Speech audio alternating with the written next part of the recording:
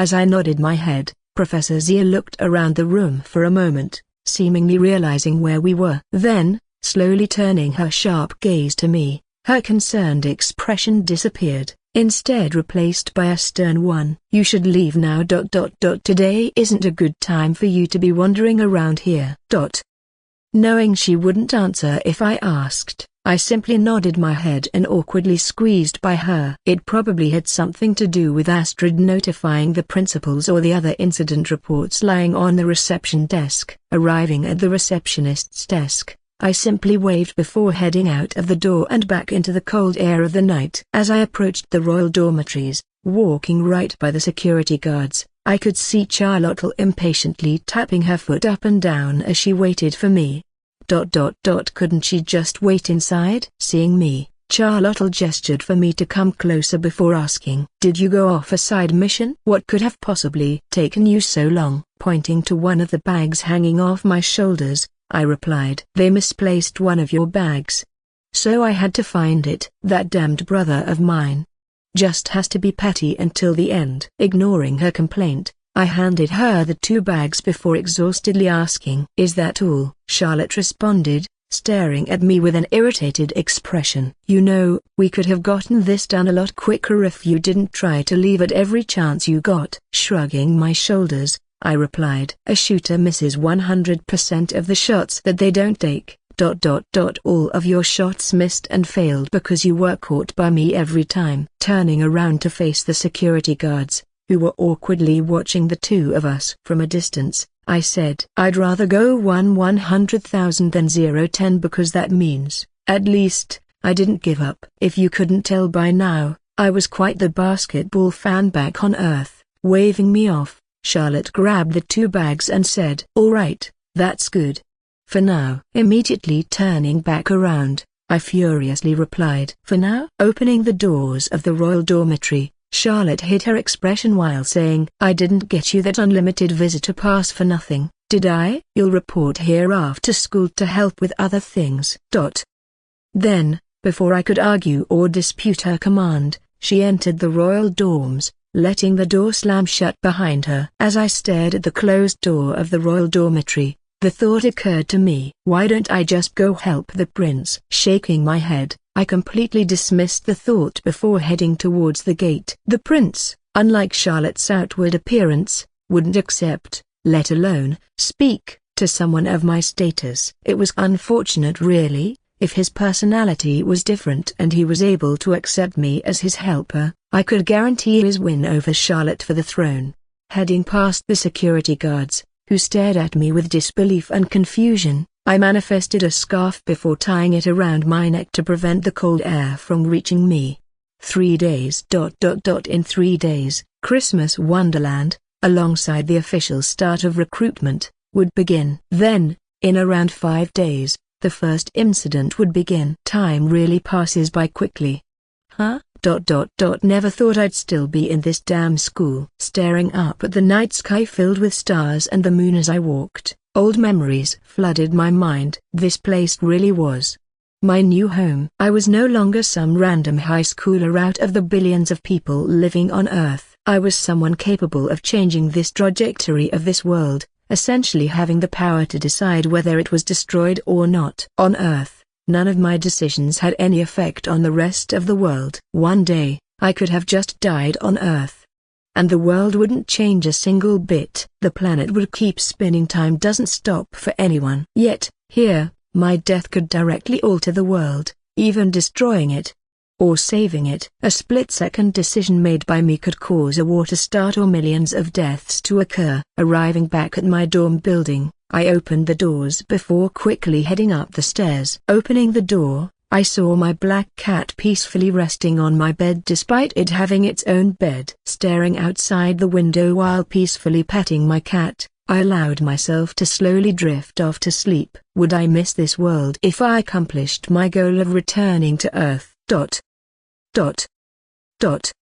Beep beep, beep beep. Waking up the loud ring of my alarm, I resisted the urge to smash it before rolling out of my bed. Shutting off the alarm, I headed to the bathroom and took a quick shower before promptly changing out of my clothes. Walking to the kitchen, I cooked a quick meal for my cat, waking it up before heading out of my dorm. Checking my smartwatch, I quickly realized that I was going to be late due to the extra time I had taken to cook. Shrugging my shoulders, I leisurely walked out of my dorm building, ignoring the frantic students rushing to their classes around me. The last 2 days they had consisted of me just zoning out during classes and planning for the future robbery. Zach's treatment was going better than expected, and with this being the last day of his treatment, he would be fully recovered in time. And as for the princess, thankfully, Charlotte hadn't given me any work. Yet she was still trying to piss me off. After Zach's treatment, for the past 2 days, I would report to the entrance of the royal dormitories, and every time, Charlotte would simply nod her head upon seeing me. "You're free to go." "So you made me come all the way H. Do you want to work? If so, I have plenty of things you can do." Shaking my head, I sighed before leaving the premises of the royal dorm with an irritated expression. Heading into class today and seeing all my fellow classmates and professors made me feel kind of melancholy. I didn't necessarily like most of them, or all of them, but seeing their laughs and smiles so apparent in their expression was nice. Everyone was simply being themselves without anything covering their true feelings. The next time I had class, there would be plenty of strangers, all hoping to recruit the next big shot and up their guild ranking. For that reason, every student in the classroom would wear a mask of emotionlessness and determination, hoping to show the recruits how their determination and perseverance. There would be no smiles or laughs. The classroom would be pure silence, every student paying or attempting to pay attention, and every move a student made would be calculated. A student dropping an eraser, normally, someone else would pick it up, but tomorrow, that eraser would be ignored out of fear that the recruiters might see them not paying attention. Even Jin and Han, who had been studying how to be good students, would put on a mask to impress the recruiters and prove their worth. There were some exceptions. The main cast and other top-ranking students in my class wouldn't have to put on masks because they were naturally full of determination and courage, always paying attention in class, and they didn't have to impress anyone. Alternatively, it was the recruiters who had to try and impress the top rankers, as almost every recruiter would be fighting for them. As I slid open the door to the classroom, everyone immediately looked at me before Professor Xia sighed and said, "I won't punish you for me being late today.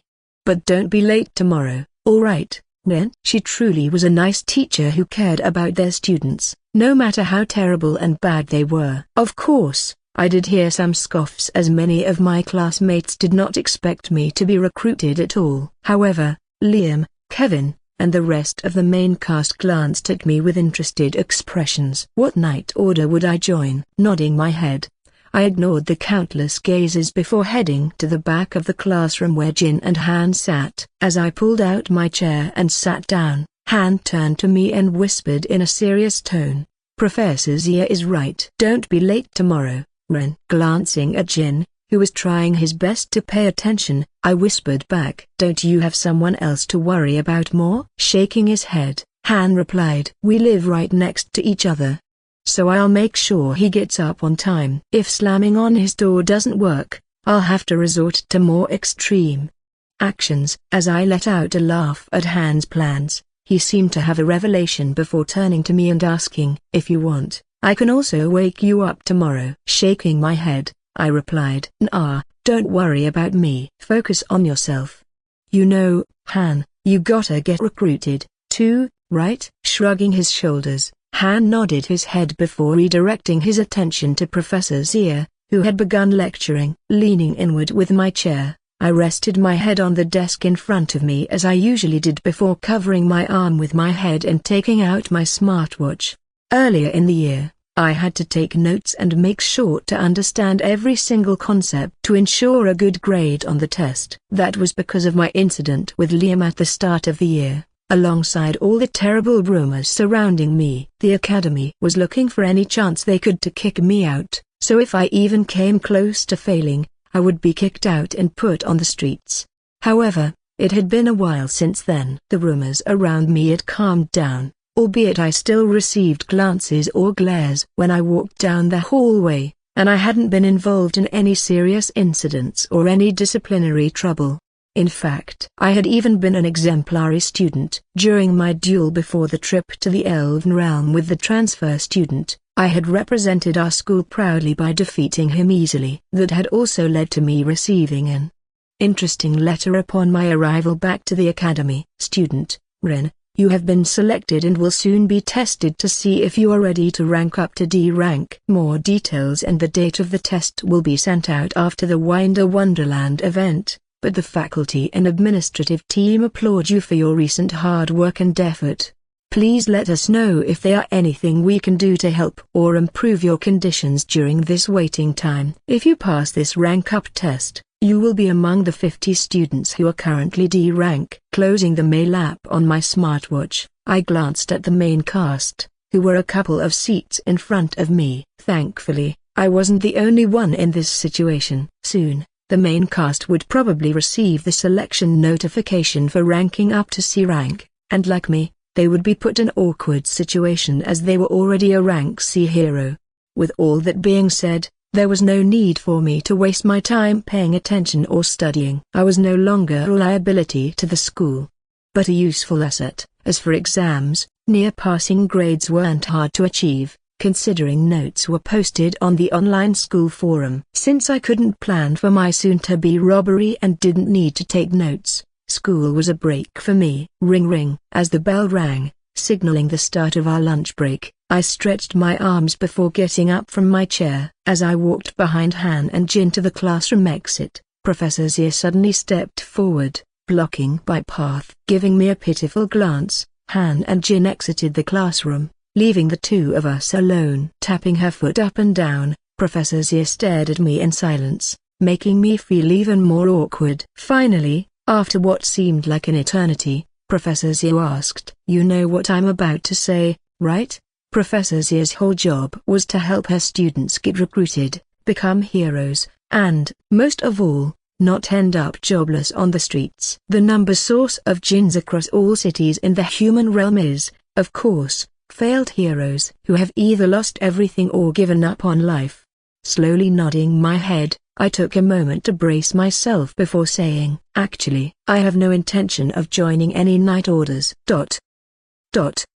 As Professor Zia stared at me with shock evidence on her face, I stared out the door, hoping that anything could save me. It was like telling your high school teacher that you weren't planning on going to college. Not bothering to hide the anger and surprise in her voice, Professor Zia put down her papers and textbooks before asking, "Then, why exactly are you at this school? Why did you choose to come to a school renowned for its incredible recruitment percentage just to not join a night order?" Well, it wasn't like I had a choice in the matter, but I couldn't just tell Professor Zia that the safety of the entire world relied on me staying at school and fixing any mishaps with knowledge of the future.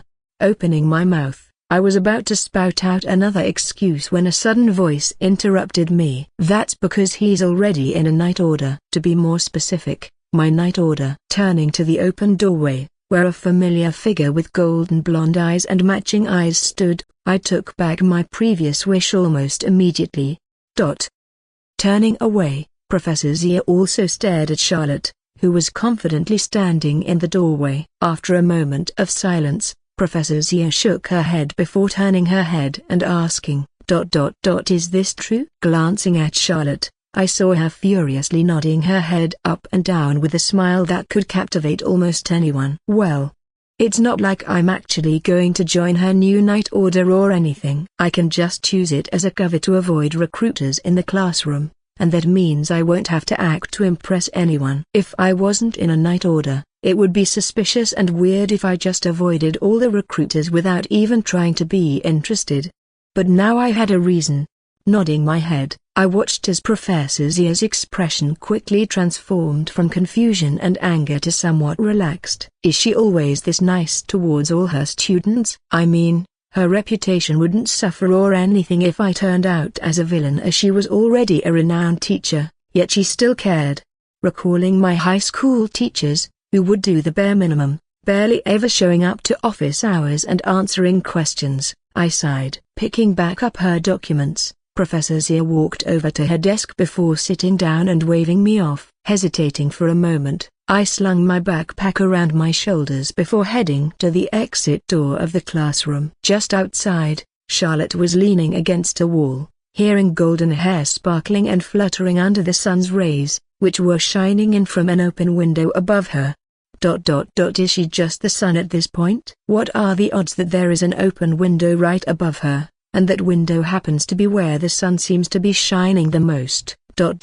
Just named character things, I guess. Seeing me exit the classroom, instead of walking over to me, Charlotte simply gestured to me from the wall. Sighing, I walked up to her before asking, "And what was all of that about?" Shaking her head, Charlotte got off the wall before replying, "So you were in quite a tricky situation, so I, of course, came to your aid as a good person. Wasn't she the one winning in this situation? She just got me to join her night order for free, which would probably give me a couple thousand gold from a recruiter." Seeing her smirk and proud expression, I held in my laughter before sarcastically saying, "What would I do without you?" Charlotte simply nodded her head at my sarcasm before walking further down the hallway. Did she know I was being sarcastic or not? What does that head nod mean? She doesn't seriously believe I was being serious when I said that, right? As I caught up to her, the two of us walked through the empty school hallways and into the school cafeteria. As the loud sounds of students chattering and eating flooded my ears, Charlotte took a quick glance at the cafeteria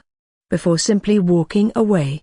Staring at the trays of the passing by students, I hesitated before asking, "I'm hungry th. What was that, Ren?" "It's for the sake of the vault robbery, Ren." Just listen to her for 3 days, and then you don't ever have to talk to her again. Closing my eyes and ignoring the smell of the food in front of me, I walked past the cafeteria, following Charlotte as she went deeper into the hallway. By the time I caught up to Charlotte again, she was standing still, waiting in front of a closed door, which seemed to lead into a classroom. After giving me an irritated glance, Charlotte turned to me and said, "You know, I was invited to join some secret organization within the school.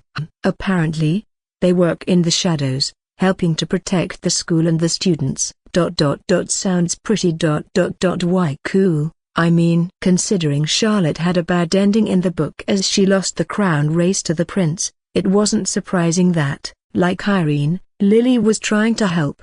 However, why did Lily wait so long?" Seeing Charlotte pensively stand in front of the door, I curiously asked, "And did you join?" Surprisingly, Charlotte, without skipping a beat, immediately shook her head before moving on from the door. Walking to her side, I attempted to pry further and curiously asked, "And why not?" Looking forward and further into the hallway, Charlotte sternly replied, "Why should I? It was an invite that I recently got, and I turned it down after thinking about it. That's all there is to it." As Charlotte increased her pace, knowing I was about to ask more questions, I immediately replied before she was out of earshot, "Doesn't that sort of group perfectly suit you? I mean, saving the school. And you're the princess. Those two kinda go together, don't they?" Chuckling at my response, Charlotte tilted her head and asked, "What? Are you jealous? Did you want to be invited to this little, secret organization?" Stopping mid-stride, I stared at her with a deadpan expression, causing her to burst out into laughter. Seeing me serious, Charlotte stopped laughing for a moment before earnestly replying to my question. "Didn't I just tell you? I already have a group. My night order. So I can't be associated with two groups at the same time." As we neared the end of the hallway, the dim and brown colors of the hallway walls faded away, instead being replaced by massive windows. Instead of walls, there were just windows that started from the ground and reached all the way up to the ceiling, blinding the light. I covered my eyes for a moment before asking, "You're serious about the night order?" In the original book, nothing about Charlotte creating a night order had been mentioned, so I had initially assumed she was joking. Yet, it seemed she was serious. Yet another deviation in the plot. Well, then again, I was the cause of this one, albeit unknowingly, so I would just have to adapt. Also, there was another thing I would have to adapt to. If Lily didn't know that I somehow possessed knowledge of the future by now, It would be a miracle. Whether she knew if I was a transmigrator from Earth like her or not was still a mystery. But I think it should be quite obvious to her I'm not the original Ren. That would mean that the main cast alongside Lily would probably have counterplans and contingencies already set up in case I ever intervened again. Though some of the people in the main cast did owe me quite a bit, so it wouldn't be life-threatening dangerous. Shaking my head, I stared at Charlotte, who had stopped to gaze out the windows and at the beautiful garden outside. What if she was a part of the main cast already? What if she had accepted Lily's invitation and had just lied to me? What if this is one of Lily's contingency plans? Lily could have told the student council president, Astrid, to recommend Charlotte to me. Making our meeting outside the gym where it all started a coincidence.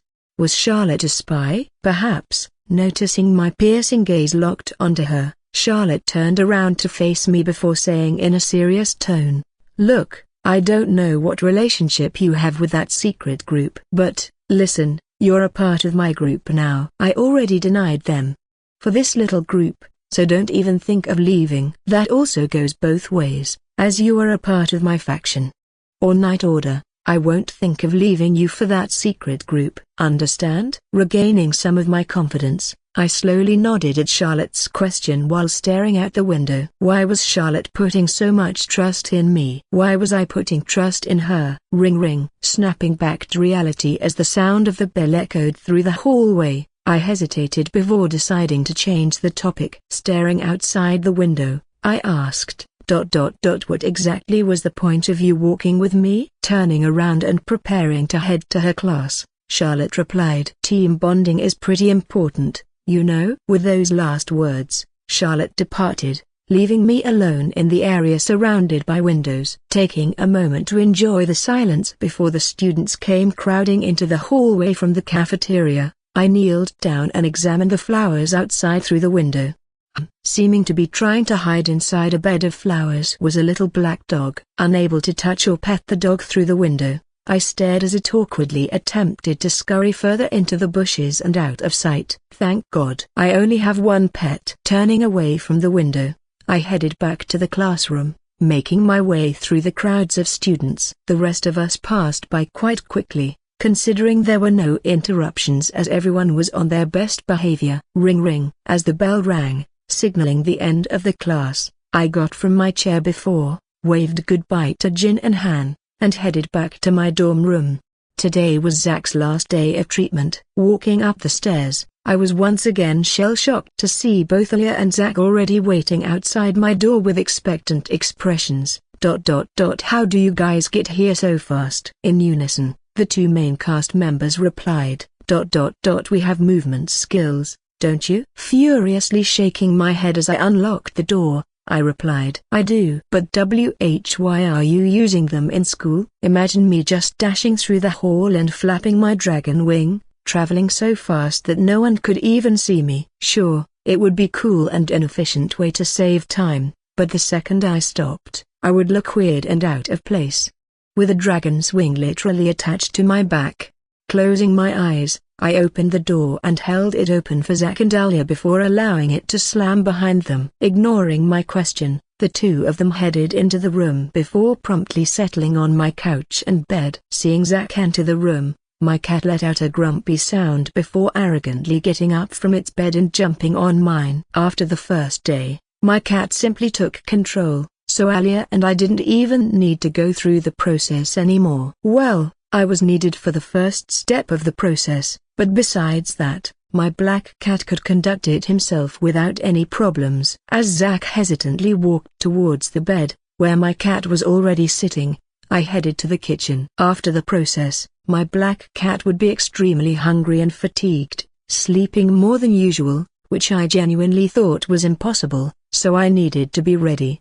As I picked a piece of chicken from the fridge, Alia took a seat on the couch before asking, So this is the last day? And then, he'll be back to normal? Shrugging my shoulders, I replied, I think so, but who knows? Don't you know that law? Anything that can go wrong will go wrong. Shaking her head, Alia replied, I've never heard that before. TS gave this shameless author using the rule without even defining it in the book. Hearing my mumbling, Alia questioned. What was that? I replied, beginning to cook the steak over a small flame of fire I had created using the blood red substance in my body. Nothing at all. As we finished our conversation, I heard the bed creak as Zack finally gathered the courage to sit down on the bed. Eventually, looking up from the ground, Zack turned to me and said, I think I'm ready. Ignoring him, I simply gestured to the cat as I had done the previous days and replied, you'll need some rest after this. Jumping off the bed, the cat slowly walked towards me, making sure to articulate its every movement like it was a model on a runway. Shaking my head, I watched as the cat finally reached my shoes before slowly raising its paw to my leg. After a couple of seconds of holding its paw to my leg, the black cat sat back down for a second before turning around. Then, just as before, the cat walked over to the bed before jumping on and landing right next to Zack, who was trembling. Sitting down on a chair next to Alia, I watched with interest as my cat simply sat there and stared at Zack. Sighing, I screamed out, Zack, lay down. Finally taking the hint, Zack glanced at us one last time, his amber brown sparkling with hope, before lying down on the bed. And, just like last time, the cat placed its paw right over Zack's head, causing the lights in the room to turn off. Turning to me in the darkness, Alia asked, is the lights turning off part of whatever treatment method this is? Peering through the darkness of the room, I pointed at my cat which was beginning to form the symbol. Nah, I think he just wants to look cool. It's cat. How do I look? Your friend is getting cured right now. Is this what you want to think about? As the two of them glanced back at Zack's lying figure on the bed, the familiar symbol began to form on the ceiling. A moment or two after its completion, the symbol slowly began to descend from the ceiling until it finally became interested in Zack's face. BZZT. Ignoring the vibration coming from my smartwatch, I watched Zack as the lights eventually turned out and the symbol disappeared. Then, like nothing even happened, my cat jumped off the bed before growly walking to its food bowl. As my cat devoured the bits of chicken I made, Zack slowly got up from the bed, holding onto a nearby wall to stand. Breaking the silence, I got up from the chair and clapped my hands. All good? Despite the exhaustion he was probably feeling from the ritual, Zack, with his hand holding him up straight, managed to let out a smile. Yeah. I think I'm going to be alright. Depleted of most of his energy, Zack mustered just enough energy to lean downwards, bowing down right in front of me. Thank you. Stopping him before he could mutter another word, Alia turned to me, a smile also apparent on her face, and said, thank you for everything. I'll repay you somehow. Eventually. As the two walked out of my dorm room, Zack limping and smiles beaming off both their faces, I sat down on the bed. Picking up my smartwatch from my desk, I scrolled on the internet for a bit, trying to distract myself. Tomorrow was going to be interesting. Of course, though, I still had today to go. Checking my smartwatch, I finally opened the Messages app and saw a message from a familiar sending waiting for me. Charlotte, where are you? Charlotte, you do know punctuality is a requirement for this night order, right? Charlotte: All right then. I'll wait inside. Message me when you're here. Why does that last message sound so ominous? After spending a couple more minutes simply lying on my bed and looking out of the window, I finally mustered up the energy to get up. Today would be another day when I could get some intel about the location around the faculty building. The royal dormitory was already close to the faculty building, so I could scout the outside, and Charlotte occasionally would tell me to get things that her brother had forgotten to give her from her old room.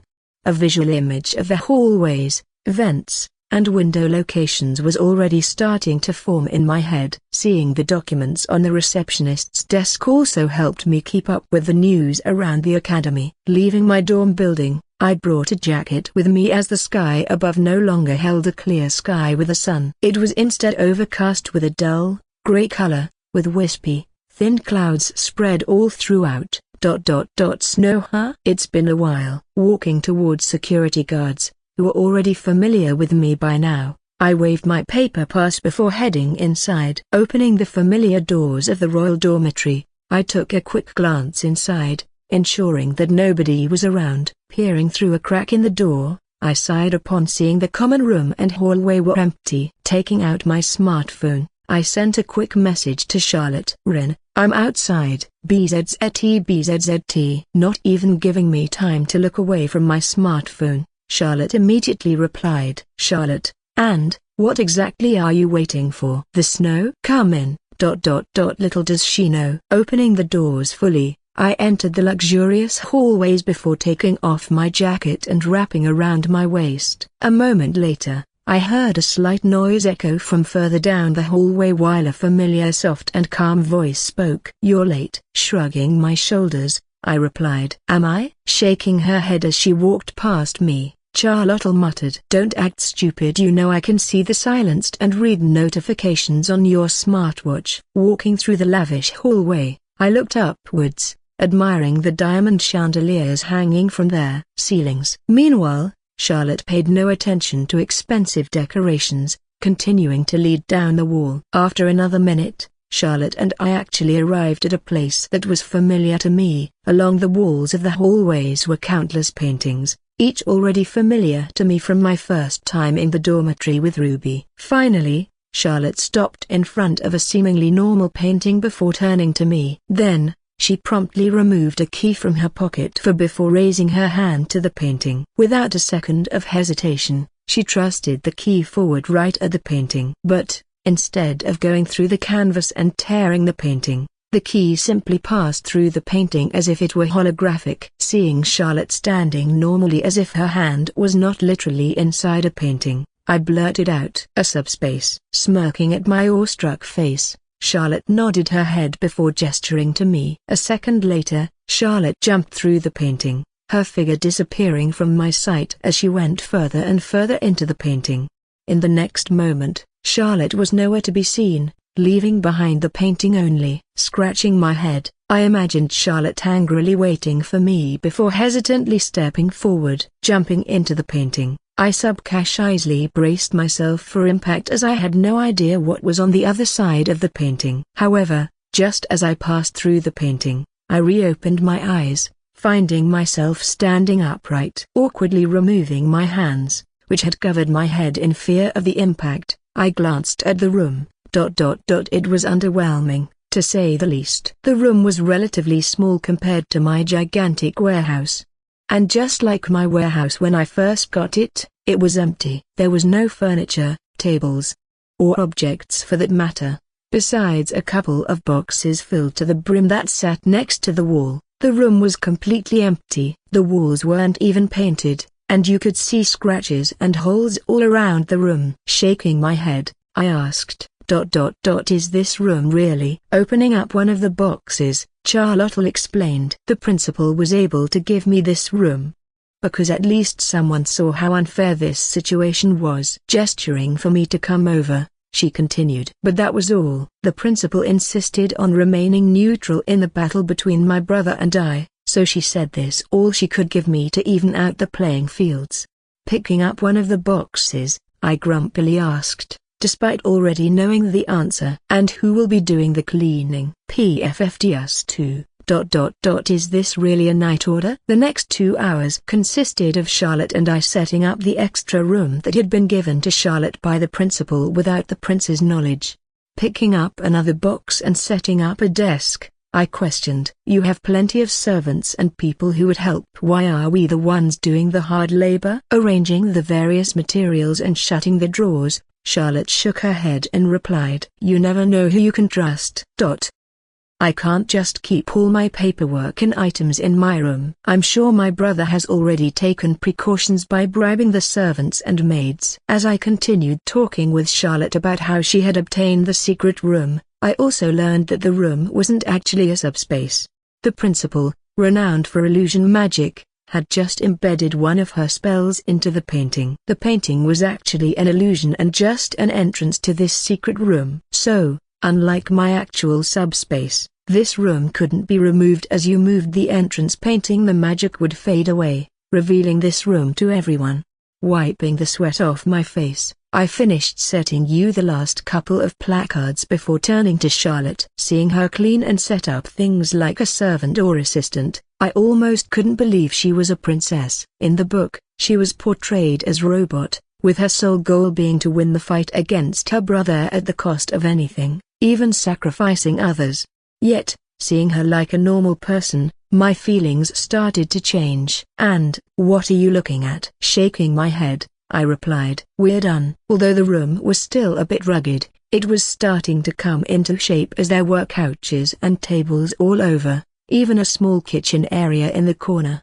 Sitting down on one of the couches, Charlotte said, "All right, we're done for today, you can go." "I have to finish some things." Nodding my head, I headed up the stairs, arriving back at the entrance. Peeking my head out of the painting, making it seem like I was just a floating head in the air, I ensured that no one was around before jumping out. Not wasting a second, I exited the royal dormitory before arriving back at my dorm. Although today consisted of just physical labor, I gathered plenty of information about the principle from Charlotte's stories. Know your enemy better than yourself. That was a line I took to heart, and one that I could actually use, considering I had read and followed the adventures of the very characters I was fighting for over 2 years.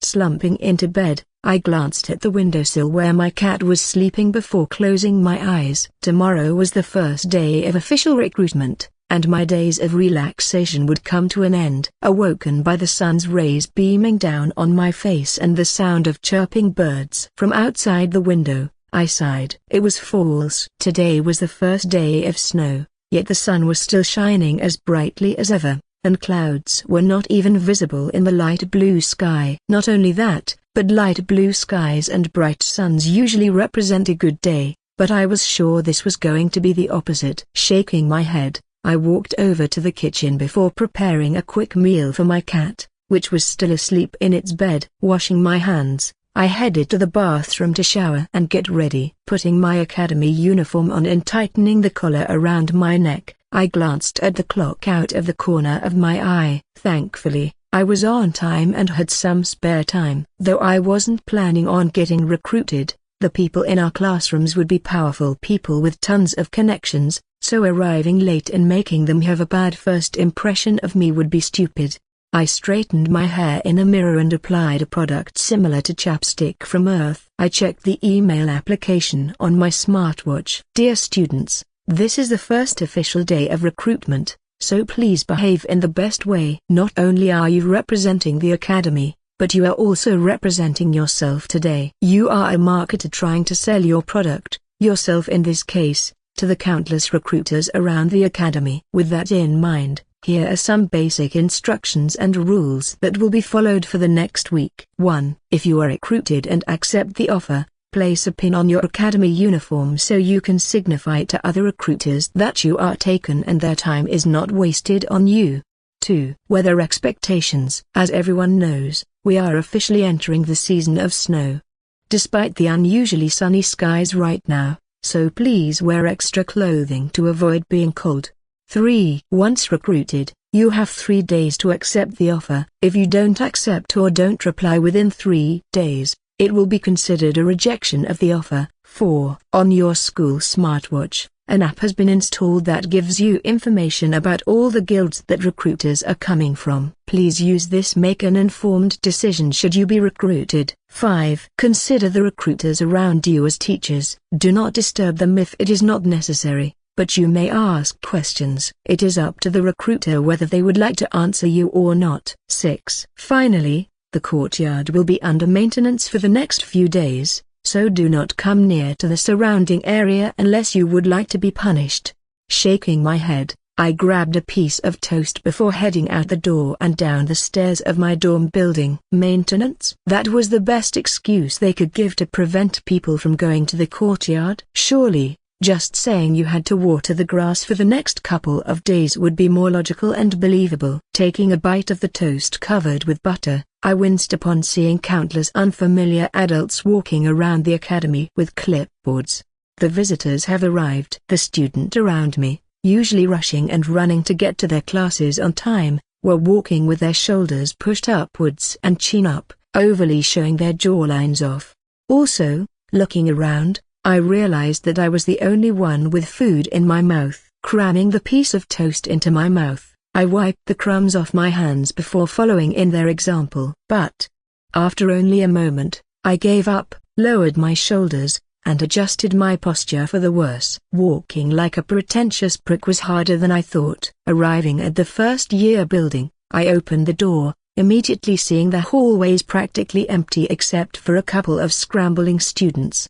Was 5 minutes early to class, too late. Enjoying the silence, I walked through the halls, nodding my head at each recruiter who passed by. However, most of them simply ignored me or were too busy writing on their clipboard to reciprocate my nod. Unfazed, I arrived at my classroom and took a glance inside through the open door. Inhaling as my gaze swept across the fully crowded classroom that resembled those college lectures with a 1 teacher to over 200 students ratio, I stepped back for a moment. All of the top-ranking students, including Liam, Lily, Irene, Ruby, Kevin, Alia, and even Zach, were in this classroom, so I shouldn't have been surprised. Yet, as I stared at the sheer amount of recruiters crammed into the small classroom, my mouth opened in shock. All of this for some high schoolers, besides the ton of recruiters crammed against the classroom walls. All of the desks beside mine were filled. Even Professor Zia was there early as she stared at my empty seat with an expression that I couldn't even decipher. Putting my head down, I walked into the classroom, already expecting everyone to stare at me. However, as I looked up, I noticed that instead of staring at me, the last person to arrive, my classmates were looking at the whiteboard behind Professor Zia. Not wanting to stop mid-stride and turn around to look at the whiteboard, I quickly made my way to the seat between Jin and Han. Before looking at the whiteboard, I took one last glance at the crowd of recruiters who were eagerly staring at us. It was clear that there was a hierarchy among the recruiters, as the ones with stronger night orders had small desks set up for them so they didn't have to stand.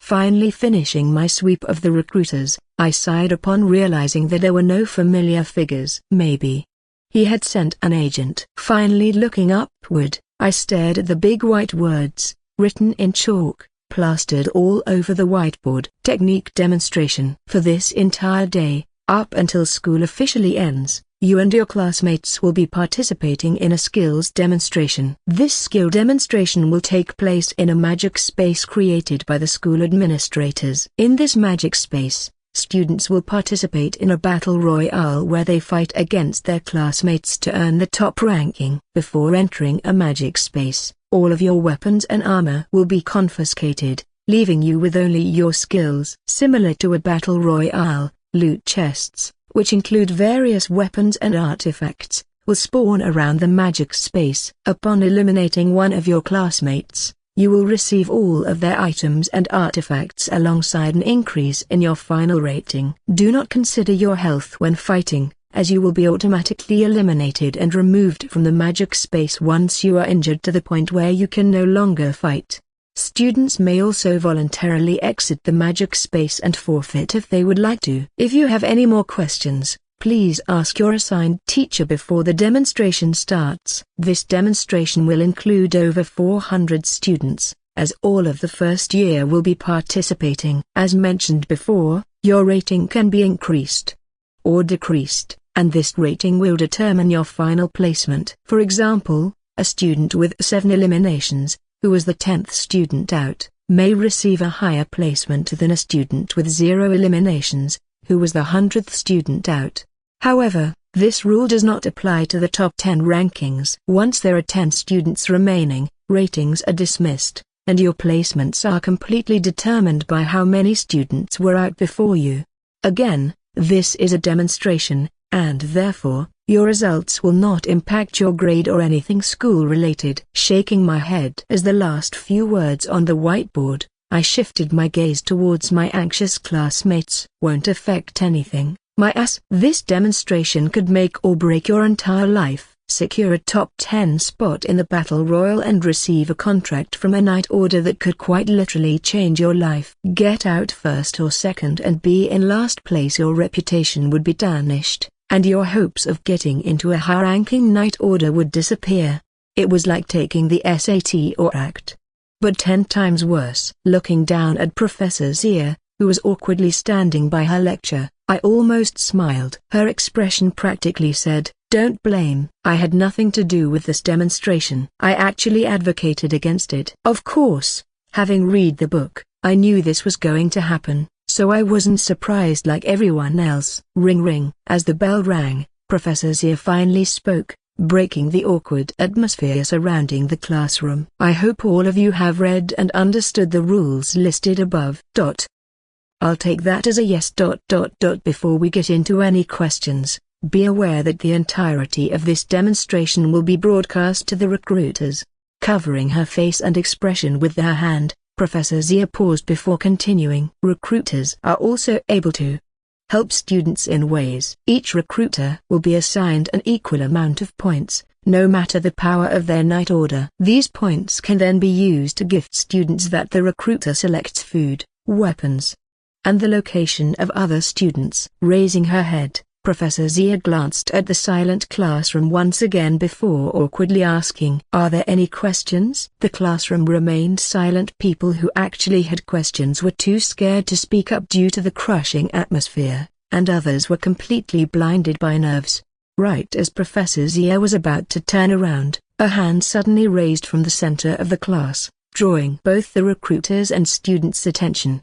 Glancing at the raised hand, Professor Zia quickly asked, "What is your question, Lily?" Already knowing the question, I covered my face, not willing to show any changes in my expression. "You said that this is a solo event, but our alliance is able to be made." Power of teamwork. After taking a moment to think, Professor Zia replied, "Yes.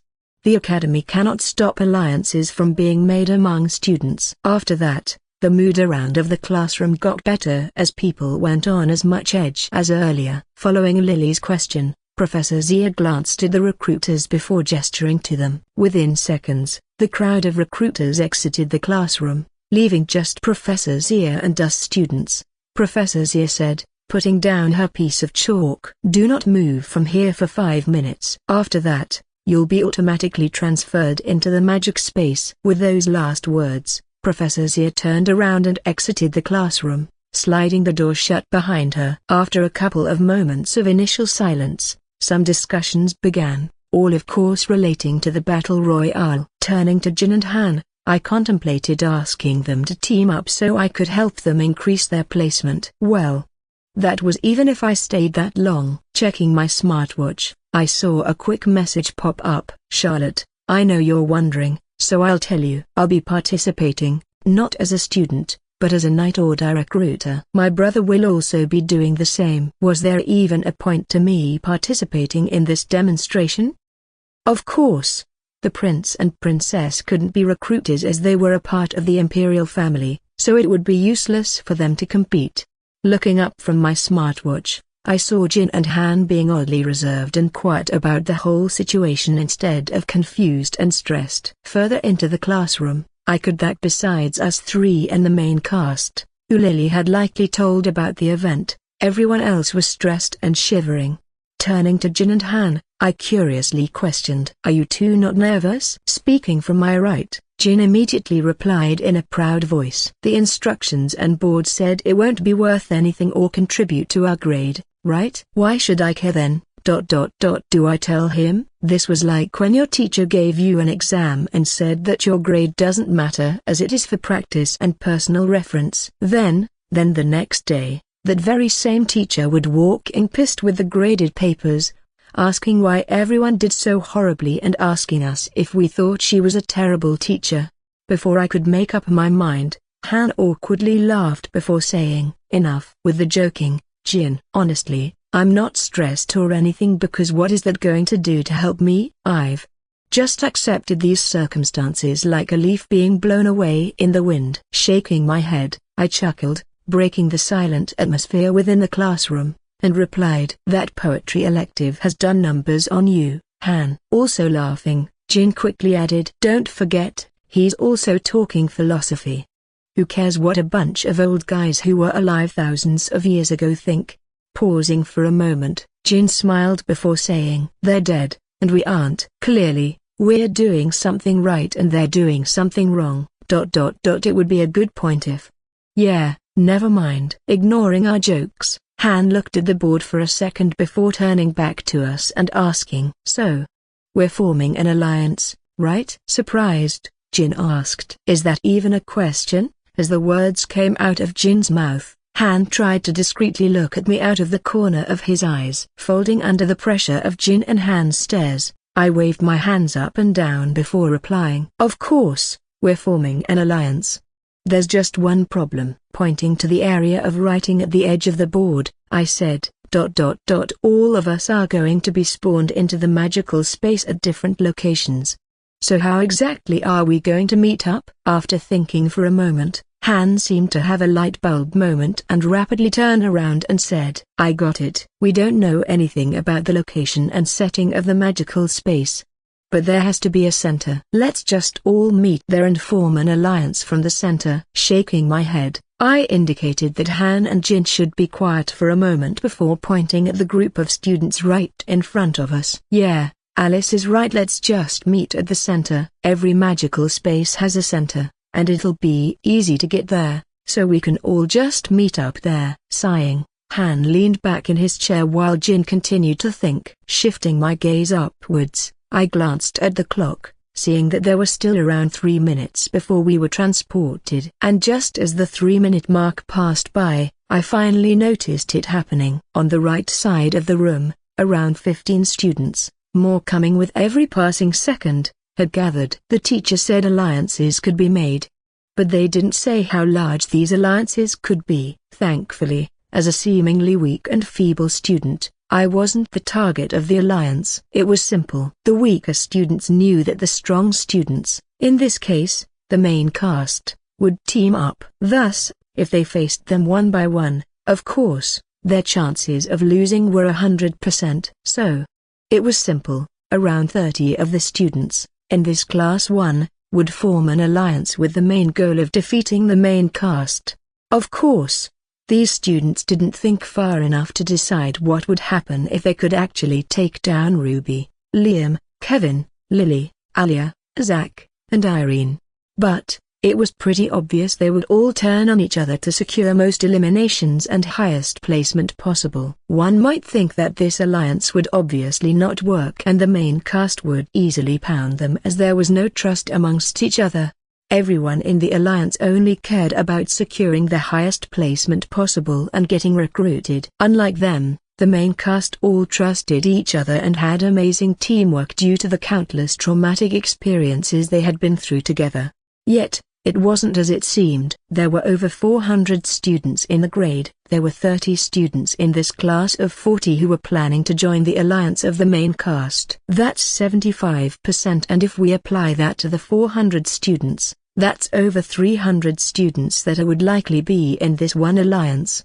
And for this battle royale scenario, big alliances were perfect. They could monopolize the supply drops using their large numbers to slow the main cast down while others gathered greats. What they failed to comprehend is how this would look to recruiters. Who cares if you placed 9th place when you just teamed up with over 300 students to defeat a small group of 10 students? Not only that, but these 10 students they were teaming up against were the exact students who the recruiters desperately wanted. Shaking my head, I turned to Han and Jin before I asked, "You're not planning on joining whatever that group is, right?" As Han nodded his head furiously, Jin said, "How am I going to stand out when I'm teamed with them?" The next second, Han and I's expression immediately changed. Are you saying that you're going to stand out more with us because we're W? As I heard the alliance became formalized, with the meeting spot of the Magic Spaces Center, I glanced at the main cast. Even with all the gazes directed at them, each jealous or fueled by negative emotions, the 4 girls and 3 boys remained calm. They just talked amongst each other, pretending as if no one else in the classroom existed. Turning my head to Han and Jin,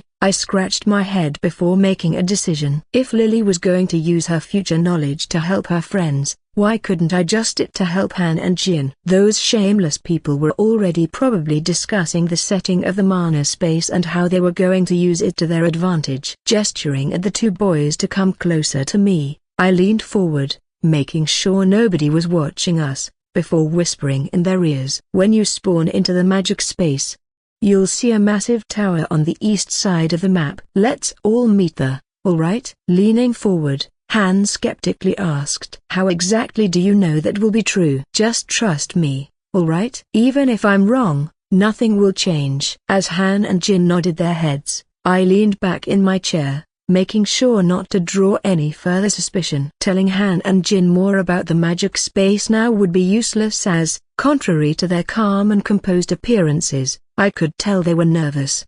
I mean, the desk was quite literally going up and down from all their fidgeting. Anyway, unlike the main cast, we weren't going for a win or anything, just a higher ranking so Han and Jin could get recruited. Our time was going to be much easier. Maybe a bit fun if time permitted. Looking as the clock reached the 1-minute mark, I sighed before forming a tiny piece of physical corruption in my hands. Would the magic space be able to take this away from me? The next second, the black piece of corruption disappeared, instead placed by a blood-red ruby gemstone I had manifested using the dragon-red substance or dragon's inferno as I had nicknamed it. I was sure the magic space wouldn't be able to take this away due to its special nature. Surprisingly, this battle royale in the book had no interference from jinns or any evil organizations. But I knew not to trust the book. Tick, toc, tick. As the clock counted down the last few seconds, I closed my eyes, preparing for the instant change of surroundings that would occur. As my vision turned black, I felt my surroundings shift as various abnormal sounds flooded my ears and the sunlight beamed down on my face. Not wasting a second, I opened my eyes, immediately staring down at my hand. Testing all of my powers, I smiled as I saw a piece of physical corruption and a ruby gemstone form in my hands. Dispersing the two items, I glanced upward at the sky, peering all the way up until my vision hit the barrier of the magic space. In the air, I could see countless drones flying around, each equipped with a security camera and various other equipment. Guess no dragons win today. Considering the fact that many jinns would probably watch the recordings in some shape or form, revealing the full extent of my powers would be stupid. One of my biggest strengths was my unique and weird powers that nobody could expect from just looking at me. If the jinns, who I would eventually have to fight, formed a profile of me using this information I handed to them for no reason, then that strength would be taken away. Glancing to the east side, I peered through the forest that I had spawned in before easily spotting a massive and looming tower. Activating Dash's usage period, I sprinted forward, using the dash ability every time my cooldown reset. Within a few minutes, I had reached the end of the forest, dashing forward into the fields of grass that awaited me ahead. This magic space consisted of almost every environment you could think of: forests, deserts, beaches, oceans, plains, mountains, and even volcanoes. They had done this so that no elemental mage, like a fire mage, had an advantage during the entire space. Sometimes they care about the students.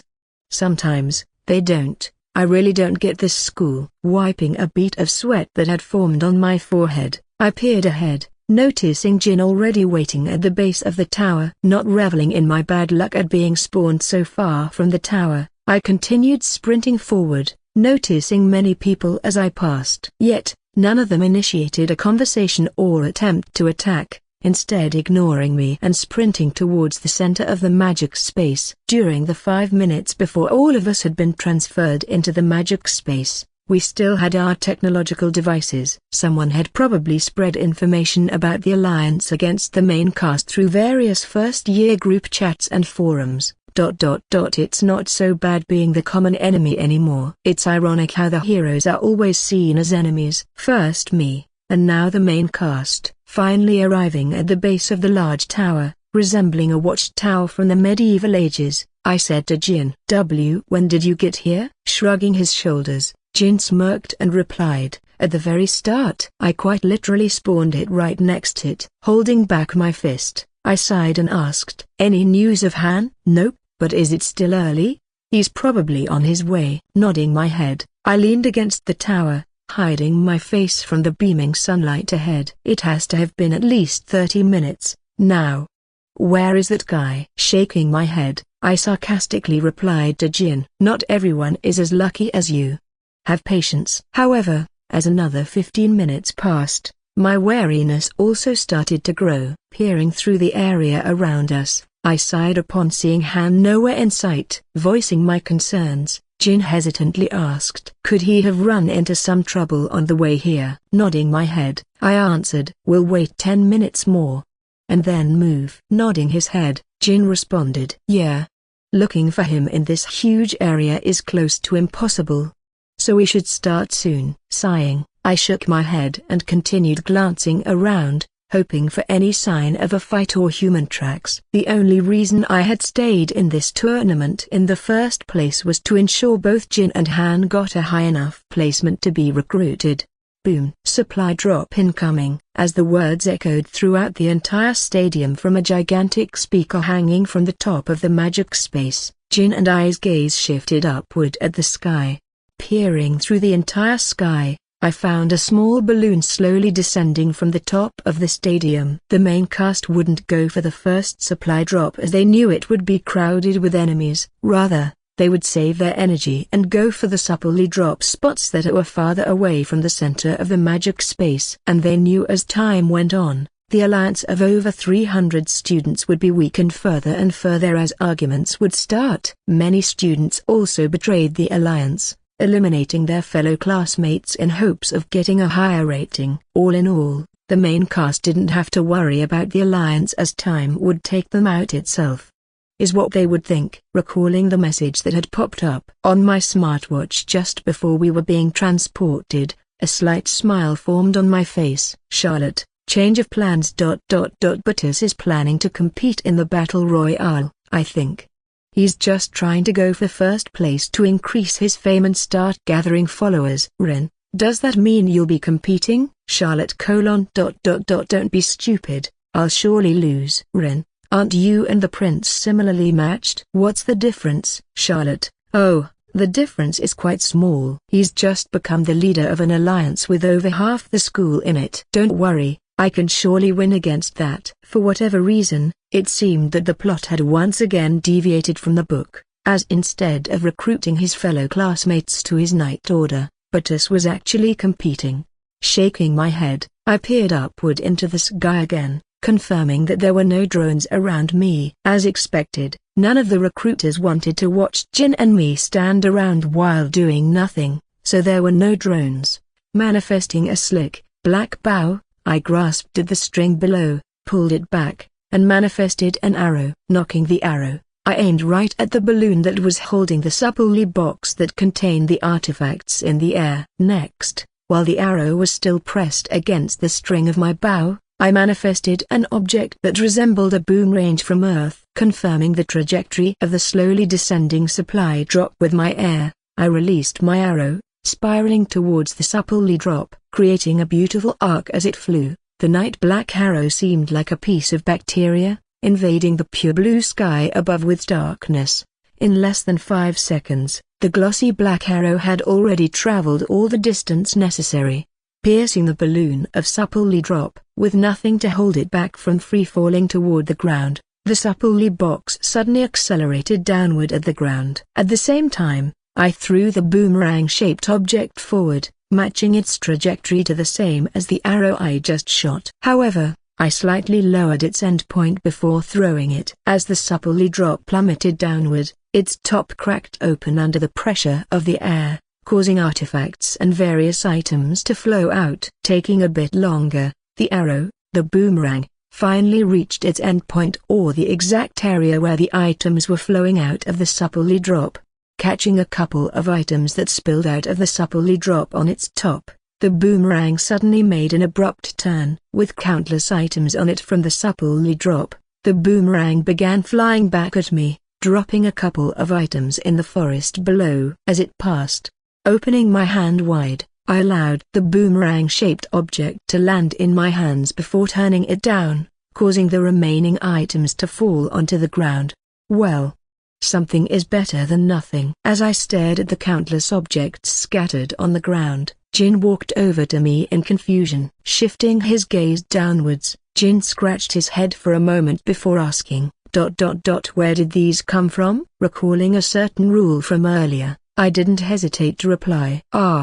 One of the recruiters gave us a gift. We must be really entertaining and recruitable right now, But we're just standing still. I mean, we'll still take it. Shrugging his shoulders, Jin leaned down and began looking through the items. While Jin scrummaged through items, I leaned downwards, picking up small circular items that Jin had missed. A compass. Not wasting a second, I immediately set the target of the compass object, scrolling through the entire directory of first years until I finally found Han. As I confirmed the target, I watched the compass disintegrate apart before eventually disappearing. The next moment, a map of the entire magic space appeared in my hands with an X marked on the northern part of it. A compass would be too overpowered in a battle royale event, so instead, they just gave you the current location of any person one time. Seeing Jin pick up a few potions alongside a cool, iron sword, I gestured to him and said, Alright, let's go find Han. You sure you don't want anything? Smiling, I pointed to a drone that had just arrived on my location and was currently floating above us. I think a certain princess has me covered on that part. Turning away from the drone hovering a bit above us, I watched Jin pick up the last few items before departing from the tower. Glancing at the map that displays Han's location from the time I used the compass, I sighed. Clearly, he had run into some trouble on the way here, but as I could see earlier, the normal students weren't causing any trouble. All of them simply went to the center of the magic space to meet up with the Alliance without bothering to do anything else. I'm a hater or a doubter of Han's power. But if he ran into some trouble, he would probably already have been eliminated. Yet, as I could see from the map, Han was still in the game. That left just one possibility. The main cast had gotten to Han before I did. They wouldn't eliminate him as he wasn't a threat to them, and they also were some of the few people not heading the center. With Jin by my side, I gestured to the map before saying, Han's over here. Nodding his head, Jin sped up his pace after glancing at the map, prompting me to speed up as well. Jin and the old Ren had probably participated in battle royals together in what would be called middle school on Earth, so he probably knew what a compass item was. Crossing through the forest, I dashed forward, following after Jin, who had a movement skill that allowed me to double jump. He could quite literally jump on the air and boost himself forward without losing any balance. Staring upward, I noticed that the drone, which I assumed belonged to my Night Order or Charlotte, was still following us. Doesn't she have other people she needs to follow and recruit? Pausing for a moment, I glanced at the forest ahead and peered through the branches, seeing a desert. To arrive at Han's current location, we would need to cross a lot of obstacles present in the desert and forest ahead. Unless, waiting a moment, I screamed out to Jin, who was ahead of me since I had stopped. Wait a moment. Pausing, Jin turned back before staring at me with a confused expression. Gesturing for him to come toward me, I pointed at the drone that was hovering right above the forest. Seeing the drone, Jin crossed his hands before responding. Yeah, congrats, Ren, you're popular with the recruiters. Shaking my head, I replied. No, not that. Watching the drone simply levitate above us, I smiled before gesturing for Jin to follow me. Climbing a nearby tree trunk, I stood on one of the branches, and before the drone could react, I jumped forward. Stopping myself from free-falling, I gripped onto the bottom of the drone, causing it to slightly lose its balance. The next second, Jin followed. As he was about to free-fall through the air, I grasped his hand, adding further pressure to the drone. Looking at the camera that was at the front of the drone,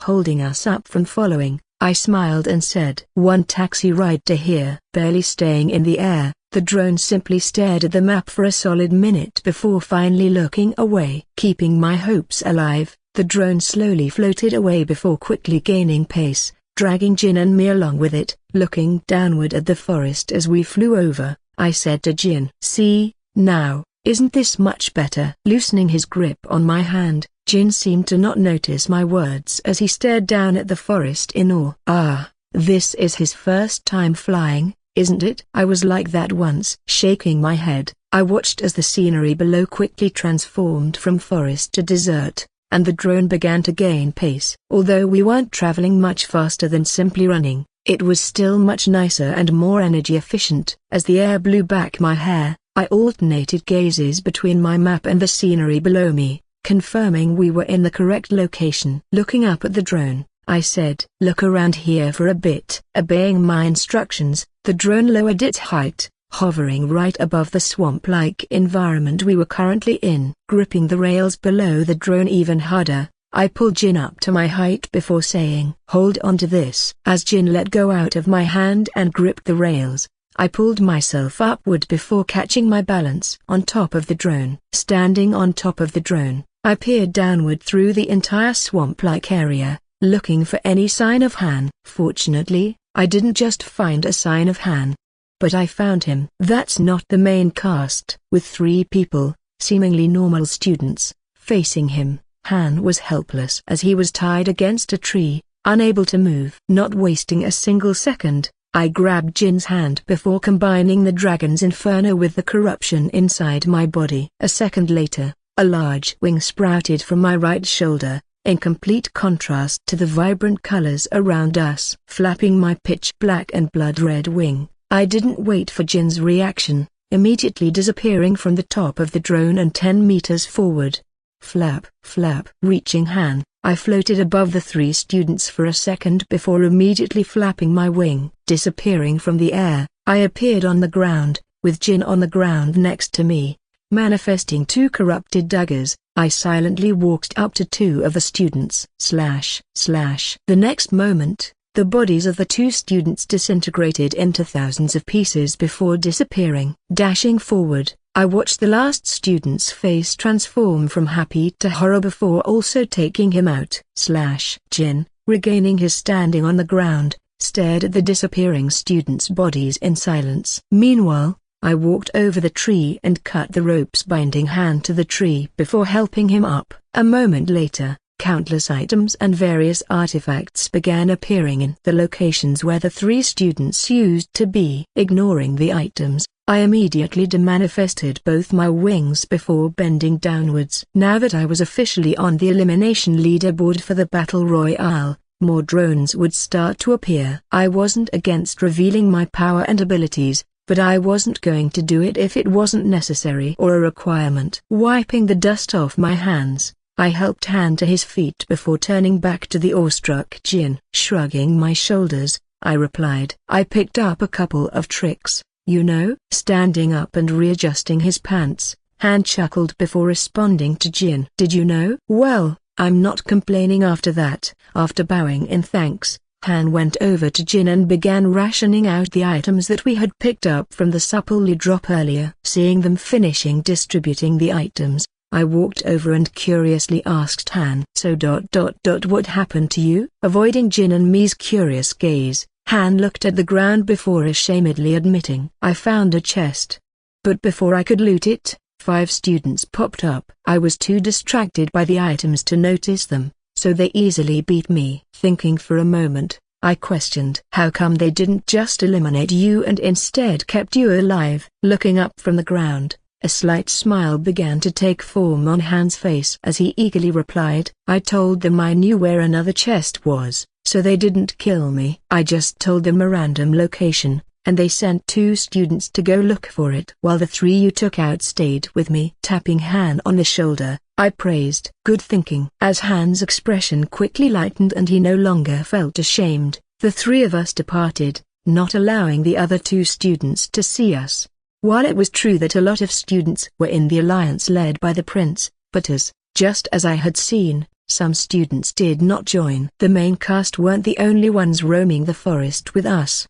There were some stray students around. For the next hour, the 3 of us simply walked through the forest while keeping an attentive watch on our surroundings. Occasionally, I would use my eyes to peer around the entire forest, finding a couple of chests in the process. Then, instead of heading directly to the chests, I would pretend to get lost or make some random turn because I heard something. Then, like magic, the chest I had found be lying right in front of our path ahead. As one last chest appeared in the distance, right below a nearby tree, Jin stared at me for a moment before happily exclaiming, How lucky are we? Han, on the other hand, gazed at me for a couple of seconds before turning away without questioning our luck. Usually, Jin would be happy to see another chest, but at this point, all of our arms were filled with items, so we didn't even have space for more.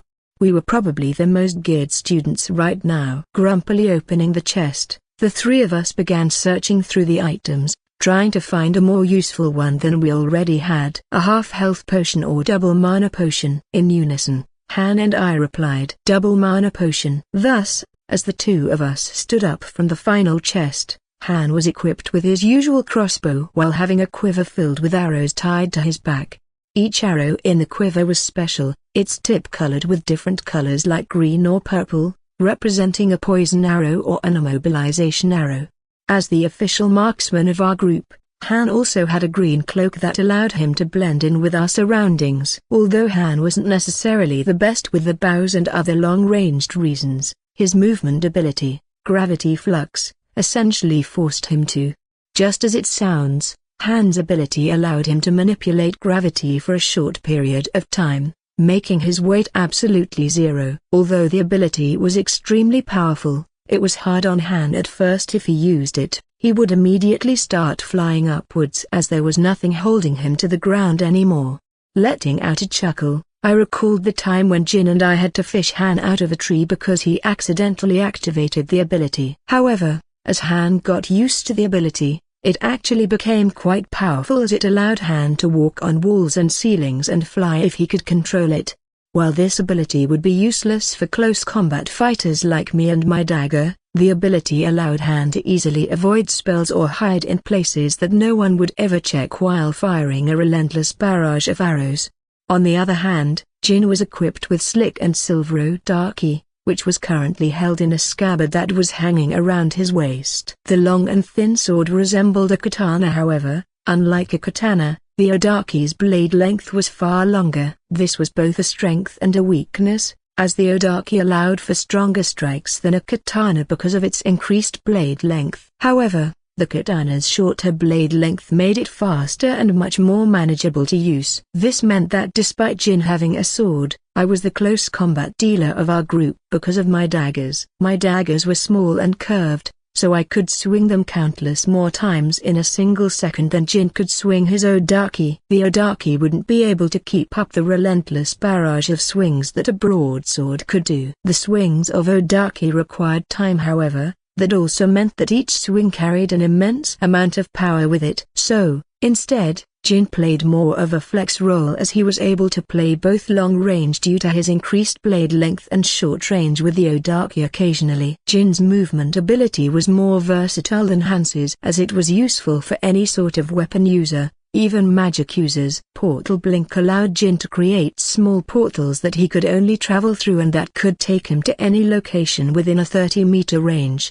This ability was still far worse than teleportation, as creating the portal required time and effort. However, unlike teleportation, the portal created from the ability stayed alive until it was used. And Jin could create multiple portals at the same time. He could quite literally have over 5 portals just standing there, waiting for him and only him to use them. This meant Jin could plan out his teleportation before even using them by creating multiple portals ahead of time in a certain place. Imagine a field filled with countless magic portals, each leading to a place that Jin designated them to and only for his use. While it was true that enemies could destroy these portals before Jin used them, that would also divert their attention away from Jin, giving him an opportunity to attack. Glancing away from my teammates, who were walking slightly behind me, I continued walking forward before a thought glimpsed my mind. Was it a coincidence? Spatial, time, and gravity. All three of us had abilities of domains that were the pillars of our universe, the only things holding our world together. Well, we didn't have full control over the domains as our abilities could only be used for a certain amount of time and required mana. Shaking my head, I walked out of the forest and back into the plain, seeing the medieval-looking tower in the distance. Then, just as Han and Jin stepped out of the forest, A sudden loud voice echoed from the center of the magic space. "Attention all students! Attention all students! The magic circle will slowly begin closing in. Please head toward the center of the circle. From now on, if any part of you touches the boundaries of the magic space, which are closing in, you will slowly begin losing health. Once your health reaches 0, you will be eliminated." Shudder. As the last few words echoed throughout the gigantic stadium, a sudden metal grinding sound echoed throughout the stadium, indicating that the borders would start closing in. Thankfully, having known about this, I chose the tower, which was pretty close to the center, but we would have to move eventually. Arriving at the medieval tower, I noticed that another drone had joined in, as there were no two of them following me. Ignoring them, I leaned against the tower, hiding from the beaming sun that was beginning its descent. Eventually, Han and Jin arrived before anxiously looking around, making sure the barriers were far away. Shaking my head, I took out a piece of paper before throwing it to the two of them. Catching the map midair, Han opened it up and stared at it for a moment confusedly. Catching a glimpse of the map, Jin suddenly spoke up. "Is that the map we used to find Han?" Nodding my head, I replied. "Indeed, but now look closely." As the two began intensely searching the map, I sighed before continuing. The edges of the map. On the corners of the map, a sharp purple color was beginning to spread further and further toward the center with every second. Thinking and staring at the map, Han suddenly had a revelation. As he had said, "Are those the boundaries?" Nodding my head, I replied. "Yep, with this map, we can see how far the border is from us at any time by just finding our location on the map." Seeing that the tower's location was far away from the purple color on the map, the three of us sighed before joining me in the shade. After a couple of moments, an awkward silence took over as the three of us rested in the shade, enjoying the wind breeze, while the two drones stared at us. Dot. Dot. Dot. Outside of the magic arena, in a room where a bunch of recruiters were, Charlotte, staring at the screen displayed by her drone, stood up angrily. "Is that even a goddamn battle royale anymore? What the hell am I watching?" Sharing his same sentiment, other recruiters beside her exclaimed, "I've seen PG-13 movies more violent than this." "Is this a vacation or a war zone? I'd not travel 10 days to see a bunch of students doing a hell of a lot of anything." Further back into the same room, a group of older-looking people, each wearing a badge that reads Celestial Academy, sighed simultaneously. One of them, turning to the only person sitting in a chair amongst them, said, "Should we do something?" Expressing the same sentiment, another school executive leaned downward and said to the sitting woman, "Headmaster Serafina. Over half of the students have joined a big alliance and are just walking around while taking control of the center. The rest of the students are either resting or walking around aimlessly with no goal." Shaking her head, the Serafina tipped her glasses before smiling and saying, "Just wait. You'll miss it all if you start complaining now." Ignoring the impatient and restless executives, Serafina pushed back her elegant ocean blue hair before staring at a certain screen. On the screen lay the top-ranked students, Liam, Kevin, Lily, Irene, Zach, Alia, and Ruby. Each of them was holding their signature weapon while seeming to just be walking around with no goal in mind. However, the location of these top-ranked students was very peculiar, considering their power level. Right behind them, the barrier of the magic circle could be seen slowly closing in, but the main cast showed no rush. Smiling, Serafina continued watching the screen with interest. It wasn't just Serafina that was watching the screen with the main cast, however. Some other notable figures had their gazes locked on it. One recruiter, with blood-red eyes and jet-black hair, seeming to be slightly older than a graduate of Celestial Academy, watched it fiercely. Liam, let's just see if Further was lying or not. In the arena, right next to the incoming barriers about to overtake them, Kevin turned to Lily and Alia, who were leading the group. "Seriously, what are we doing? If we don't pick up the pace, the boundaries will overtake us, and we'll be eliminated." Shaking his head, Liam sighed before saying, "Kevin, for the 100th time, we're just trying to stay alive. We already got looted up, and all have weapons, so there's no need for us to explore." Pointing at the barriers, Slowly creeping nearer and nearer to them, Liam continued, "As long as we stay by these barriers, we can't be attacked." Thinking for a moment, Ruby questioned Lily's plan. What if we get trapped and encircled? With their alliance numbers, over half the school, they could just block us off. Then we wouldn't be able to escape the barrier and be forced to fight for our lives. Dismissing Ruby's worries with the wave of a hand, Lily said, "Keep in mind that this alliance consists of over 400 students who have never interacted before this. They could never carry out a complex plan like that, and even if they did, it's not like we couldn't fight our way through. Besides Lily," Alia slowly nodded her head, showing some hesitancy about Lily's plan but agreeing with it overall. Seeing Kevin and Ruby done questioning, Liam sped up the front and pulled Lily aside for a moment. Making sure nobody else was listening, Liam whispered in Lily's ears, "What about him? What if he shows up?" Recalling his defeat back in the carriage, Liam was already filled with rage, but he knew better than to let his emotions get the better of him. However, Liam wasn't just filled with rage, but rather a sense of curiosity and sadness. How had Ren known about all his moves and skills? There were trillions of aspects and abilities in the world, yet Ren had somehow managed to know every single Liam used without even thinking. For example, during Liam's sky plunge, Ren had already dodged the attack far before he had even come close to the ground. It was as if Ren had known his abilities and aspects from the start of the battle.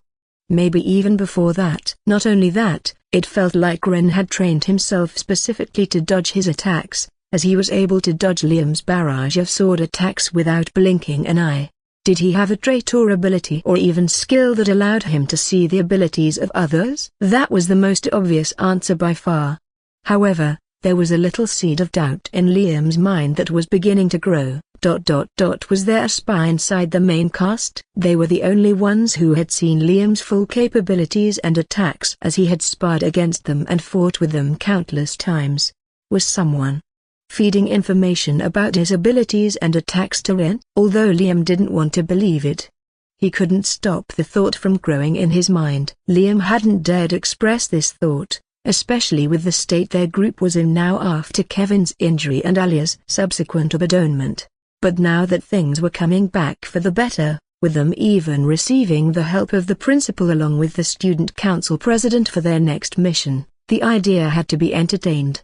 Glancing backward at Alia, Ruby, Kevin, Irene, and Zach, Liam felt ashamed to the core. It was shameful that he was suspicious of the very same people who had risked their lives to help him and fight with him. Their bond was not one that could be broken. At least, that was what Liam thought before Zach's injury and Alia's temporary leave from the main cast. Now, he had realized just how fragile their relationship was. A relationship that had built through countless near-death experiences and months could be destroyed in a matter of seconds. How cruel and unfair was that? Liam had always taken their relationship for granted, thinking that these people would always be at his side.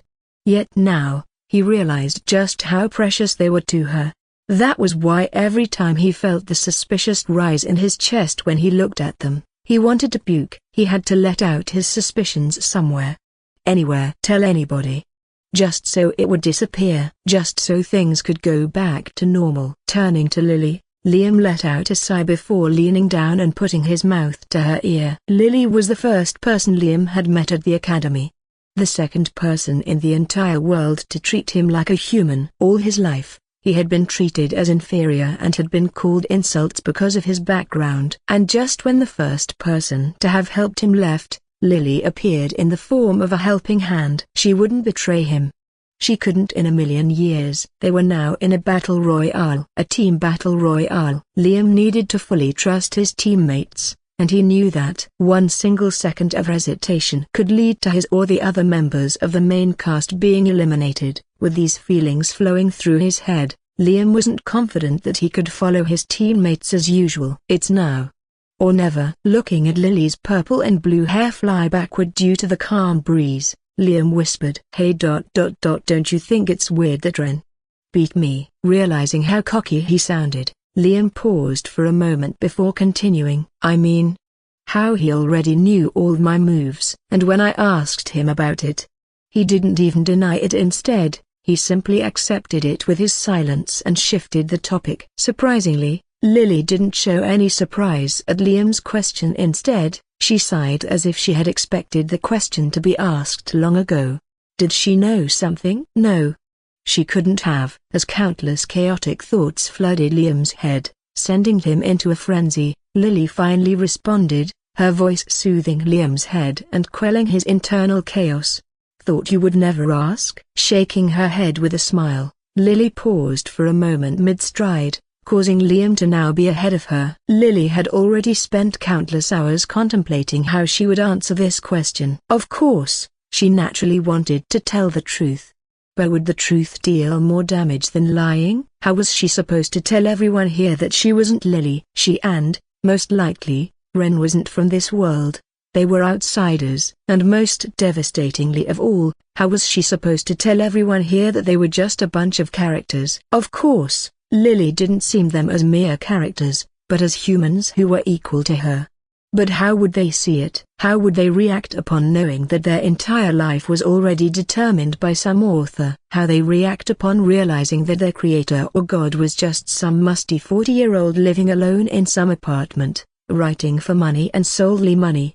A mental breakdown combined with other negative reactions would most likely occur. How were you supposed to react after finding out that your entire world and entire life were just a book? Lily was going to tell the truth to them. Eventually, just not now. She knew she was being selfish. But sometimes being selfish is okay, right? At least, that was how she justified her actions in her head. Sometimes, self-delusion is a powerful weapon. But don't forget that it's also a double-edged sword. Turning to Liam, Lily replied, him and I are very similar. Not waiting a single second, Liam immediately replied, how so? In his mind, Lily and Ren were the two most opposite and polar beings in the world. One was a ruthless and aggressive freak who would do anything to achieve his goals, even at the cost of other lives. And the other, someone who cared more about the lives of others than her life. Lily would be the first one to step into danger. In fact, in Liam's mind, none of this would have been possible without Lily. The main cast, all the people behind them right now would have just been a bunch of acquaintances to Liam if not for Lily. Zach, Kevin, Ruby, Irene, and Alia, the people Liam valued the most right now, would have just been a bunch of strangers. Lily had used her knowledge to save others, when she could have just ignored it. Instead of succumbing to a human's traditional behavior and solely caring about her survival, Lily risked her own life countless times to prevent tragedies.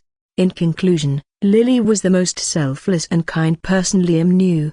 While Ren was malicious, not quite evil, but if he had to sum it into one word, it would be malicious. Catching up to Liam, Lily said, in the way we both possess knowledge of the future. At that moment, Liam paused. Lily had knowledge of the future, although he had expected something like that. Hearing her admit so blatantly sent a jolt through his body. Then, as Liam began to comprehend the sentence, another jolt passed through his body. Ren had the same knowledge as Lily. Looking at Lily, Liam could see that this wasn't something Lily had known all along but rather something she had discovered recently. Still, he had to ask, when did you find out about him? Showing no reluctance or resistance to answer Liam's questions, Lily continued walking and responded, recently. After the carriage incident, my suspicion grew. Then, eventually, I pieced it all together. Is your knowledge the same as his? Yes, the exact same. Stopping himself from asking Lily where the two of them had obtained this knowledge of the future, Liam sighed and looked up at the light blue sky above. Ren. He was a worse person than Liam thought. Instead of being like Lily, he had simply ignored the knowledge. Wait. Stopping again, Liam locked eyes with Lily. The cruise ship. The unknown figure. You said he has the same knowledge as you. Was that him back then that fought against us? Showing no uncertainty, Lily nodded her head, also having come to the same conclusion. No. He was far worse. He hadn't just ignored the knowledge. He had used it to his advantage. Ren.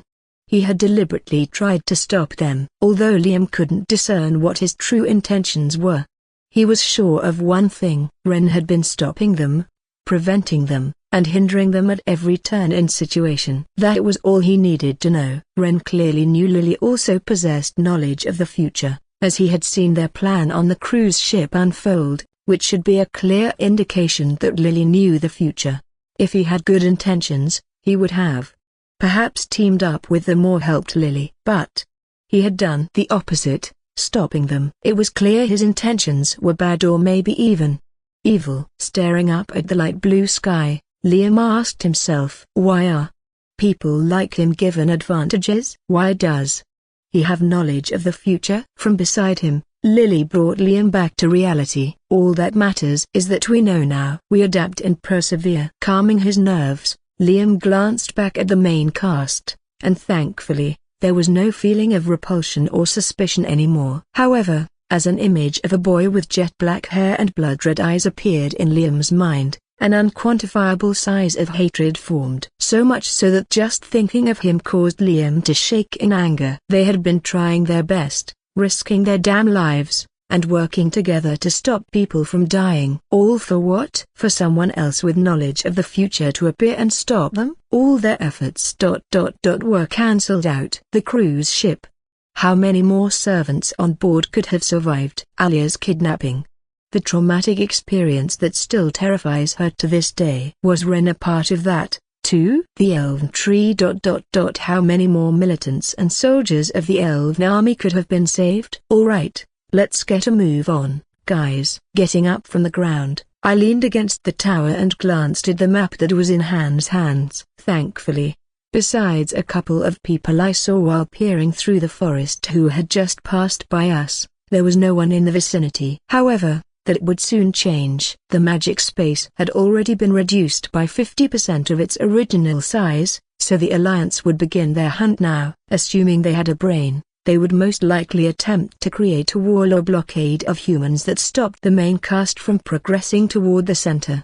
This would make the main cast slowly lose health to the closing boundaries as they would be unable to move forward. However, since we were technically not a part of the Alliance, Han, Jin, and I were also in danger of being trapped in the very same way. Staring upward, I stifled a chuckle as the two drones from earlier had finally disappeared. I'd have to ask Charlotte later if she was entertained watching me rest in the shade for over an hour. Staring up at the sky, I saw that the color had changed from a light blue to an orange as the sun began to set. Time in the magic space flowed by much slower than in the outside world, so I wasn't losing any time to plan. Signaling for Han and Jin to get up, I grouped up with them before pointing at the map and saying, we have to find a place to hide until the top 10. Although I knew of the tower from the book, I had forgotten basically every other important place, so I now had to rely on the map like a normal person. As the three of us scanned each inch of the map meticulously, Jin suddenly looked away from the map at the ground, confusing all three of us.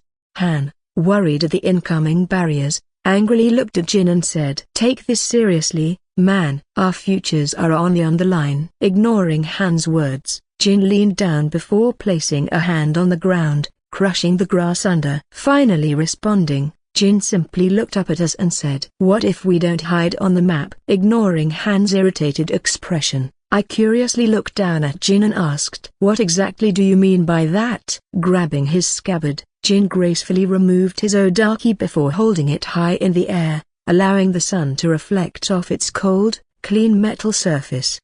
Blinded by the sunlight reflecting off the odaki, I covered my eyes before carefully watching Jin's next movements. In a swift and graceful motion, Jin flipped his odaki so that its tip was facing the ground. Then, the next moment, Jin plunged the odaki into the ground so that only the hilt was visible, while the rest of the sword was embedded in the ground. Han and I, curious, watched as Jin removed the sword before repeating the same actions over and over again like a miner searching for gold. Finally stopping, Jin removed his odaki one last time before shaking all the dirt off it, returning it to its earlier and cleaner condition.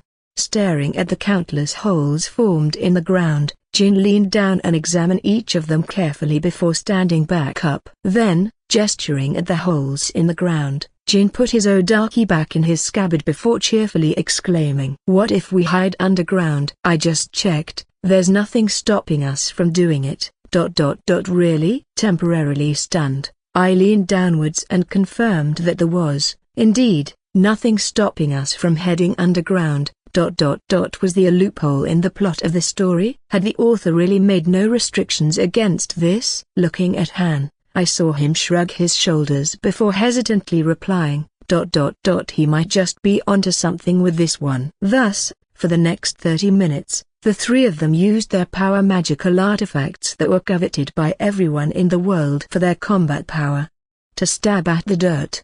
Realizing that we wouldn't make a big enough hole to fit us before the border closed in on this at this point, I manifested 3 shovels with corruption.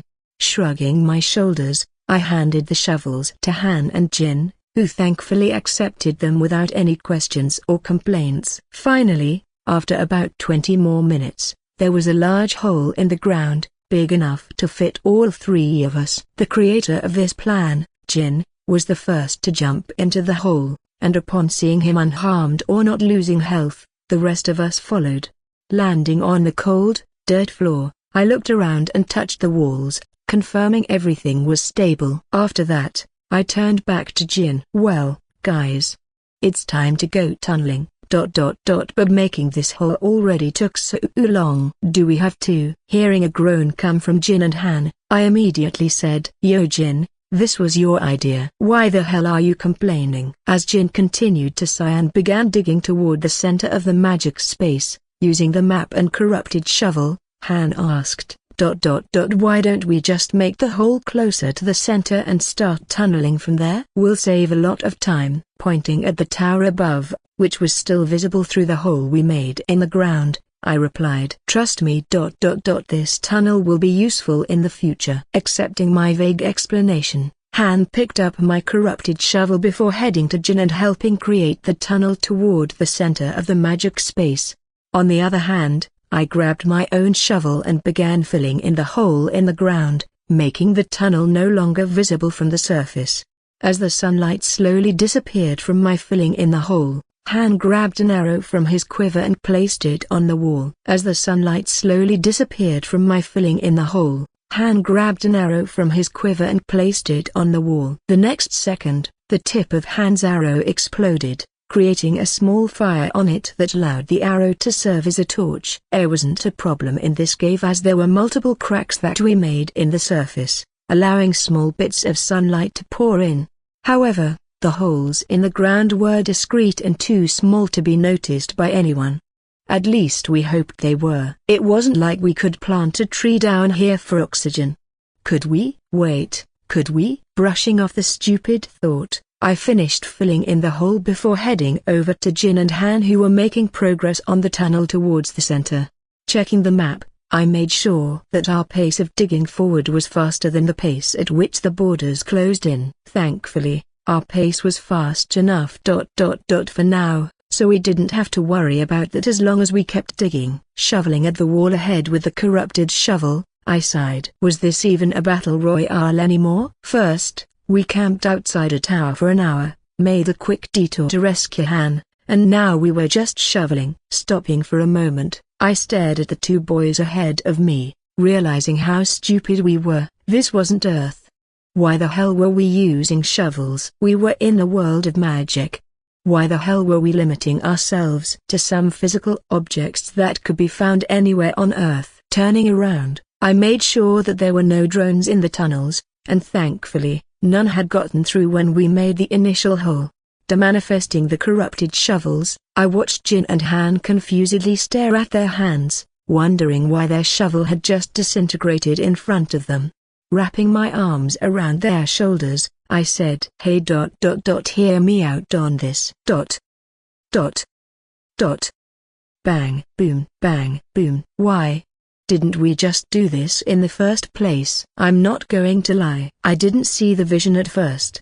But I believe you. Looking at the tunnel, which used to stretch only 2 feet and could barely hold all of us inside, completely transformed, I smiled. Leaning against the wall, I responded to the gazes of admiration from Jin and Han by saying, Think outside the box. In reality, I had just recalled something that my chemistry teacher had taught me back in school about explosions. First, I used my corruption to manifest a makeshift storage area that had walls around it, preventing things from leaking out. Then, Jin infused his Odaki with the water element before striking it into the corrupted storage area, causing a flood of water. Once the water was fully spread out across the pool, with none of it leaking out, I used the dragon's inferno, or blood-red substance in my body, to cast a fire spell.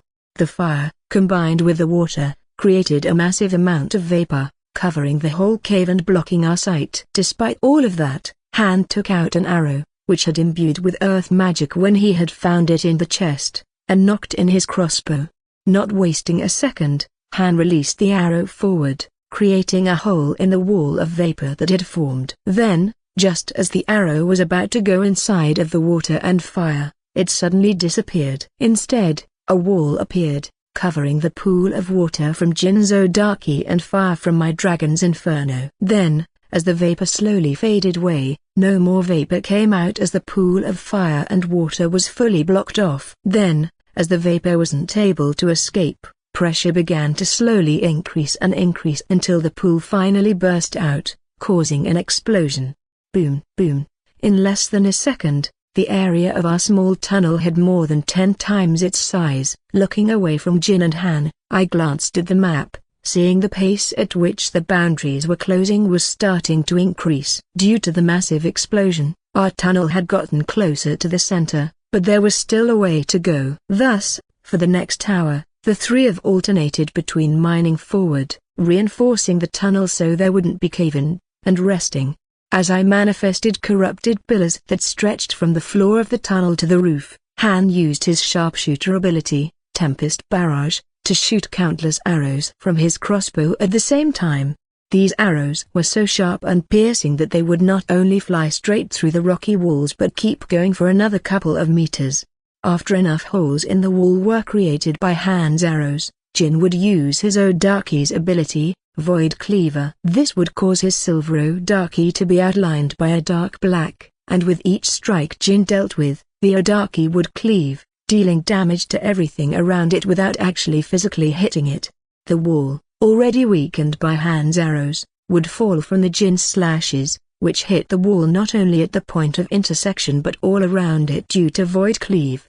Subsequently, I would finally manifest yet another corrupted pillar, keeping the cave from collapsing in on itself. You might be wondering why I would use corruption to keep the cave from collapsing when it was so important to me. However, by using corruption, I could demanifest the pillars at any moment, making the cave collapse forcefully. As we reached the center of the circle, according to the map, we finally rested. Dropping his Odaki on the floor, Jin slumped against the wall before looking upward at the ceiling. So everybody else is up there right now? Nodding my head, I replied. We're not the main targets, so our disappearance won't be noticed in the slightest. Putting his crossbow on the ground, Han stared up at the ceiling before asking, I get your plan. Hide until they all fight it all out. Then, in the end, we just pop out and take the top 10 placement for ourselves. Pausing for a moment, Han pointed at the cave, which was completely empty beside us, and said, Isn't it counterintuitive though? If we're down here, then the recruiters can't even see us. I mean, the drones won't even be able to find us down here. Shaking my head, I replied, Were they going to watch us in the first place? Seeing pure silence from Han, I was about to get up when a barrage of noises suddenly echoed through the tunnel. Step, step, step. As silence washed over the cave, I gestured for the surprised Han and Jin to be quiet before pointing upward. Pointing at the ceiling, I smiled and said, Looks like they're finally on the move. The real battle royale was just about to begin. Of course. We wouldn't be watching it down in this cave, though. Sitting back down, I leaned against the wall opposite to Jin before saying, Well, get comfortable. We're going to be here for a while. Back in the spectator room, several recruiters could be seen physically standing up and crowding around a single screen. Seeing this, the school administrators broadcasted the video everyone was watching onto the main screen, which resembled a jumbotron you see at a sports game back on Earth. The most important recruiters already had the center seats, so they were sitting down while the others desperately tried to get closer to the screen. The principal, amused by the recruiters' sudden change in behavior, commented, "Didn't I tell you already? Time solves everything." The school executive behind her, with a hand on a badge that said Celestial Academy, sighed before nodding. On the screen lay over 100 students, all of which were running through the forest at a certain location. As the tons of students rushed towards the barrier that was closing in, instead of away like sane people, loud shouts came from within the crowd of recruiters surrounding the Jumbotron. They found a compass. Finally, some fighting. How will the top rankers defend against this? Can we get the good part? Among all the shouting, a boy resembling a recent graduate of Celestial Academy turned his gaze away from the television. Pushing back his long black hair bangs, the boy slumped down against the chair before staring at the recruiter next to him. Noticing the blood-red eyes locked on him, the other recruiters sighed before in a calm and emotionless tone. "Kanki, is there something you need?" Chuckling at the seriousness of his tone, Kanki, once again, pushed back his bangs, somewhat dramatically this time, before replying, "You really do never change, don't you?" "Lighten up a bit, Kazuki." Looking away from Kanki and back at the Jumbotron, which was displaying the rushing students, Kazuki replied, "I heard your father has his eyes on a certain student. Shouldn't you be paying attention and observing?" Chuckling, Kanki further slumped down in his chair, his legs laid out on the ground, and responded in a joking tone, "Oh, and isn't your brother, Kevin, also participating?" "I don't see you observing carefully and watching." Seeing no response from Kazuki, who had his gaze now locked on the Jumbotron, Kanki covered his eyes and sighed. "I know what father said one day, but this is driving me insane." The top-ranked student of the Celestial Academy graduating class, and successor of a top-ranked order, doing this? Why couldn't he just have some recruiters do this boring work like every other ranked guild? Glancing at Kazuki, Kanki reworded his thought. Besides, the top-ranked guild in an entire world. Today was more of a preliminary day for recruiters just to weed out the terrible students, so it wasn't like Kanki could recruit someone if he wanted to.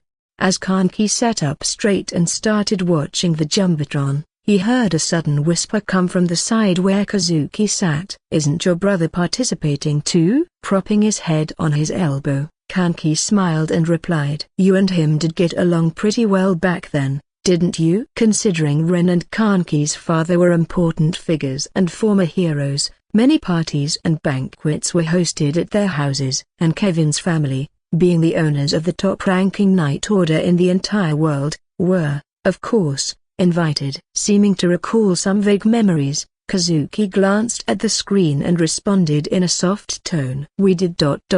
He was quite the interesting one. I haven't seen him since that day, though." Shrugging his shoulders, Kanki replied, "It really is a tragedy what happened to him, but I can't say I'm particularly sad." Kanki and Ren were never too close, as Kanki was always dragged off to training sessions and private tutoring. As the successor of the family, Kanki was always busy studying and training to meet the higher expectations placed on him, so he barely ever saw Ren.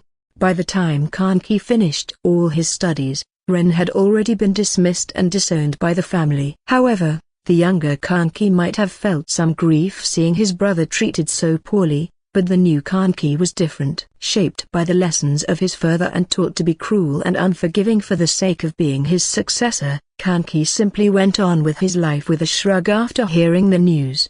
Not upset at Kanki's disregard for his brother, Kazuki simply sighed and picked up a plate of food from a waitress who was passing by.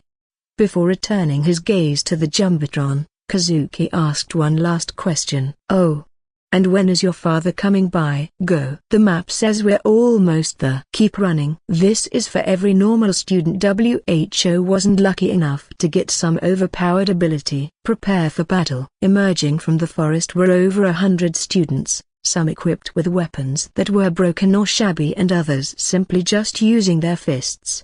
Dressed in their academy uniform and running under the setting sky, the students seemed to be an actual army. And their commander? None. The group of students seemed to be without any order or direction as loud, contradicting screams could be heard, and there was no leader at the front. Rather, All the students were rushing to the back instead of the front. "Hey dude. Let's go to the back." "Yeah, let them weaken the top-ranked students, then we can sweep in and get the kill." Free Elo. Thus, the speed at which the students rapidly decreased as the students at the front kept running backward while the students at the back refused to run faster. Finally, the group of students came to a halt as loud screams echoed throughout the magic space and things started spiraling out of control as students began to argue about who should be in the front. A loud voice emerged, silencing every other voice. A student, wearing what seemed to be an artifact that resembled a crow on his head, spoke in a tone filled with determination and courage. "We're here. Forget about yourselves. Remember, what we're here for is not to win, but to make sure that the top-ranked students win. To be recognized, even though we may be weaker, we are stronger as a team. To show we are important too. We are not pawns to be discarded just because of our lower strength. We are people too." Seeming not to recognize the irony of the Prince of the Empire saying such things, the students erupted into cheers. "We can do this. All we have to do is beat the top rankers. I love you all. I'd sacrifice myself for this cause."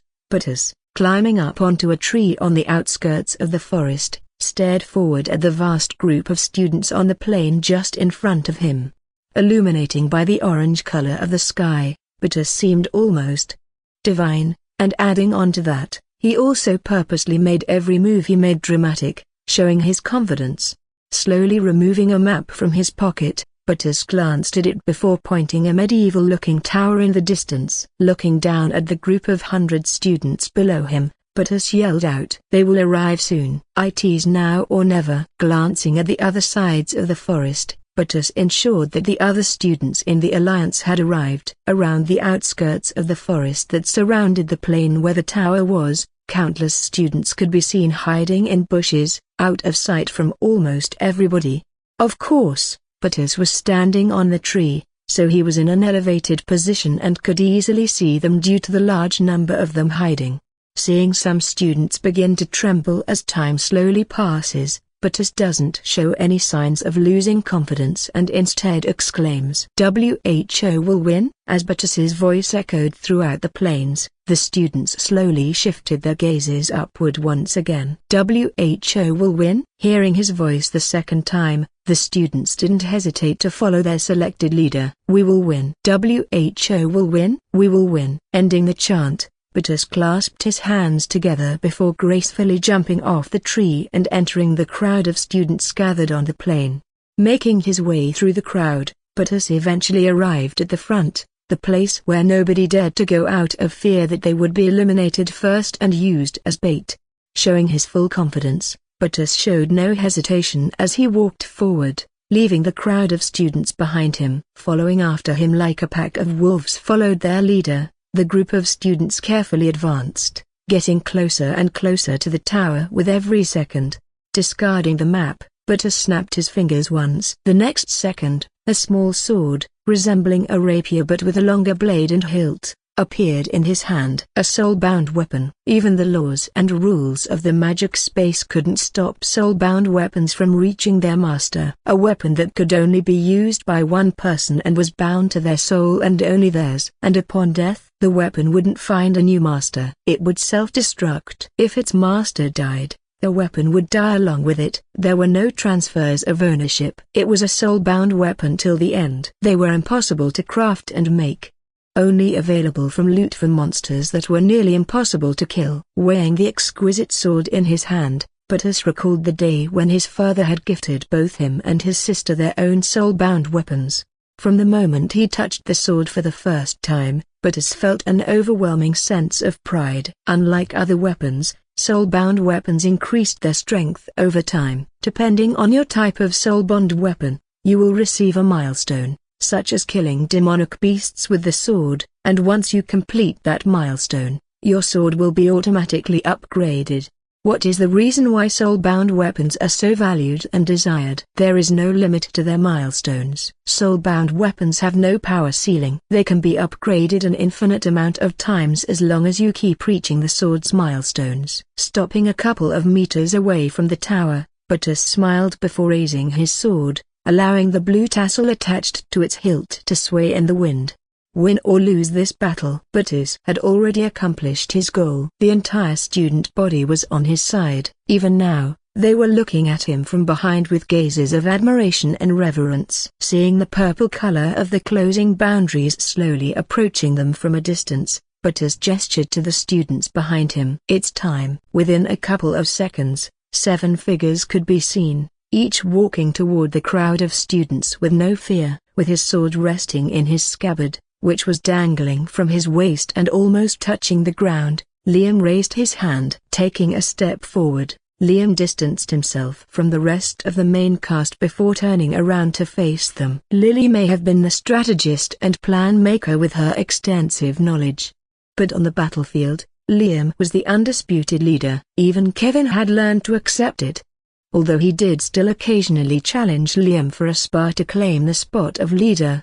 Slowly unsheathing his sword, Liam weighed the broadsword he had obtained from an early chest in his hands. In contrast to the weapons held by Isaac, Kevin, and Alia, Liam's was by far the worst, as the metal had already started to rust. The hilt's material was rough, causing bumps to appear on Liam's hands as he tightened his grip around the sword. On the other hand, Kevin's broadsword seemed to be almost brand new, and it even had a basic ability known as a firewall. Every minute, Kevin could swing his sword, creating a wall of flames that separated him from his opponents. Zach's battle axe also had an ability known as Rage, where Kevin's strength stat would increase by 2 sub-ranks for a minute when he used it. Alia's rapier had a similar ability to Zach, but instead of increasing her strength, the rapier would increase Alia's speed by 2 substations for a minute. Combined with the fact that the weight of a rapier was significantly less than a broadsword and battle axe, Alia was by far the fastest in the group, living up to her mother's title as the fastest being in the entire world. Even the ones held by Ruby, Lily, and Irene had some special abilities, such as reduced mana consumption or increased output of certain elemental spells. In comparison, Liam's sword was just a plain, regular old iron sword with no abilities or special quirks. That was because it did not matter what sword Liam used. The true power was vested not in the sword, a vessel of power, but in Liam himself. Raising his sword upward, Liam allowed it to shine as the orange sky seemed to beam down on it, and only it. The next second, Liam's sword was no longer visible. Then, before anyone could react, Liam's sword burst into flames before they eventually descended. The rusty, old iron sword Liam's had quite literally transformed. All that could be seen was the bumpy hilt of the sword, and above that, a divine blue color formed around the blade, preventing the rusty sword from being seen. While everyone else had been massively nerfed, losing the main weapons that they centered their battle style around, Liam had almost been buffed. Staring at the descending sun above, Liam started to rush as he pointed his sword forward before breaking out into a sprint. Using his movement ability, gliding steps, Liam appeared to run on the air, increasing his pace even further. Behind him, Kevin, Alia, and Zach swiftly followed, barely keeping up with Liam, while the wand users stayed a bit further back. As a looming tower came into sight, Lily screamed out from behind the pack. They should be here. After capturing a student who was attempting to run to the center to meet up with the Alliance, Lily discovered a major change from the book.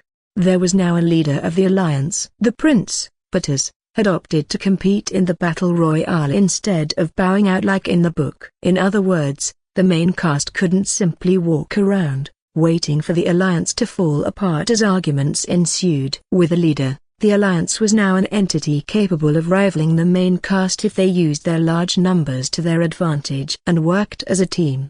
Staring at a map in her hands that she obtained from using her compass to track Butters, Liam screamed out, "Fire!" In unison, 3 beams of light appeared from behind Liam, from the wands of each of the girls. The first beam, colored an ocean blue, shot forward faster than the pace at which Liam was moving. Bang! The top of the water beam was a light orange due to the sky above, while the bottom remained a dark blue, creating an interesting mix of colors. The 2 colors, in harmony, charged forward, advancing nearer and nearer to the looming tower in the distance. Like a bullet going through a person, the ocean blue pierced the massive tower, creating a massive hole. Acting like it was nothing, the beam continued forward and forward, not allowing anything to slow its pace. In contrast, two red beams, one light red and one dark red, appeared from the sides of the ocean blue beam. However, these beams did not pierce the tower. Just as the two beams were about to hit the tower, Ruby and Irene suddenly jumped to the right, causing the beams to curve around the tower. In between the ocean blue beam was light red beam was Liam with his light blue sword, and between the ocean blue beam and dark red beam on the other side was Zach, Alia, and Kevin. Fully trusting in his teammates' control over the beams, Liam charged forward, ignoring the fact that if any of the beams slightly moved, he would be eliminated from loss of health. As the Liam, Alia, Kevin, and Zach reached the tower, the beams disappeared, revealing the horde of students on other side. Their formation was a mess from the beams, and utter chaos was ensuing due to the massive amount of eliminations caused by the magic beams. Wasting no time, Liam gestured for his teammates to move forward while he stayed back at the tower. Finally, after a couple of seconds, Liam spotted his target. Hidden amongst the horde of students was a particularly student with a crown sitting on his golden blonde hair. Noticing Liam's penetrating gaze, the student turned around, making eye contact with his light blue eyes. On Earth, instead of taking down whole countries when at war, the strategy was always to simply take down the leader. Destroying whole armies and millions of people because of the war was unjustifiable, as many citizens and innocents would be involved, and it would take too long of a time to find everyone. Thus, countries simply opted to take the leaders. Instead of engaging in full-scale wars with entire countries harboring enemies, countries aimed to take out the leader most of the time. This entire group of students was like a chicken, and Buttis, the leader of the alliance, was the head. Sure, a chicken can survive for around a minute after its head is cut off. But what happens after that? It dies. Liam knew this better than anyone else. Growing up in the slums, Liam saw countless leaders killed and replaced during his time. Yet the other members of gangs were left unharmed. They blindly followed their leader. And what happened when there was no leader? The scramble for a new leader would come, causing massive internal wars and disputes. Continuing to make eye contact with the prince and leader of the alliance, Buttis and Liam smiled, simply waiting for his movement ability to cool down and reset. In front of him, he could Alia manifesting countless icicles while simultaneously attacking with her small and short rapier. Zack seemed to wear a guilty face and was opening his mouth to say sorry every time he swung his axe. Finally, Kevin seemed to be in his natural habitat as a dark red aura surrounded him as he eliminated student after student. Just when the students finally got over their nerves and decided to group up and fight against Kevin, a flame wall would appear, instantly destroying their formation. There was actually no reason for the main cast to participate in this battle royale. They could be placed last and still be bombarded by recruiters. That's why the other students believed it to be so unfair and that the main cast was a bunch of selfish bastards. In reality, what the students failed to realize is that if the main cast did what they wanted them to do and eliminated themselves, none of the important recruiters would be watching anymore. By staying in the battle royale, the main cast was actually giving the group of students more exposure as more recruiters would be inclined to watch.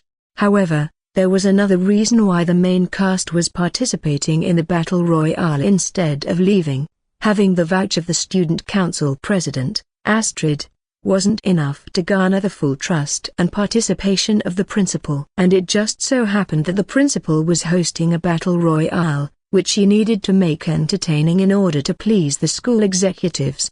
Thus, a deal was made. If any member of the main cast placed first in the battle royale, the principal would agree to help. It was quite ironic. The whole point of the main cast's mission was to protect the school's vault, yet the principal of that very same school was asking for payment from the main cast. But, in a way, it wasn't. That was because of a very important reward that the principal of the school was giving alongside her participation, which she was planning on doing anyway. They would get one choice of item from the principal's vault. In other words, It was a very roundabout way for the principal to reward the main cast for their efforts, and she also got some benefits at the same time.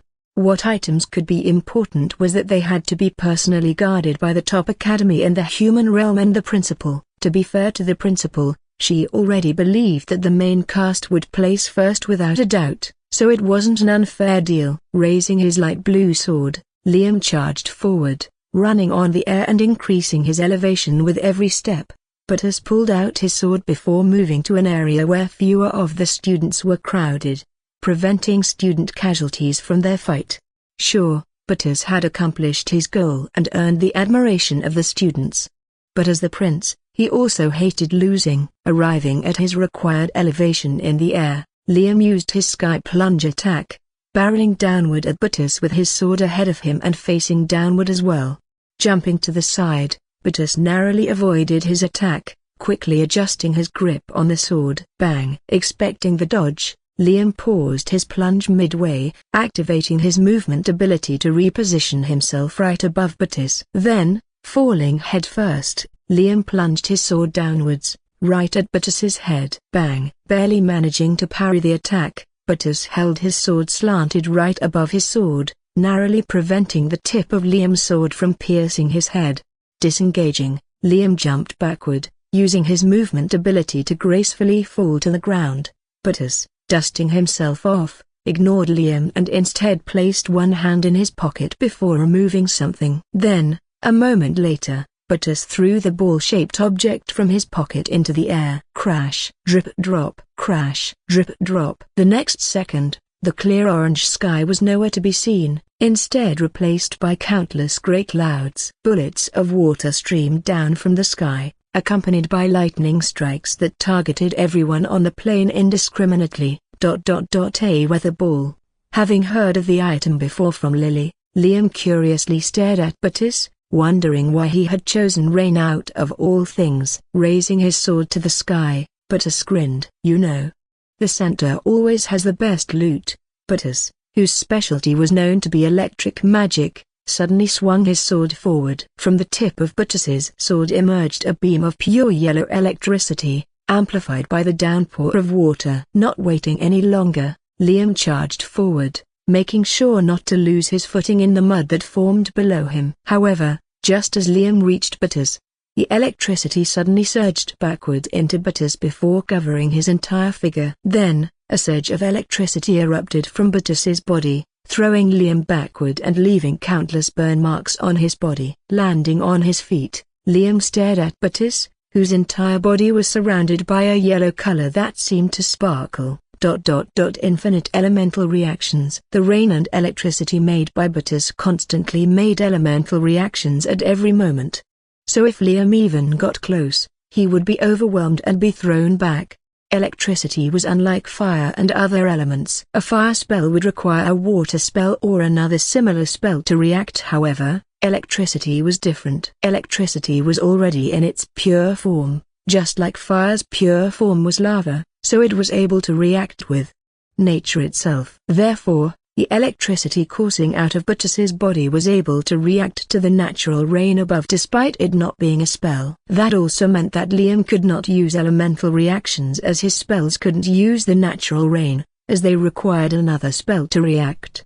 The constant outpour of water from the sky combined with the constant output of electricity from Butters seemed unstoppable. As long as Butters had mana, electricity would keep surging out and causing infinite elemental reactions with the rain. The ground under Butters seemed to quake and shake as the electricity surrounding Butters's feet combined with the water droplets, creating multiple elemental reactions. It was to the point where Butters's physical body couldn't even see, only the current of electricity surrounding his body could be seen. Even that it was impossible to look at, since every time the electricity made an elemental reaction with rain, a bright light would appear, blinding whoever was looking at Butters. Covering his eyes and looking away from Butters, Liam smiled. Butters's strategy should have completely countered Liam, as with the elemental reactions, Liam was unable to get close to Butters. And as Liam was a sword user, his primary form of attack was close combat. As Butters made a rapid dash towards Liam, electric sparks flew off his body, and bright lights blinding everyone in the vicinity appeared from the elemental reactions. Looking away from Butters to prevent being blinded, Liam sighed before muttering, "Well, I guess I have to thank that bastard." Fortunately, Liam was already prepared for a situation like this. Not because of Butters but because of a very particular green parrot-using person. As Butters's blitzing electric figure got closer and closer, Liam took a deep breath in before exhaling. At that moment, the light blue hue surrounding Liam's sword started moving, covering the hilt of his sword before flooding onto his hand. The light blue hue flowed through Liam's body before finally reaching his face. Just as Butters approached Liam, the hue suddenly shifted one last time upward, creating a mask that perfectly covered Liam's eyes. Turning back around, Liam met Butters directly, not bothered at all by the constant bright lights flashing from the elemental reactions. Butters, swinging his sword forward at Liam, allowed the electricity to flow off his sword, making it seem bigger than it actually was. Liam, looking at the incoming sword slash, raised his own light blue sword to parry the attack. However, instead of aiming for the base of Butters's electric sword, Liam aimed for the tip of the electric sword. Liam did this as if he blocked the tip or the weakest part of the sword, he would be able to pull his sword away faster and disengage, preventing himself from being harmed by the electrical explosions occurring around Butters. Smiling upon seeing the movement of Liam's sword, Butters watched as Liam's sword simply passed straight through the electricity. Not feeling the pressure of his sword hitting another, Liam immediately felt something was wrong. But it was too late. As Liam's sword passed the electric sword, Butters immediately lowered his sword before thrusting it forward at Liam. Liam was able to block the physical sword, but the same could not be said about the electricity. At the very tip of Butters's electric sword, a water drop fell, causing one single elemental reaction. Boom! Flying backward, Liam landed on the ground, rolling around in the mud with a hole in his shirt, revealing a black wound on his stomach. Seeing Liam on the ground, Butters did not hesitate. Weren't princes and royal families supposed to have pride? Why was he attacking when Liam was clearly defenseless on the ground? There was no pride in battle. It was kill or be killed. Butters knew that he was only winning right now because of the gear he obtained from the center, and this was his battleground. However, once Liam adjusted, things could be very different. Splish splash, splish splash. Lying down in the mud, feeling the raindrops hit his face with every fleeting second, Liam dropped his sword. Haven't I already been here once? Recalling the memory of the carriage battle as he had been utterly defeated, Liam tried to lift himself up. Liam, your greatest power is your perseverance. Liam, you never give up, that's why you're strong. Even after a loss, you won't be disheartened, you'll just train harder. Shaking his head, a creepy grin appeared on Liam's face. Working harder? Perseverance? Not giving up? Who cares about those things? All this time, Liam had been fine with losing fights. His mindset was that if he lost, it would be a good thing. It meant that he had a reason to train and work harder to surpass that person. No. He was just a loser. That's all it was. At some point, subconsciously, he had been alright, maybe even happy, with losing. Whether it was losing at sparring with stronger opponents like his teachers or not getting the top grade on an exam, Liam had never cared. For him, it was just another reason to work harder and become stronger. A loser's mindset. Accepting loss before even starting. A loser's mindset. Maybe it was during his first real loss with Ren that he realized. Or maybe even earlier. Looking up at the incoming Butters and his electric sword, Liam realized something. He didn't want to lose. He never wanted to lose again. Losing makes you stronger. No, it doesn't. The words are right, but the mindset that comes with those words is wrong. Sure, if you lose, you're bound to get stronger as you'll realize what you did wrong and improve on those things. But by saying those words, you're already accepting the fact that losing is a possibility. If you've done that, you've already lost. In this hopeless situation, with his clothes tattered and all muddy, facing inevitable defeat by an electric sword, Liam said one thing: I guess I'll win. It was easy to say that, but it was hard to carry it out. Not caring for the state of his clothes anymore, Liam immediately rolled to the right, using the mud to gather momentum. Just as Liam rolled, Buttus's lightning sword struck Liam's previous spot, missing Liam barely and stabbing him into the mud. Using the moment to stand up, Liam glanced at Buttus's sword, which was starting to lose some of its electric power. Not wasting more time, Buttus struggled for a second before yanking his sword out of the mud and pointing it at Liam. However, as Liam gazed at the electric sword, now partially covered by mud, he noticed something interesting. Mud is an insulator. Electric currents cannot pass through mud, which is a barrier to electricity, and proving that logic, the spots of Buttus's electricity covered by mud were visible instead of being covered by the electric current like every other part of the sword. Not having his sword as he had dropped it earlier, Liam alternated gazes between his two dirty hands and the mud below. At the same time, Buttus charged at Liam with his sword, causing bright lights to appear as she and blind nearby students. Still having his light blue mask on, Liam paid no attention to the flashing lights and instead leaned down. In the face of Buttus's daunting charge, Liam threw his hands at the mud, covering them completely with the disgusting substance. Not paying any attention to the electricity sword, Liam pretended to slip, falling back first onto the mud below. However, instead of simply getting back up and dodging the incoming attack, Liam rolled around in the mud like a preschooler. As his white clothes and academy uniform gradually turned brown as a result of the mud, Liam finally looked up. Right in front of him stood the fearless Buttus, his electric sword already swinging straight down at Liam's head. Instead of rolling away like last time, Liam simply raised his hand, acting as if it were a sword and attempting to use it to parry the electric sword.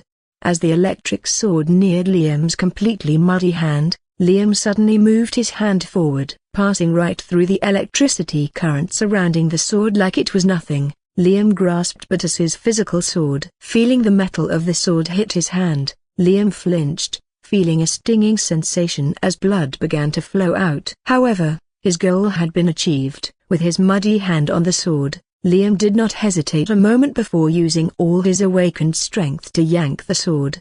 Buttus, surprised by the sudden change of events, could not do anything as his sword slowly fell out of his grasp. After all, Buttus was a D rank, while Liam was a C rank, so their basic and non-boosted strength couldn't compare. As the sword fell to the muddy floor, the electric current surrounding it disappeared, leaving the normal metal blade on the muddy floor, if it could even be called that. Considering it was completely brown and blended in with the mud. Ignoring the stinging sensation, Liam jumped upwards before tackling the motionless Buttus, who was still surrounded by an electric current, and dragged him to the floor.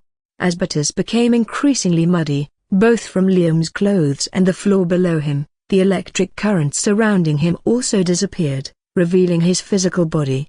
Thus, the scene of the two students, one the top ranked out of all the first years and the other the prince of the entire empire, completely covered in mud and on the floor, was revealed. As the two furiously fought for control, wrestling and rolling around on the dirty mud ground, Liam finally gained the advantage with his greater power from his higher rank.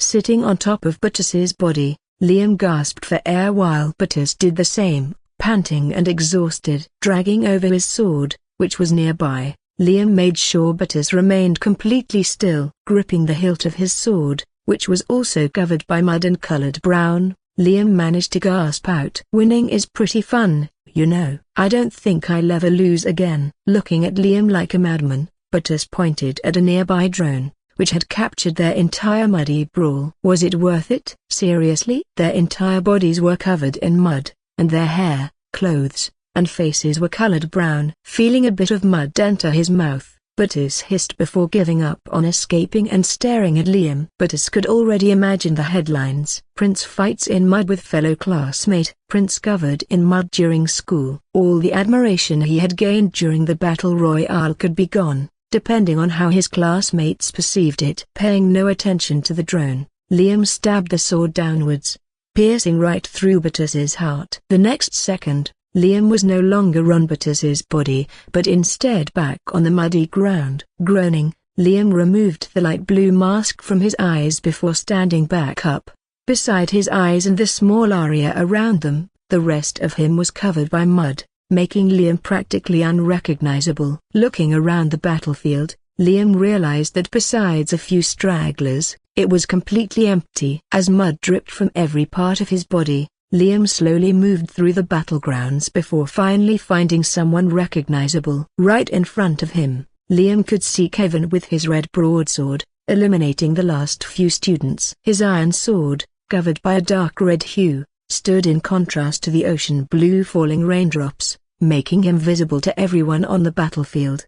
Yet, no matter how many students grouped and tried to fight, Kevin's sword slashes inevitably took them down. Even without any spells or magic, Kevin's pure skill with the broadsword allowed him to weave in between the various attacks and spells thrown at him while simultaneously counterattacking. It was a masterclass. Kevin did not have a single stat like Alia's speed that was above the rest. All his stats were practically the same. However, what set Kevin apart from the rest was his sword art. Crimson Fang. Standing still, allowing much rain to drench his muddy body, Liam watched in awe as Kevin activated his latest move from his sword art. Red Reaver. The red hue surrounding Kevin's sword expanded and grew massively. Just like Haubertus's electric sword earlier, Kevin's physical sword was no longer visible. The red hue grew and grew further and further away from the tip of his sword with every student Kevin eliminated before it finally reached its max. The red hue, now stretching far above Kevin's sword, made it seem like Kevin was not holding a sword anymore but a really longer spear. Then, as the last few students recklessly approached Kevin, he swung the massive sword down, the red hue following. Crash! Instead of hitting the students, Kevin's sword swung into the muddy ground. Just as the sword hit the ground, the red hue surrounding it burst out, surging to the ground. The muddy ground was now shining a bright red as the red hue flooded out of Kevin's sword, which was embedded in the mud, and towards the students. Seeing this, the students attempted to dodge, but like an assassin, the red hue followed them with no mercy. As the ground under the group of students started glowing a dark red, Kevin yanked his sword out of the mud. Then, with his sword pointing at the students, Kevin muttered, "Cleave!" Bang! The next second, the red hue exploded from the ground under the students, surrounding them. And before the students could react or dodge, the red hue had already enveloped their bodies. Swirling around the students' bodies, the red hue immobilized them while also stealing their health with every passing moment. In just a few seconds, the group of close to 15 students had all been eliminated. As Kevin eliminated the final students, solely using his pure swordsmanship and no abilities, he suddenly turned around and saw Liam's muddy figure behind him. Without skipping a beat, Kevin snarled before gripping his red broadsword and sprinting towards Liam. "You think sneaking up on me will work?"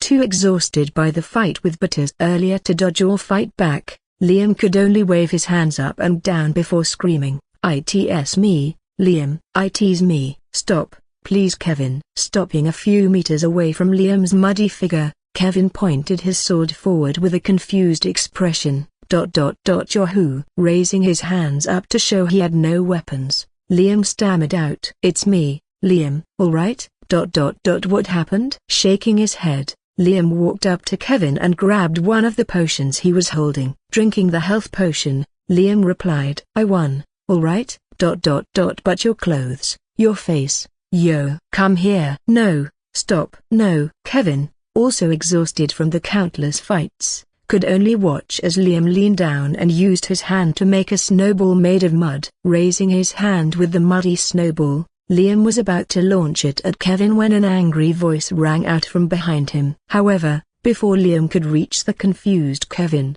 a voice rang out from behind them, "And what the hell is going on over here?" Kevin, seeing Liam stop for a second mid-throw because of the voice, immediately ducked downwards. Then, as the muddy snowball was released from Liam's hand, Kevin was able to narrowly dodge, watching the snowball fly right above him. Seeing Kevin duck, Liam immediately looked ahead and saw another figure right behind Kevin's ducking figure. "Watch out!" But it was too late. Alia, who had been walking over to Kevin, was oblivious as a muddy snowball came flying at her, pelting her right in the face. Just as the muddy snowball pelted Alia in the face, Lily appeared next to Irene and Ruby before saying, "I think that's everyone here." As the three girls approached Kevin and Liam, Lily alternated gazes between Liam, Kevin, and the disgusted Alia for a moment. Sighing, Lily took out her wand before gesturing for Alia to come over. "Here, Alia, I'll get it off." Pointing to Liam, Lily said, "The silent and disgruntled elven princess. Can you stand next to him?" After Alia and Liam were standing side by side, Lily took out her wand and cast another water beam aimed at both of them. As the water washed over the two of them, everyone else looked away in disgust. Except Kevin. "Make sure the drone is getting this shit." Alia, having only her face muddied, stepped away after a moment while Liam simply stood there, allowing the water to hit every point of his body. Gritting his teeth, Liam stared at Kevin, who was frantically trying to make sure every drone in the area was looking at him. Help. As Liam got the last bit of mud off him with the water and Lily put her wand down, a sudden loud voice sounded from the top of the stadium. 10 students remaining. There are 10 students remaining. Curiously, Ruby asked in the awkward silence. So now what? Patting her friend on the back, Irene said, "Well, only one of us can and needs to win." In the end, there could only be one winner. Usually, this would be the time in the movie when everyone would begin to turn on each other. Since there were 7 of them, and only one could be the winner, something had to be done. And in most cases, this would be where a betrayal or internal fighting would take place. However, as the members of the main cast glanced at each other, there were no signs of distrust or betrayal, only confusion. Liam, trying to regain some of his former dignity, was simply staring off into the distance dramatically, trying to show he did not care in the slightest. On the other hand, Kevin finally managed to stop laughing and stared at Alia, trying to think of a way to apologize. After all, it was his fault that the snowball had hit Alia. If he had taken the hit instead of dodging it, she would have been completely fine. Ruby, pleasantly surprised at the fact that no one was considering betraying each other for the win, curiously looked around. Alia was simply staring at her drenched clothes with an indecipherable expression, her rapier resting in her sheath. Zack was rummaging through the items that they had gathered while looting the chest, trying to find a tissue or towel to dry both Liam and Alia. And finally, Irene was playing with her wand, spinning it like a pencil, without a care in the world. As silence descended after Irene's remark, Lily fidgeted for a couple of seconds before finally asking, "Well, does anyone want to win?" In all reality, it didn't matter to any of them who won, as all of them had 100% chance of being recruited. As long as one of them wins, fulfilling the principal's deal, they will be fine. What they didn't know was that the principal was already satisfied and ready to give them the item, no matter if they won or lost. After witnessing the fights that took place a couple of minutes ago, especially between Liam and Battis, she had been pleasantly entertained. And if she, a top ranker, was entertained, it was easy to say that the rest of the recruiters and school administrative were. Liam couldn't lie, he did feel an urge to raise his hand and win the battle royale. But would this really count as a win? This was more like charity, and Liam didn't need any free handouts. Seeing no one was raising her hand at her question, Lily sighed before asking once again, "Does anyone want to nominate another person to be the winner?" Ruby and Irene alternated glances while Lily stared at Liam, and Kevin just stared at Alia, who had regained her composure and was now paying attention. And finally, Zack seemed like a bobblehead as he desperately tried to glance at every member of the main cast, showing that he wanted to nominate all of them. Having already predicted something like this, Lily sighed before asking once again, breaking the awkward atmosphere, "Why don't we let luck decide?" Pretending to act nonchalant, Liam stared at the tower, which had a gigantic hole in it, before asking in an emotionless tone, "And how do you suggest we do that?" Trying his best to hold in his laughter at Liam's act, Kevin snorted before also curiously turning to Lily. Thinking for a moment, Lily stared at the 7 of her teammates before replying, "Why don't we play rock paper scissors?" Ignoring the confused expressions of her teammates, Lily urged them to huddle up around her. Once everyone was paying attention, Lily formed a scissor, rock, and paper with her hand one after one before explaining, "Scissors beats paper, paper beats rock, And finally, rock beats scissors. Making a fist with one of her hands and laying out a hand with the other, Lily moved her fist down, hitting the paper before saying, "Do this motion 3 times. Then you make with your hands the choice of rock, paper, or scissors that you want." Being the smartest students in the academy, the main cast easily understood the instructions of the game within a couple of minutes. Finally, all 7 of them turned to face each other before making the same fist with one hand and laid out hand with the other as Lily. 3, 2, 1, rock, paper. In the first round, Ruby lost as she was the only person to form scissors out of everyone. Stepping out of the huddle without any complaints,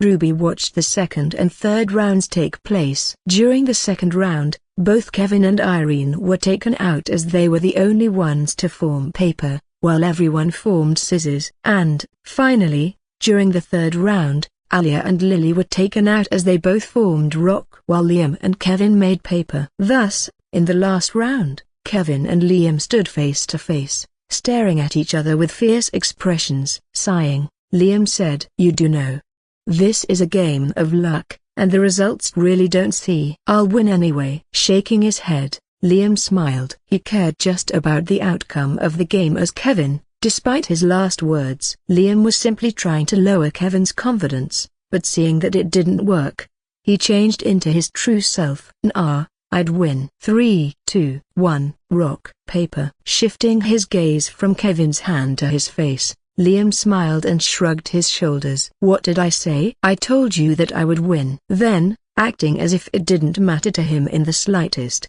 Liam simply walked out, leaving the furious Kevin behind. However, stopping Liam from walking away, Lily sighed and said, "We still have to figure out how to do this." From the sidelines, Ruby seemed to recall something as the words, "There are 10 students remaining," echoed through her head. Smiling, Ruby shrugged her shoulders and asked, "Should all of us just eliminate ourselves besides Liam?" Back down in the tunnel, below the surface of the magic space, Han and Jin asked, "Rin, why are we going back to the tower?" "We're going toward the closing barriers, not away." Raising my hand, I gestured for the 2 boys to be quiet before stopping right at the beginning of the tunnel. Right above me, I could see the initial hole we had created right under the tower to enter the tunnel. After all the sound of footsteps had disappeared, I knew that there would be no more students left at the center. So, Han, Jin, and I ran backward, following the sound of the footsteps to the area where the battle would take place. The 3 of us needed to swoop in when everyone was weak so that we were able to claim a top 10 place. However,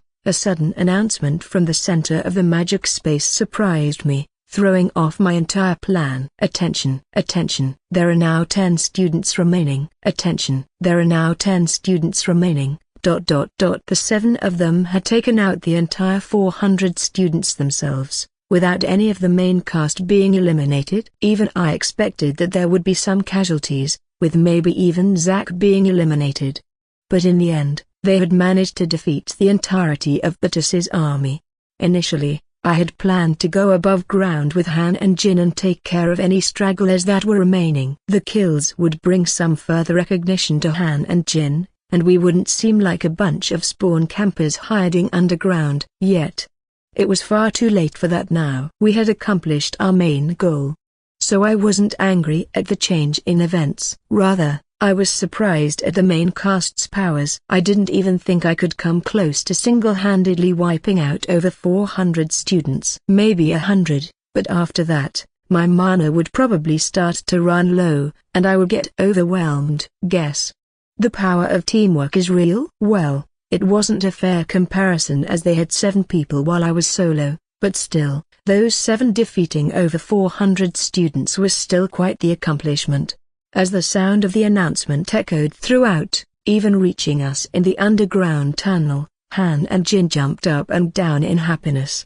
We did it, I can't believe it. Cue the inspirational music. Looking at Han and Jin, I shrugged my shoulders and asked, "What now?" In unison, the 2 looked at me with confused expressions before raising their hands. Jin, facepalm, simply just stared at me while Han finally replied, "Ren ...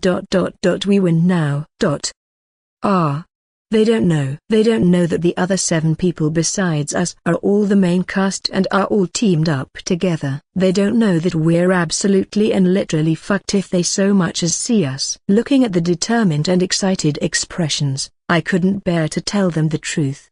So I simply kept quiet. At the same time, countless footsteps started echoing from the ground above us, signifying the main cast was there. Han and Jin, also hearing the footsteps, were about to try to burst through the ground to get some eliminations. Stopping them before they could unsheath their sword and pull out their crossbow, I raised my hand and pointed upward. Thankfully, I didn't have to tell them. The voices above would. As the sound of the footsteps slowly came to a halt, I put my head to the top of the tunnel, attempting to hear every part of their conversation.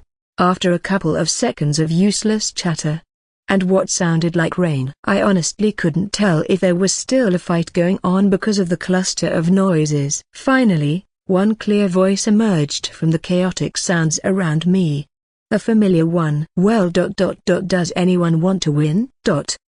Leaning down, I glanced at Han and Jin, who looked like their entire world had just been shattered. Imagine your enemies already discussing who would win when you're still in. They basically thought of us as nothing. And the worst part, you can't even refute it. They were bound to defeat the 3 of us. Maybe if Han, Jin, and I had fought together for a long time, learning how to adjust to each other's special movement abilities, we could have had a chance. But the main cast had months of experience fighting together and learning how to perfectly integrate all of their ability in a cohesive team fighting style. If Han, Jin, and I fought, it would look like a complete mess. To be honest, I don't think the 3 of us had ever fought together. And, since Han and Jin didn't know the full scope of my abilities, our playstyle would be limited even if we had the experience. As silence sounded from Lily's question, I sighed. That idiot, Zack. Why had he not volunteered? It was a free win. What the hell had I spent all that time healing him for? Who cares if it's a charity win? It's still a win, regardless. Shaking my head, I sighed and watched as Han and Jin crumbled into pieces while our opponents played rock paper scissors to decide the winner, acting as if we didn't exist.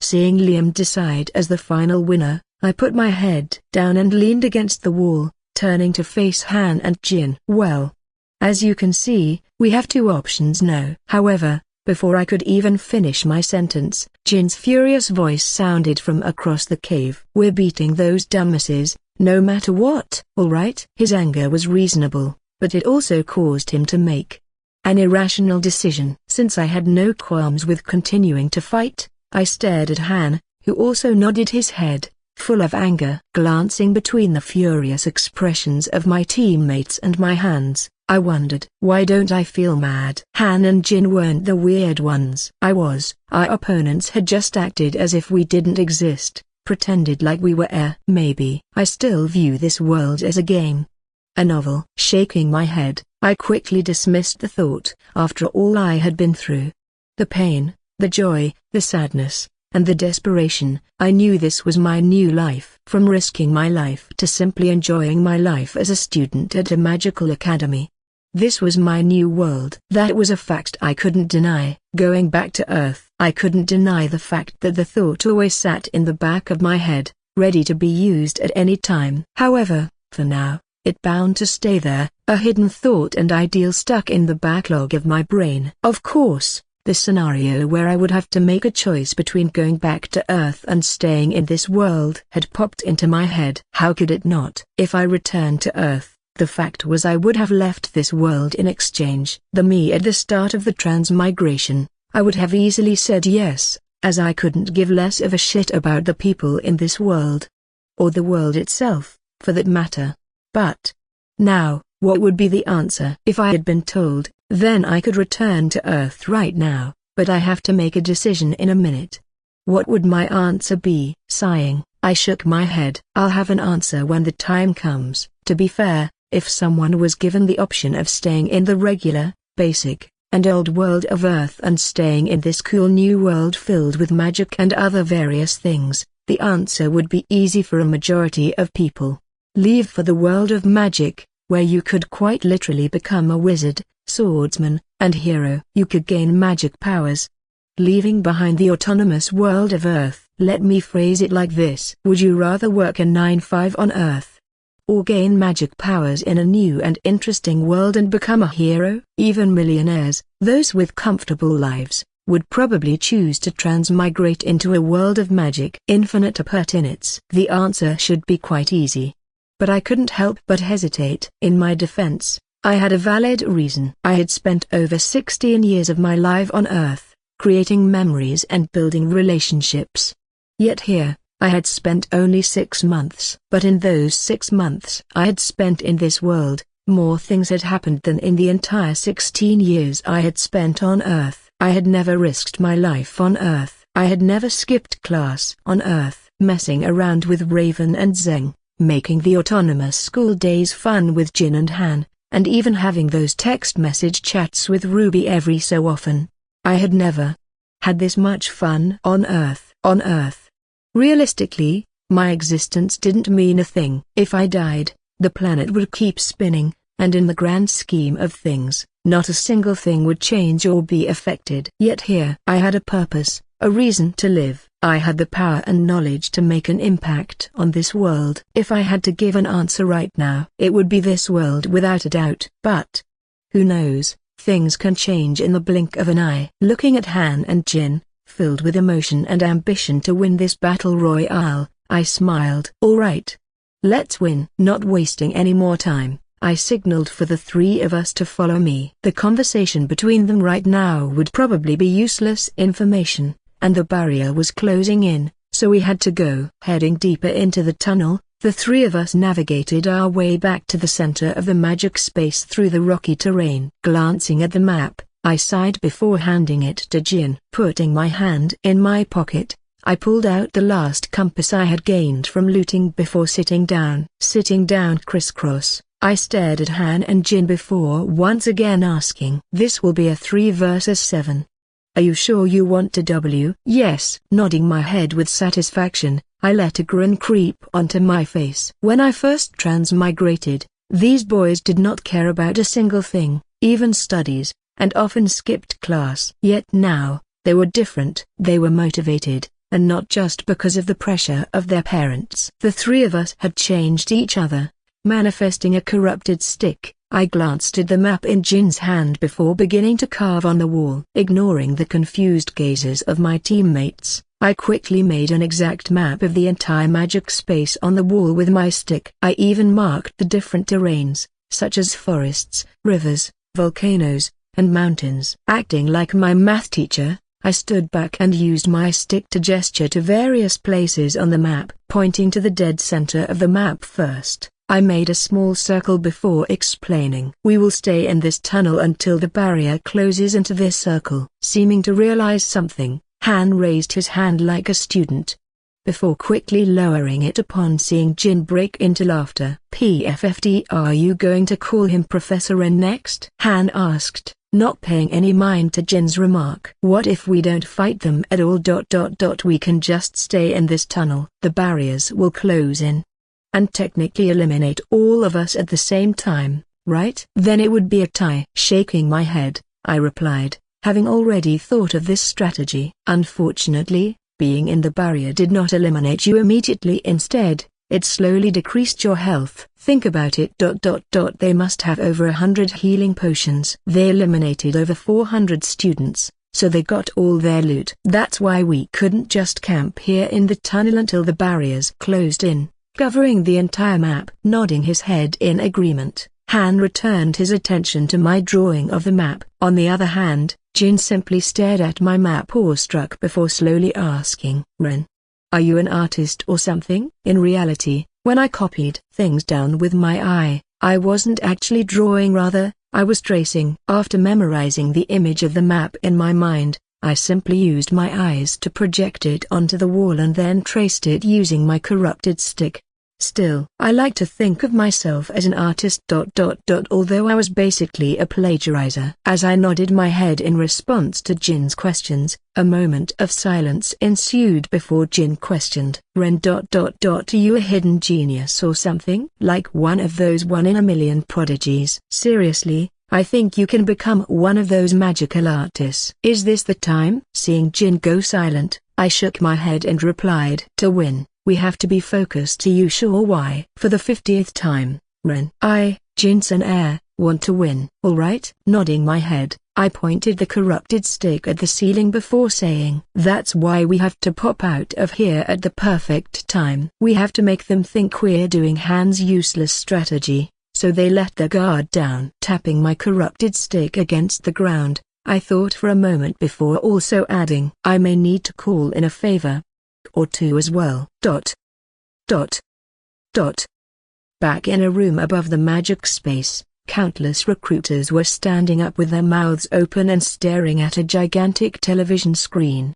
Even the 2 alumni of Celestial Academy were sitting upright in their chairs while staring at the Jumbotron screen right above them. Kanki was leaning forward, his blood red fiercely locked on Liam's figure on the screen, his legs shaking in excitement. On the other hand, Kazuki was slightly less relaxed, leaning back in his chair as he passively watched the fight take place. Even the principal, Serafina, and her fellow school administrative had their attentive gazes locked on the screen. There was not a single person in the entire recruiter room, consisting of more than 100 people, not looking at the Jumbotron screen. The other 50 screens in the room displayed the scenes of Kevin, Alia, Lily, Ruby, Irene, and Zack fighting. Yet no one was looking. All those screens were simply playing.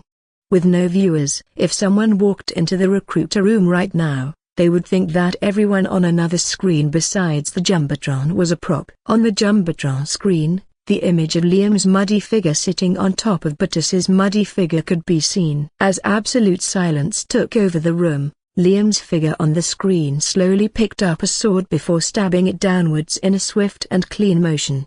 The next second, Battis's body was no longer on the screen, leaving Liam's muddy figure and sword alone. Pictured on the screen was the movie-like scene of Liam kneeling down in a heap of mud with a fierce expression. Dropping his sword on the screen, Liam lifted his head up, staring at the sky as the rain finally began to subside. Clap, clap, absolute cinema. I was wrong. So wrong, forgive me, I can't. Will I ever experience a fight like this again? My eyes were blessed today. I don't what to say. In a single second, the silence disappeared, replaced by countless people applauding and cheering. Some recruiters could even be seen teary-eyed despite knowing that they couldn't recruit Battis or Liam in their wildest dreams. That was just how good the fight was. Smirking, Kanki leaned back in his seat, before taking out a small notebook and start jotting down some notes. Contrastingly, Kazuki started glancing at the other screens, taking note of the screen displaying Kevin's fight for a second. Kevin could be seen overwhelming over 10 students alone, displaying his impressive swordsmanship while also demonstrating his battle IQ. Yet, Kazuki seemed to be the only one watching as everyone else was jumping up and down while celebrating the feast that had just been served to their eyes. In fact, the sound of clapping and celebrating was so loud that almost everyone missed the loud announcement. There are 10 students remaining. Attention, there are 10 students remaining. Ignoring Kanki, who was adamantly taking notes with a smile, Kazuki immediately glanced at every television in the vicinity. 10 people. Despite the announcement clearly saying 10 people were remaining, Kazuki could only see 7 on the screens. There were over 100 drones in the magic space. It would be impossible for them to miss 3 students. At the start, it may have been possible, but now that the magic space was less than 75% of its original area, it should be impossible for the over 100 drones to not know where 3 students were. Unless those 3 students had deliberately hidden themselves away from the drones. Glancing back, Kazuki attempted to see if the school administrative were panicking or nervous as the announcement may have been a mistype or glitch. But nope, they were acting completely normal. As the sounds of clapping and cheering disappeared, everyone but Kazuki curiously stared at the television. There were 7 people left, and there could only be one winner. Everyone in the room was curious and interested. Would a betrayal take place? Would they fight to the death? How would they decide the winner amongst themselves? Yet, their curiosity soon disappeared as they realized that the group of students was going to play a luck-based game to decide. However, the recruiters weren't disappointed as they still managed to witness the amazing and thrilling fight between Batis and Liam. Kanki, finished with his notes, glanced at Kazuki with a confused expression. "What's up with you?" "Even I have to admit, that fight was brilliant." Both of them displayed incredible mastery over their respective weapons and skills. Shaking his head, Kazuki replied. "Don't you find it odd?" Shrugging his shoulders, Kanki asked. "What's odd?" "That there's 10 students remaining, yet we can only see 7. Stopping for a second, Kanki vaguely recalled the announcement that he had just heard a few seconds prior.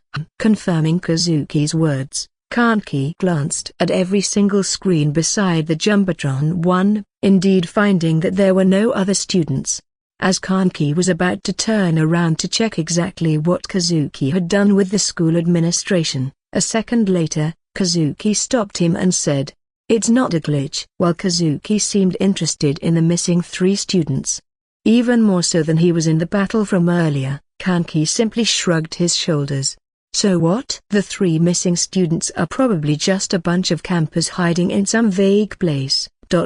Still, shouldn't the drones be able to see them?" Shaking his head, Kanki sighed. "I swear, you always get worked up over the weirdest things, Kazuki. Even when you were student council president, you always ignored the bigger issues for smaller ones." Not able to refuse Kanki's claim, Kazuki leaned back in his chair. However, that didn't mean he calmed down in the slightest. Every few seconds, Kazuki would glance at the over 30 screens in the room, trying to find a glimpse of the 3 missing students. Seeing his friend act like an owl, swirling his head to look at every second, Kanki tapped his chair before getting up. Kanki pointed to the principal and the school administrative group behind them.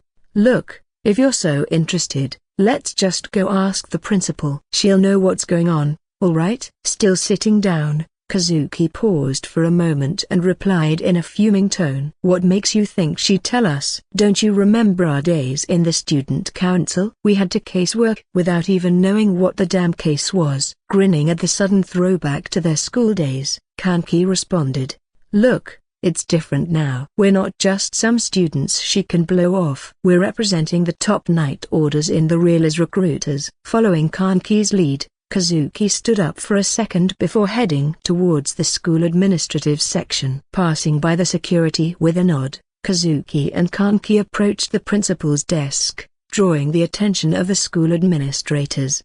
Seeing her view of the Jumbotron was blocked, Serafina glanced upwards, seeing the face of 2 of her former students. Smiling, Serafina asked, "Oh, what do we have here?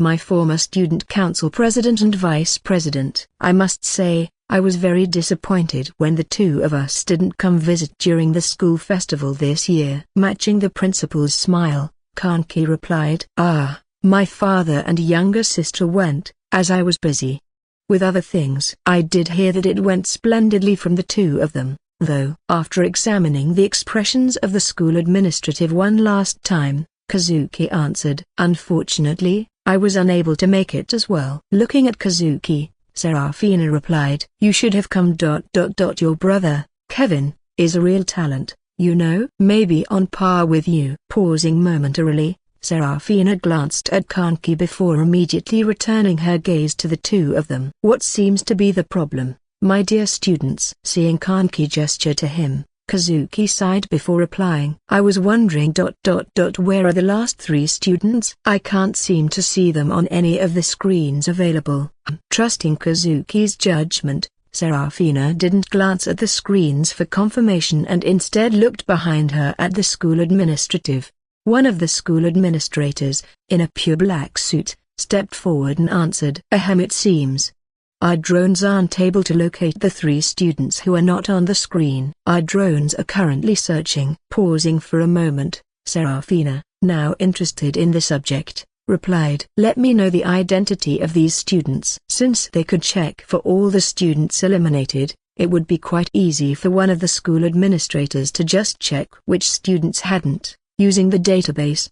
Nodding their heads, the administrators scurried to the back, leaving Serafina and her former students alone. Left in the awkward silence, Kanki asked, trying to stall for time until the administrators came back. "How is the student council doing nowadays?" Smiling, Serafina replied, "Oh, you may know the student council president, Astrid." Recalling the name, Kazuki paused and replied, "Ah, the first year we invited." As Serafina nodded her head, she pointed at the 7 students on the screen before replying, "I believe Kevin, Liam, Lily, and Ali are also on the council." As Kanki nodded his head, Kazuki seemed to pause for a moment, counting in his bead, before eagerly asking, "And who's the last member?"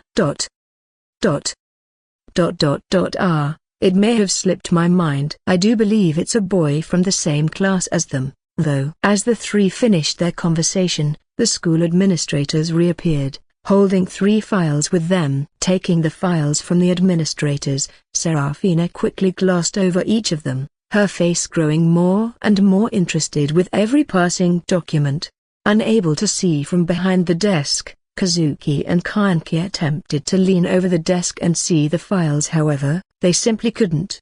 Grinning, Serafina handed the 3 documents back to the administrators before shifting her gaze to the 2 waiting boys. "Are you sure you 2 would like to know? It might ruin the great surprise later." In unison, the 2 boys replied, "Yes, I'll give 2 names. I believe it's Jin and Han." Not knowing any of the 2 names in the slightest, Kanki glanced at Kazuki, but he also did not know either of the names from anywhere. Sighing, Kanki shook his head and asked, "Did we waste all this time for a bunch of randoms?" Disappointed, Kanki left the 2 behind and headed back to his seat, returning his attention to the Jumbotron. On the other hand, Kazuki patiently waited before once again asking, "And the last student remaining?" Shaking her head and seeming to think for a moment, Serafina replied, "I can't quite remember. I do believe he is a boy from the same class as those 2. Though, realizing that he wasn't going to get any more information from the principal, Kazuki waved before heading back to his seat. Yet, as he stared at the Jumbotron, his mind began racing with the possible scenarios for those 3 students to have escaped both the main cast and the visions of the drones. They couldn't just be normal. Maybe they could be professional hiders or campers.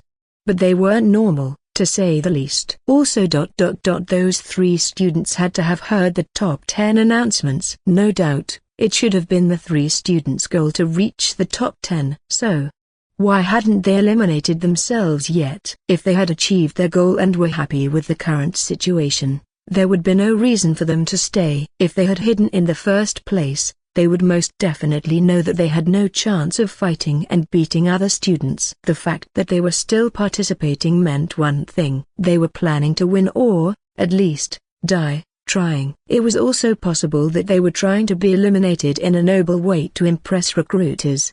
But they had also hidden, showing they had no nobility inside them.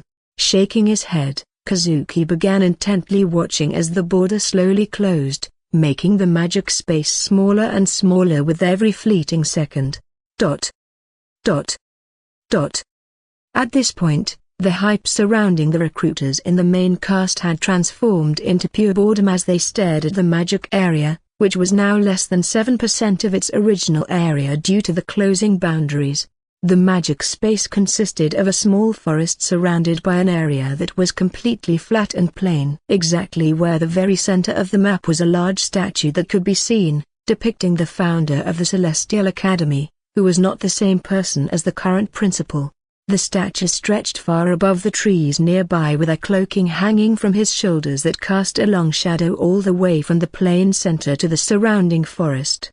In the one's right hand was a wand that was glowing a light yellow. While this wand may have seemed like a useless decoration, it actually helped the main cast keep a lookout as the small orb on top of the wand, colored a light yellow, illuminated the center area. On one screen, the 7 members of the main cast could be seen simply walking around the statue with their weapons out and ready for use. Since the center of the magic had already been looted and used by the Alliance at the start, it seems almost barren. Countless chests were left open with various useless items left inside, and there were occasional footsteps indicating human activity. However, since the Student Alliance of over 400 students had been here recently, the footsteps were still fairly new. This meant that the main cast could not distinguish the new footstep marks from the old ones, leaving them anxious every time they passed by a set of footsteps.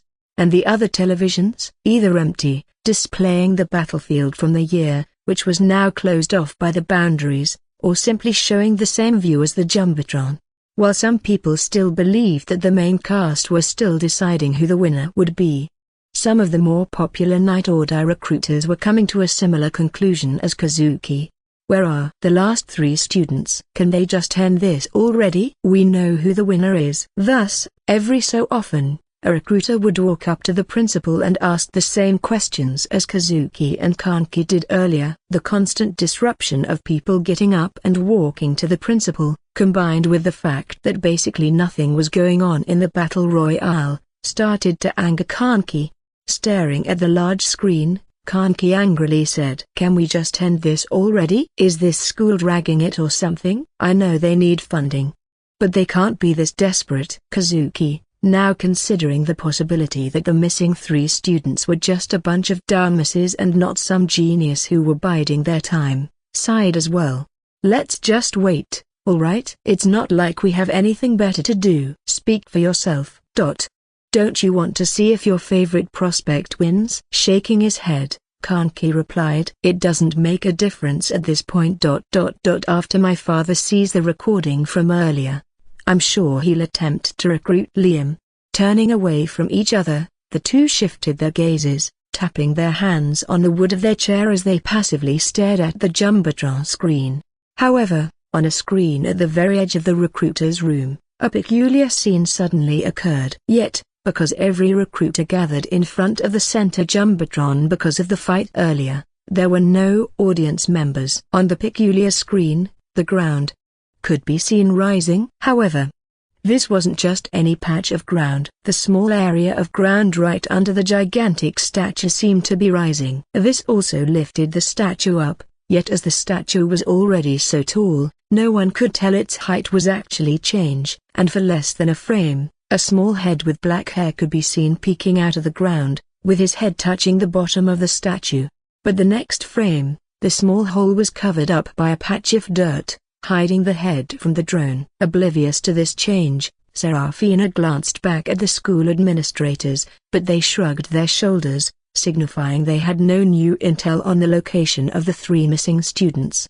Then, the barrier finally closed, blocking off the surrounding forest. The magic space, once as big as the island Celestial Academy was on, was now as large as a classroom. Rumble. At that moment, the entire ground suddenly shook, making it seem like an earthquake was occurring. Feeling the ground shake below him, Liam immediately tightened his grip on the sword before stepping backward until his back was the hard stone of the statue.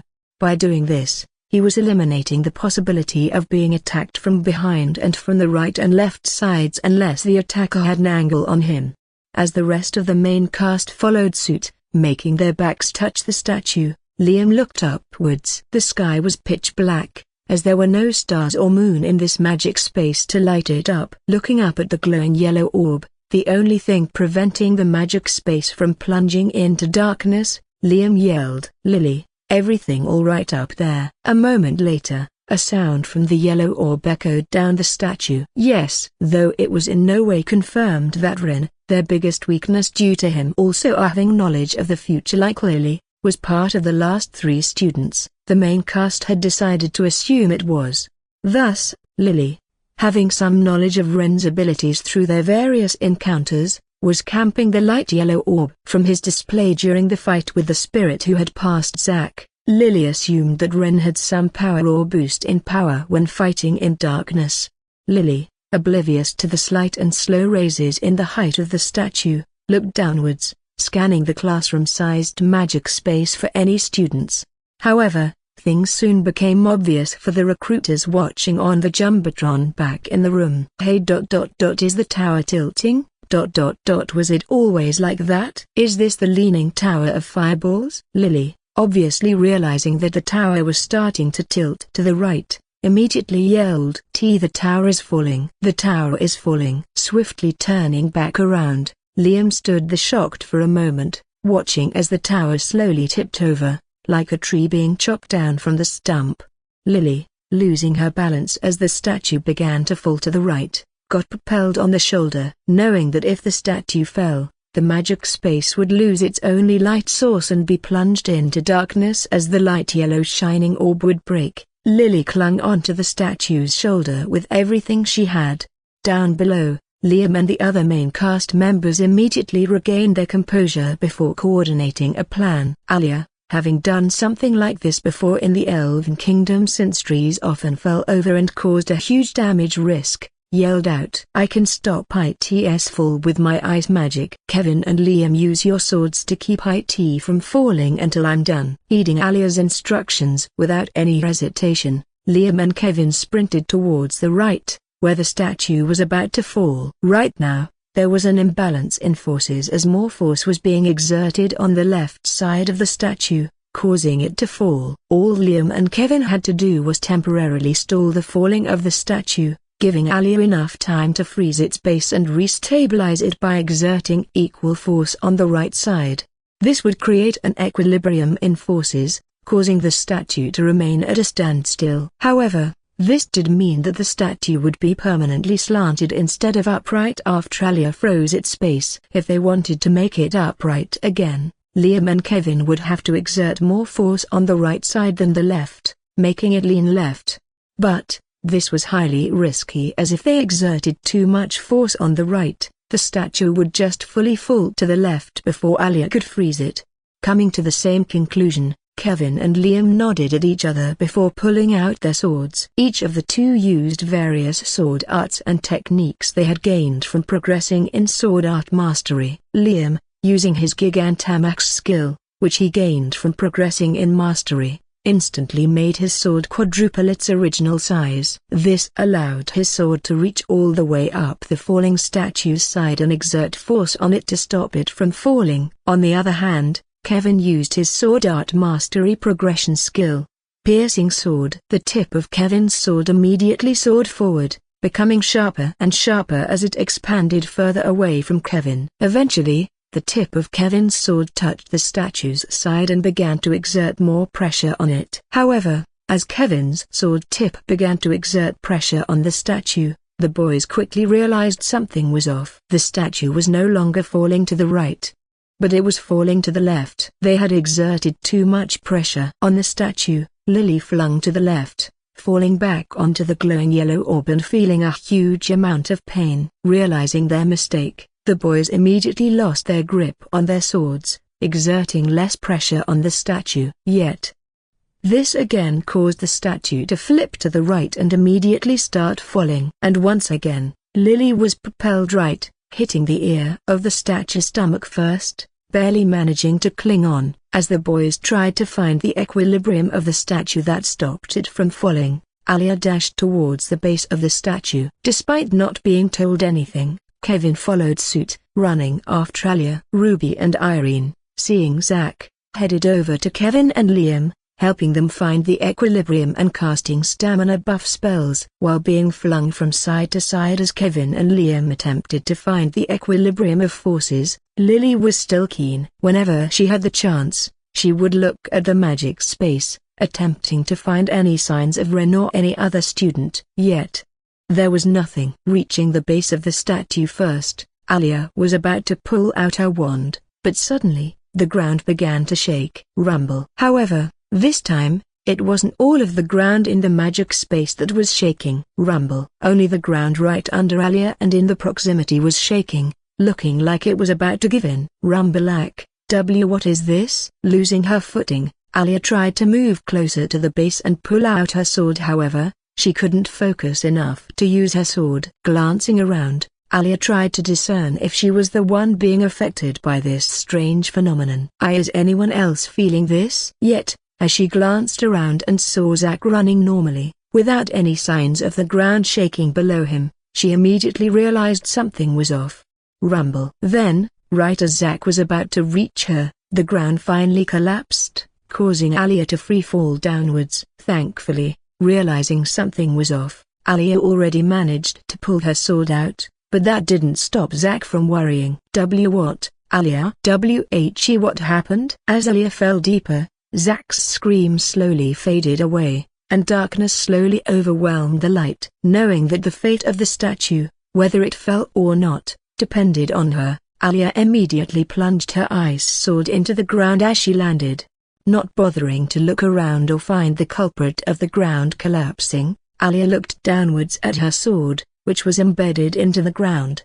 Feeling the temperature in the underground area grow colder, Alia immediately began manifesting an ice pillar, slowly lifting herself up. Though she knew that the ground collapsing was unnatural and there was likely an enemy nearby, Alia did not wish to engage in a fight. She knew that Kevin and Liam wouldn't be able to hold on much longer, so she had to get to the surface and stop the statue from falling with her ice magic. However, as Alia slowly rose up into the air, closer and closer to the surface, a very familiar voice echoed throughout the underground area.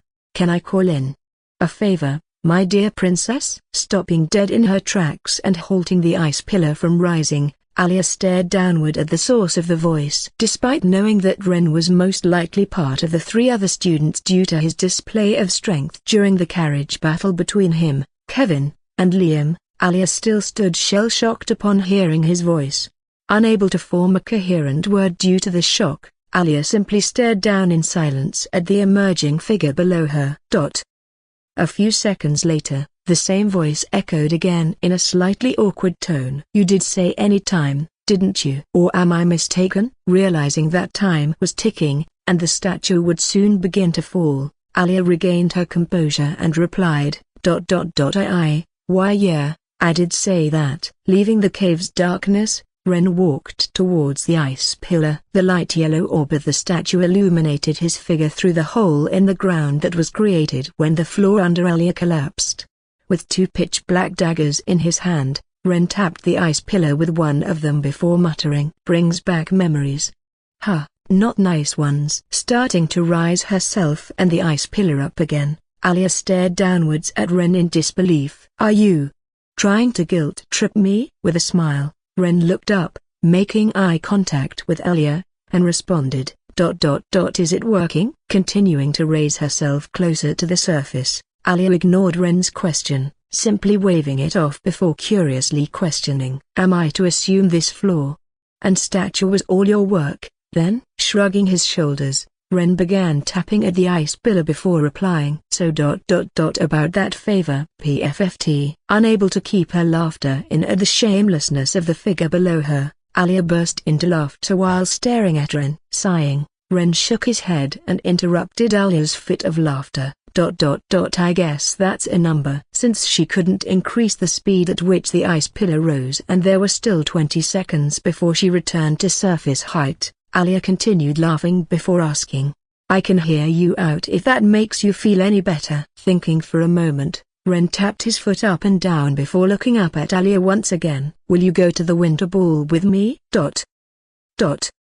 As Alia immediately lost her focus due to Ren's words, the ice pillar stopped rising, causing more time to be wasted. Standing on the ice pillar and glancing at Ren down below, Alia began to recall how he had acted in the past. The Ren she had seen over the past few weeks would never say something like that. Then, at that moment, it clicked for her. At this moment, Ren and she were enemies. She had been fooled because, during her times with Zack and Ren, she had been so used to being on Ren's side, not the opposite. With her face red, Alia realized her mistake and desperately began trying to calm her mind. But the precious seconds had already been wasted. A couple of seconds later, the ice pillar began rising again.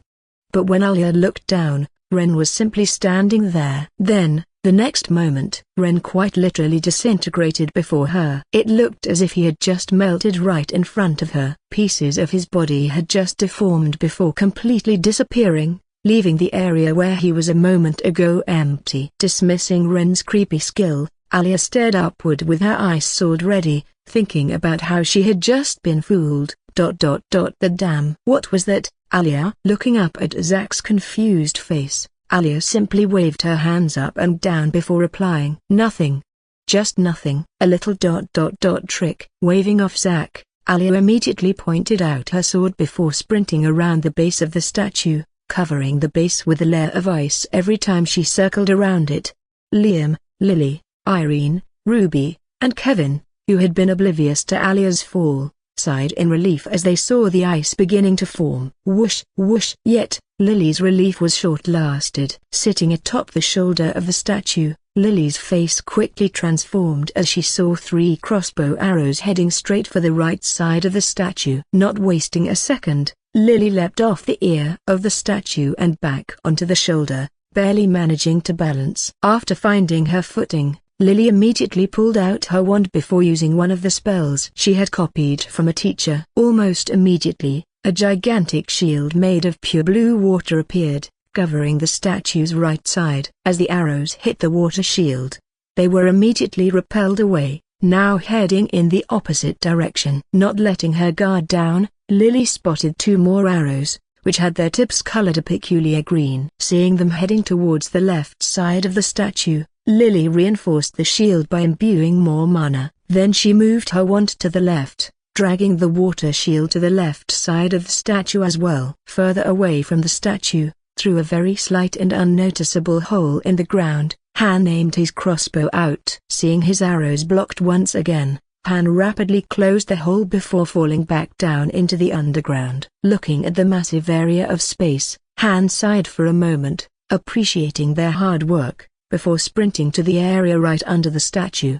They had cleared out the entire underground, making it no longer a tunnel but an entire cavern close to the size of a classroom in the Celestial Academy.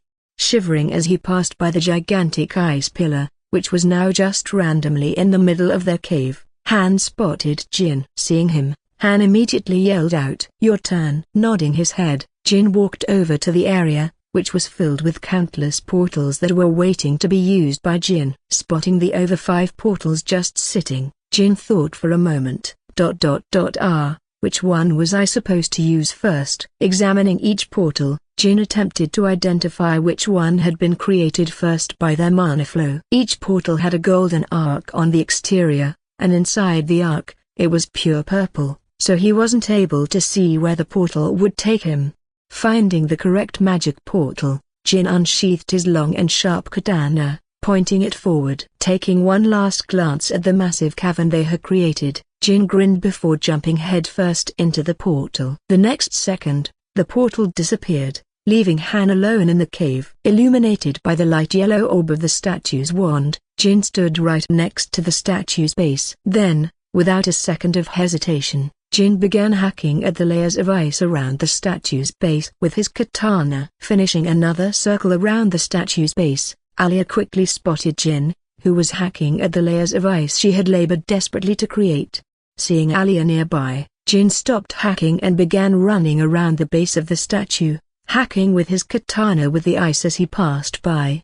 Following his lead, Alia chased after him, but her efforts to add more ice were cancelled out by Jin's hacking, which weakened the base.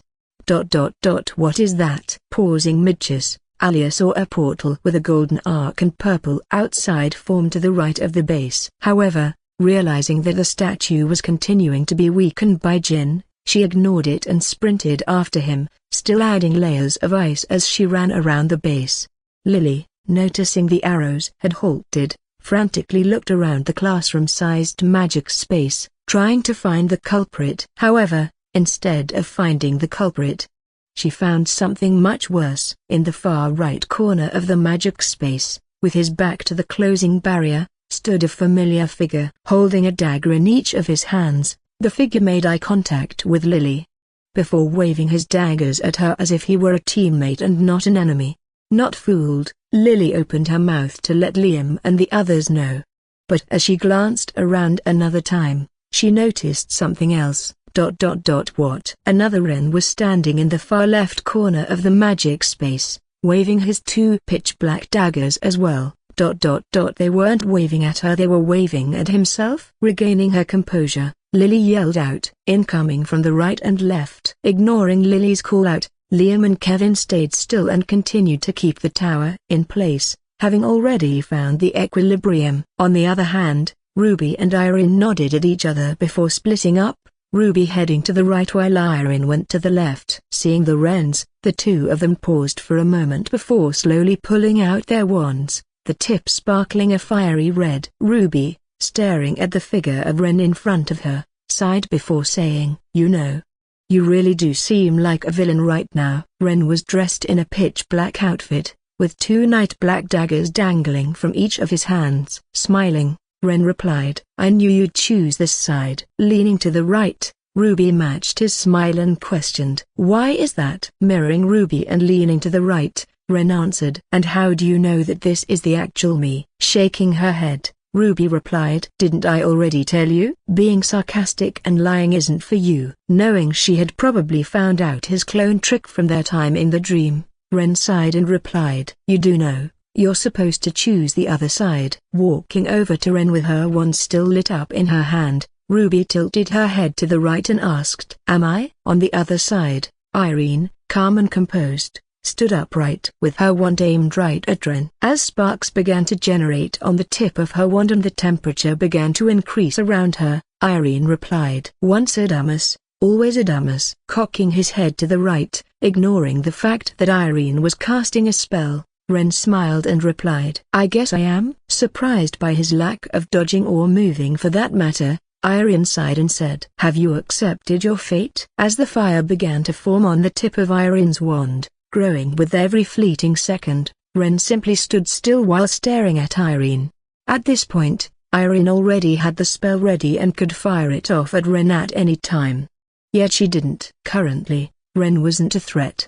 He was just standing there, doing nothing. He had even dropped both of his daggers to the ground, showing that he was not a threat. Seeing Wren stay silent without any intentions of answering her question, Irene sighed before raising her once again. This was just a big waste of time. And just as Irene was about to shoot the Fire Phoenix spell at Wren, his voice suddenly stopped her. "Was it?"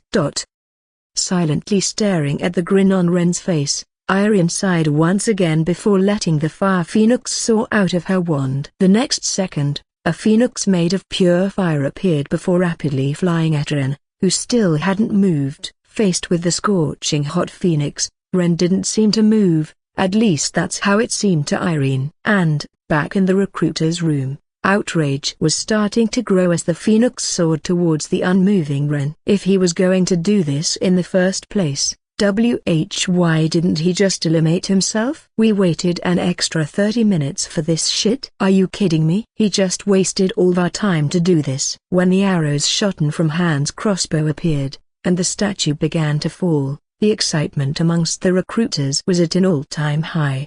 They had assumed there was going to be a big, thought-out plan as the three students had been missing for the entire battle royale. Surely, they could have come with something in the 3 hours they were hidden from the sight of the drones. Yet, as they stared at the statue, which was beginning to stabilize as Kevin and Liam found the equilibrium, and Wren, who was basically forfeiting and allowing himself to be hit by Irene's Phoenix spell, that excitement rapidly transformed. They had gotten their hopes up for nothing. So, what the hell were they doing all this time? Did they take a nap or something? The battle royale should have ended after the Butters and Liam fight. However, the recruiters were oblivious to one thing. They were two Wrens. On the Jumbotron, only the Wren facing Irene was visible, so they had no idea that another Wren was currently with Ruby. In fact, no one, not even the principal, noticed there were two Wrens. Only Lily, Ruby, Irene, and Wren himself knew that there were currently two of him on the battlefield. Wren hadn't been doing nothing while Han and Jin began clearing out the secret tunnel, transforming it into a large and wide cave that encapsulated everything under the statue. He had been looking for a blind spot. There were currently only 5 drones in the magic space, as the other 95 had been removed. The magic space was only size of a classroom, so having 100 drones would cause the drones to constantly bump into each as there wasn't enough space in the air.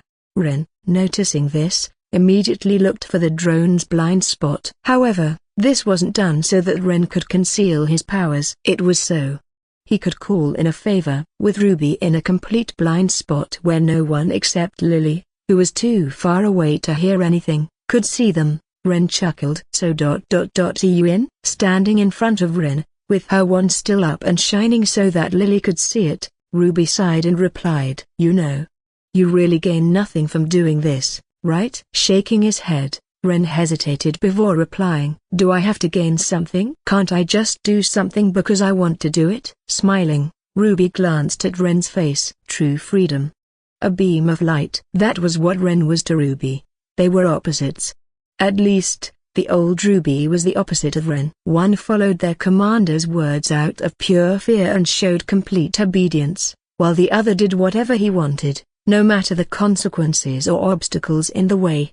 Someone who was truly free from all constraints. There was nothing stopping him from doing what he wanted, even if it meant outsmarting the 6 smartest students in the academy. The other, a drone, obeying all their orders without a single complaint. Maybe that was why they got along so well at the start. They do say opposites attract. Raising her hand and lifting one finger up, Ruby responded. One condition. Not waiting a moment, Ren eagerly replied. What is it? Let me join this as well.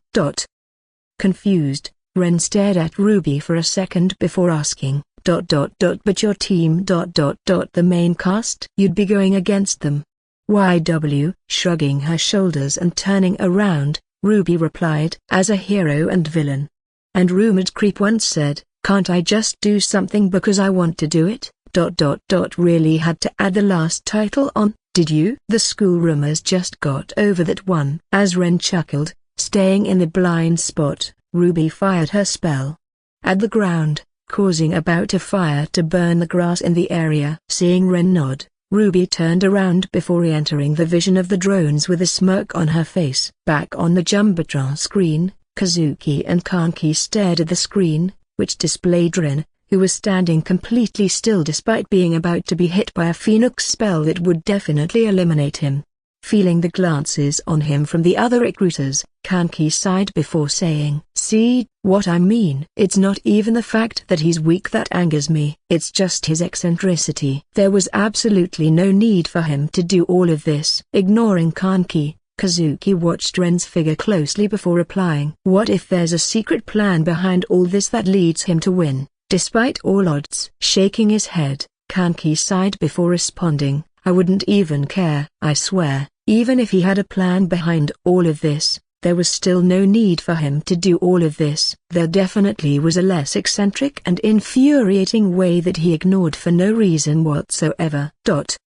Seeing Kazuki silent, Kanki continued. I mean, he has to know he's pissing off all the recruiters by doing this, right? Knowing the Kanki was most likely right, Kazuki nodded his head before returning his attention to the Jumbotron. Then, as the beak of the Fire Phoenix touched Ren, the room went silent, waiting to hear the voice that would announce his elimination. Yet, that voice never came. On one of the smaller screens, Alia caught up to Jin, who was still rapidly hacking at the ice layers on the statue's base. But as Alia thrust her rapier forward, Jin jumped in the portal, disappearing without any trace. The portal vanished when he entered. Ren, staring and seeing that Jin had vanished, stretches his hands outwards. Well, it's time to get some eliminations. From a distance, Ren timed it perfectly so that he just missed his corrupted figure right as the Fire Phoenix was about to hit it. Unfortunately, Ren did lose some corruption in the process, and part of the Phoenix melted the corruption. However, it was worth it in his mind.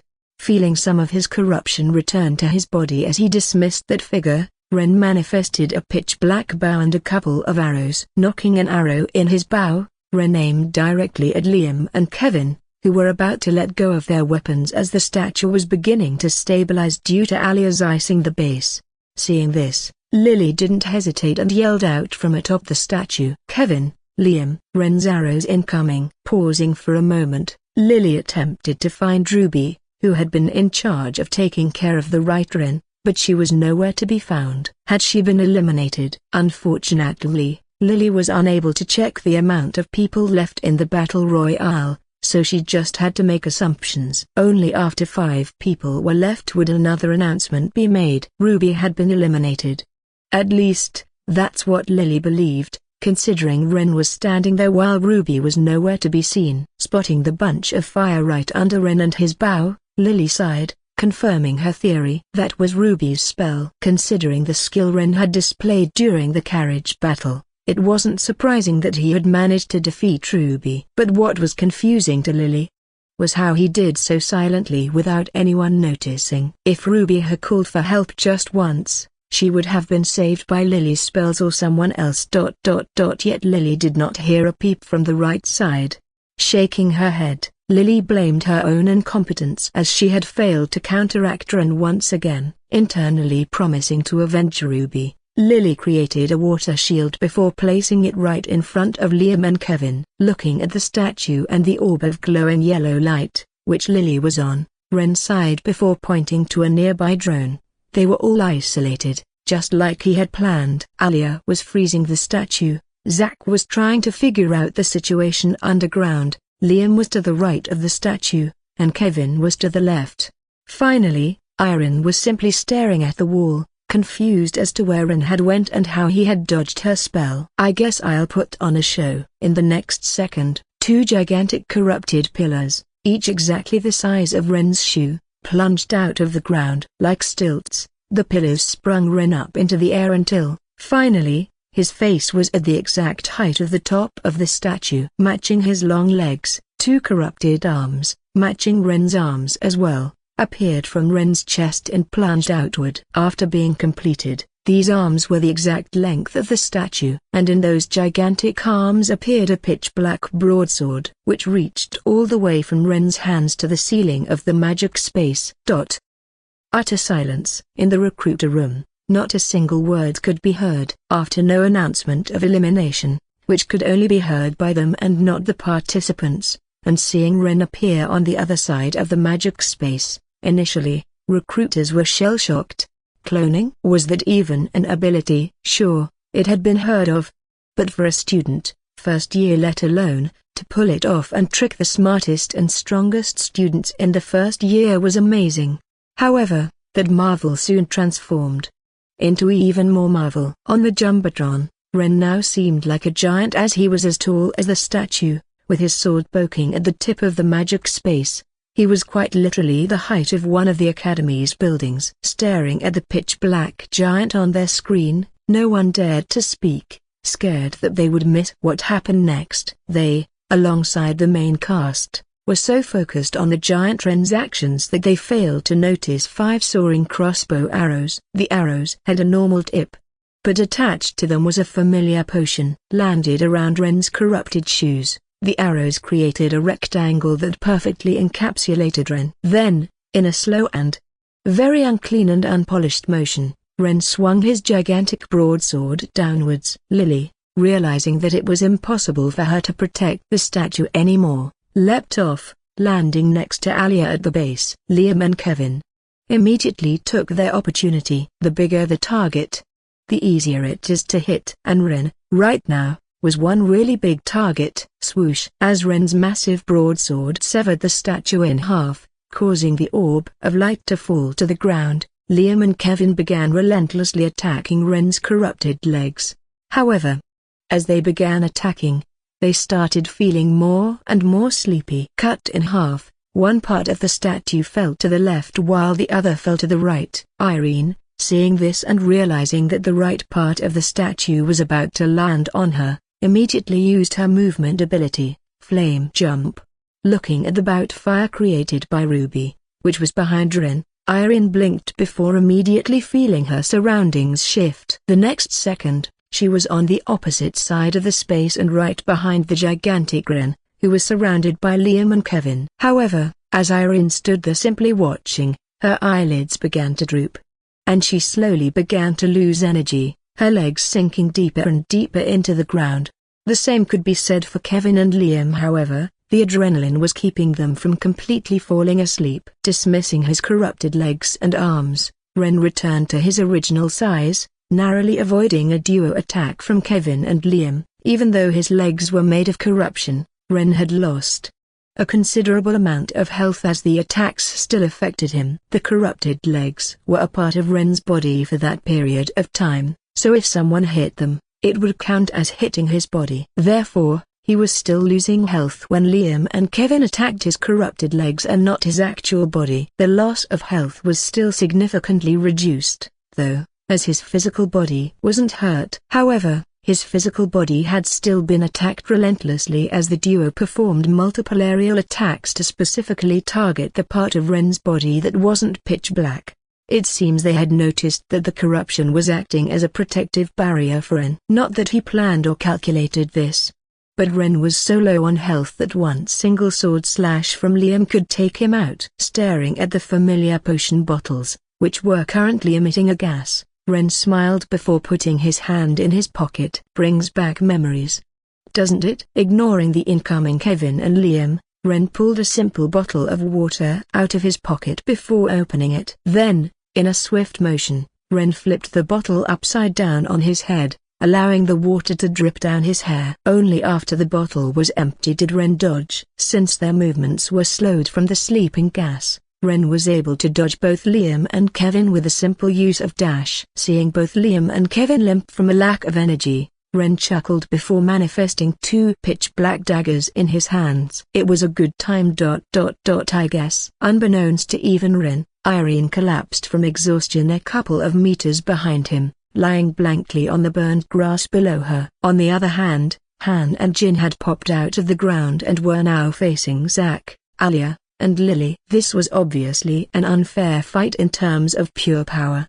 However, Han and Jin had their own advantage. Rumble. The next second, the ground under Jin, Han, Lily, Alia, and Zack collapsed, sending all of them free-falling into the underground space below.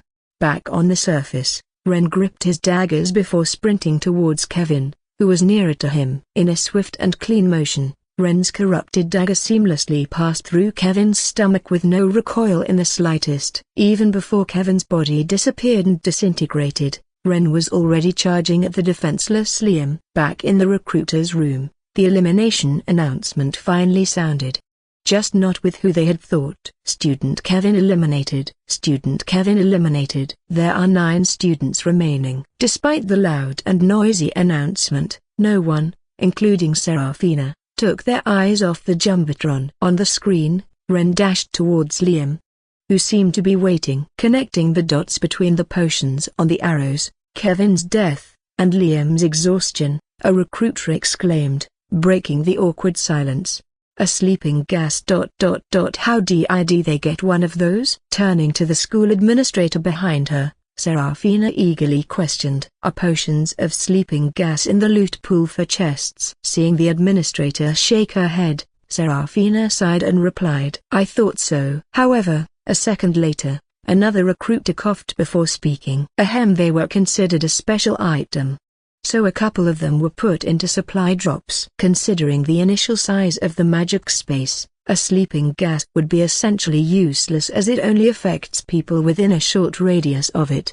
Still, if you could limit the opponent's movement, the sleeping gas was still powerful. So they added to the loot pool. But now that the magic space was so small, a sleeping gas was lethal. Keep in mind that since this was in a magic space and a holographic world, none of the items here were considered real. So the school wasn't breaking any legal rules. Shaking her head, Serafina returned her attention to the screen. Only to see a surprise waiting for her. Liam was resisting the sleeping gas. On the screen, a light blue hue was surrounding his figure, keeping the sleeping gas from reaching him. Ren, noticing this far too late, had his daggers downward and relaxed posture, so Liam was easily able to catch him off guard. In contrast to his limping figure a second ago, Liam burst forward, his broadsword also surrounded by a light blue hue. Back on the battlefield, Ren, completely caught off guard by Liam's resistance to the sleeping gas, activated the usage period of the dash.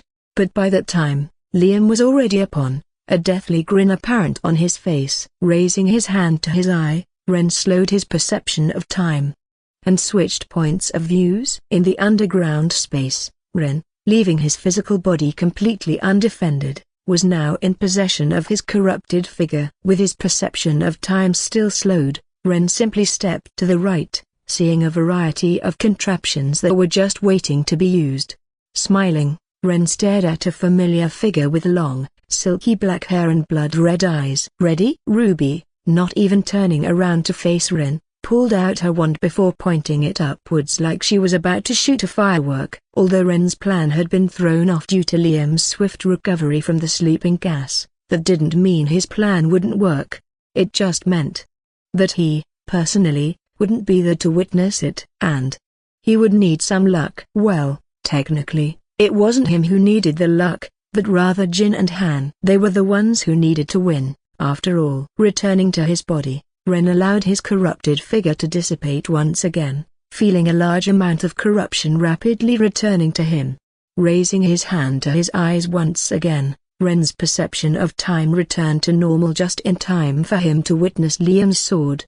Ren calculated that, in less than a second, Liam's sword would swiftly pierce through his body, completely eliminating him. He could dodge, but Liam would just move his sword and predict Ren's dodge. Even dash would be useless here, considering the fact that it required time to use because Ren needed to activate its usage period first. His elimination was guaranteed no matter what slowing time or overpowered ability he used. Flimsily raising his dagger, Ren watched as the tip of the dagger shined a golden hue as Ren lazily mouthed "Serpent Slash." Liam, who was at more than half health, wasn't worried about taking a hit from Ren as he knew he could survive it. A loss of health was a small price to pay for the elimination of Ren, in his opinion. Thus, ignoring the fact that Ren raised his daggers, Liam sprinted forward, plunging his sword right at Ren's chest. Staring at the sword heading right for his chest, Ren sighed before stepping forward. Instead of letting the sword come to him, Ren stepped forward, right into the sword. However, as the sword pierced through Ren's skin, he flimsily raised his daggers before thrusting them forward at Liam. As his health bar sank to 0, Ren felt the tip of his daggers touch Liam's skin and tear through his clothes. Relaxing, Ren closed his eyes, waiting to be transported out of the magic space and back to the classroom. Boom! Just as Ren felt his surroundings shift, a sudden noise and explosion interrupted his moment of silence, ringing through the entire magic space. Well, it's up to luck now. Back in the recruiter's room, a couple of recruiters shed tears upon seeing Ren's dramatic death. What a noble man, accepting death so gracefully. Sniff. You tried your best, Ren. It was a 3 versus 7. Don't worry, you won in my eyes, Ren. So inspirational, man. What's his student number? I need to recruit. Interrupting the yells, a loud feminine voice echoed throughout the halls, silencing everyone else. That's my recruit for you. Knew it since the day I first saw him. However, Kanki was pissed as ever. Not because of his brother's skill or loud yells echoed throughout the recruiter's room, but Ren's personality. Practically standing on his chair, Kanki turned to Kazuki while frantically pointing at the screen. You see that? You see that? With a slight smile on his face, Kazuki sighed and turned to Kanki. What is it now? Throwing his hands up in his hair, Kanki stood up and walked to the Jumbotron screen. He's farming sympathy. What is this bullshit? Is this a pity party? He lost. WHYR happy for him? Ignoring Kanki's angry rambling, Kazuki chuckled, recalling how Ren had gone out of his way to fake an injury to attract attention from the adults back at one of their noble parties. Student Ren has been eliminated. Student Ren has been eliminated. There are 8 students remaining. However, overshadowing Ren's announcement of elimination, something else suddenly occurred on the Jumbotron screen. Boom! Kanki, already standing right next to the Jumbotron, watched in awe as the ground suddenly imploded. A flash of red shone through the cracks in the floor, before instantly disappearing. Then, in the next second, the ground burst upwards, like lava erupting from an active volcano. In quick succession, multiple screens all around the room immediately went pitch black as their connection had been cut off. The rocks and ground had flown upwards from the explosion, hitting multiple drones and instantly breaking them. Thankfully, the drone connected to the Jumbotron was more protected and durable, so it resisted the onslaught of rocks and dirt. However, what appeared after the onslaught was over left everyone shocked. Now that the ground was gone, the underground space was visible to all the recruiters. Staring at the gigantic space under the ground in awe, Serafina sighed before turning to the school administrator behind her. Please get a better way of capturing footage for next year. Understood. As awe at the gigantic underground space faded away, the recruiters began to see Han, who was diving and running through secret tunnels he had made in advance. After shooting an arrow with his crossbow, Han would run into one of the countless holes in the wall. Before returning to the opposite side of the underground space, Jin was doing the same, but instead of secret tunnels, he had countless portals set up all around the underground space. That's how Jin and Han were able to hang on for so long during their fight against Alia, Zack, and Lily for so long. However, their facade was falling. Jin, being hit by one of Lily's water spells, and Han, hit by an ice spell and Zack's battle axe, were slowly losing health and energy. Panting, Jin stopped for a second and turned to Han. Isn't Ren supposed to be here by now? Boom. Ruby, sitting down on the ground, with her wand sparkling a bright red, stared at the countless explosives below her. According to Ren's instructions, she had stolen all the explosive-related items that the main cast had brought along after their fight with the Student Alliance earlier. Good luck to me, I guess. Letting a grin creep onto her face, Ruby allowed the tip of her wand to burst into flames. Then, instead of simply casting the spell, Ruby threw her wand with the burning tip at the explosives as if using a match to start a fire. Rumble, rumble, rumble. As the explosives began to ignite, the entire magic space, both above and underground, began to quake and shudder. Han and Jin, thinking this was probably one part of Ren's crazy schemes, accepted their fates and sat down. The two boys simply sat down crisscross before staring upward at the sky through the massive hole in the ground created by their fight with Alia, Lily, and Zack.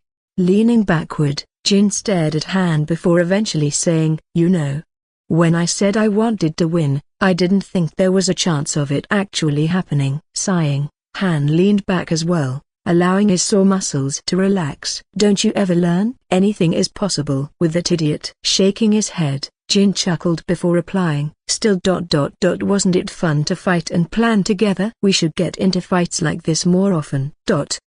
Ignoring Jin's comment, Han simply shook his head, grinning while staring at the pitch-black sky above. Lily, staring at the two boys sitting on the ground and feeling the constant tremors, also sighed before looking up. Alia, perhaps also realizing that escape was impossible, did the same. While Zack sat down crisscrossed on the floor as well. Back on the surface, Liam, feeling the ground quaking and shuddering below him, immediately suspected something was off. Although he couldn't see what was exactly happening below the ground, he knew that Lily, Alia, and Zack were engaged in a fight down there. Catching his breath for a second, Liam was about to head underground, and the floor below him suddenly quaked. Not just a normal quake. The ground quite literally split up into two, creating a gigantic chasm in the middle of the magic space. The chasm, stretching from one boundary of the magic to the other, opened up, allowing Liam to see what was happening below. Seeing Lily staring upwards, Liam was about to ask how things were going when Lily started frantically waving at him. Pointing into the distance, Lily rapidly gestured to move before yelling, "Get out of here! It's going to explode!" Liam, not wasting a second, attempted to move. But when he commanded his leg to move forward, it stayed still. After a moment, Liam realized that his body was completely paralyzed. No matter how he tried or told his brain, his body didn't budge a single inch. Was it his nerves? No. He had been in plenty of near-death situations before, but his body had never frozen up like this before. What was the difference between here and before then? Ren, boom, boom. As the ground shook more violently and the chasm burst into a cacophony of sounds that pierced Liam's ear, Liam began more frantic, shivering at the explosions that vaguely seemed like fireworks that were now flying out of the chasm. Liam once again commanded his body to move. However, it actually moved. Not expecting anything to happen as it had been a second since he last tried, Liam awkwardly took a step. But before he could take another step, a gigantic firework had flown right out of the chasm and was now right before him. Ren, that son of a bee, Back in the recruiter's room, the entire room was filled with excitement as they watched the fireworks show take place from the best perspective. Since the drone was above the chasm, it caught every single firework that flew out of the chasm. Almost all of them didn't even hit anyone. But nonetheless, the massive fires and explosions that happened when they hit the ground sent waves of excitement through the recruiters who were watching. Kazuki and Kanki were eagerly staring at the bottom of the chasm, seeing who would survive out of Han, Jin, Lily, Alia, and Zack. However, surprising all of them, the first elimination was someone else. Student Ruby, Scarlet, has been eliminated. Student Ruby, Scarlet, has been eliminated. There are 7 students remaining. Having not seen this Ruby character on screen for over 10 minutes, the recruiters had practically all forgotten about her. Paying no attention to Ruby's elimination announcement, everyone eagerly watched the bottom of the chasm. Fireworks were blasting and bouncing off the walls of chasms randomly, and each time a firework hit the ground, it exploded, causing a bout of fire and smoke to appear. And despite all of this, 2 figures continued sitting, while leaning back and ignoring the chaos unfolding around them. Jin, scratching his hair, sighed as a firework whizzed right by him. "Shouldn't we do something, Han?" Han laid back on the ground with his eyes closed, covering his ears before emotionlessly replying. "With the amount of fireworks around us, attempting to dodge would only be useless. So, we're just sitting down and waiting for them to eventually hit us, I guess." On the opposite of the cavern, Lily and Alia, who had been grouped up together, was suddenly hit by a firework. In the next second, 2 fireworks hit Han and Jin, causing their health to drop rapidly. And finally, Zack was left unharmed. Leaning against the wall, Zack stared, his eyes full of pity, as his teammates were about to lose all of their health. Remembering that they had decided Liam would be the winner, Zack smiled before eliminating himself. Above ground, Liam, spreading his arms, simply stared at the firework with his mouth open. A couple of seconds later, Liam was nowhere to be seen as the firework one-tapped him, since Ren's dagger strike earlier had also taken Liam's health while paralyzing him. Only a couple of seconds later, the underground was also empty, as fireworks aimlessly bounced around the wall. But there were no humans to be hit. As the fireworks show ended, the recruiters eagerly listened to the elimination reports while still staring at the screen. Student Zack has been eliminated. There are 6 students remaining. Student Liam has been eliminated. There are 5 students remaining. Student Alia has been eliminated. There are 4 students remaining. Student Lily has been eliminated. There are 3 students remaining. Student Han has been eliminated. There are 2 students remaining. Student Jin has been eliminated. There is 1 student remaining. The battle royale has ended. The winner is Student Irene. Congratulations, Irene.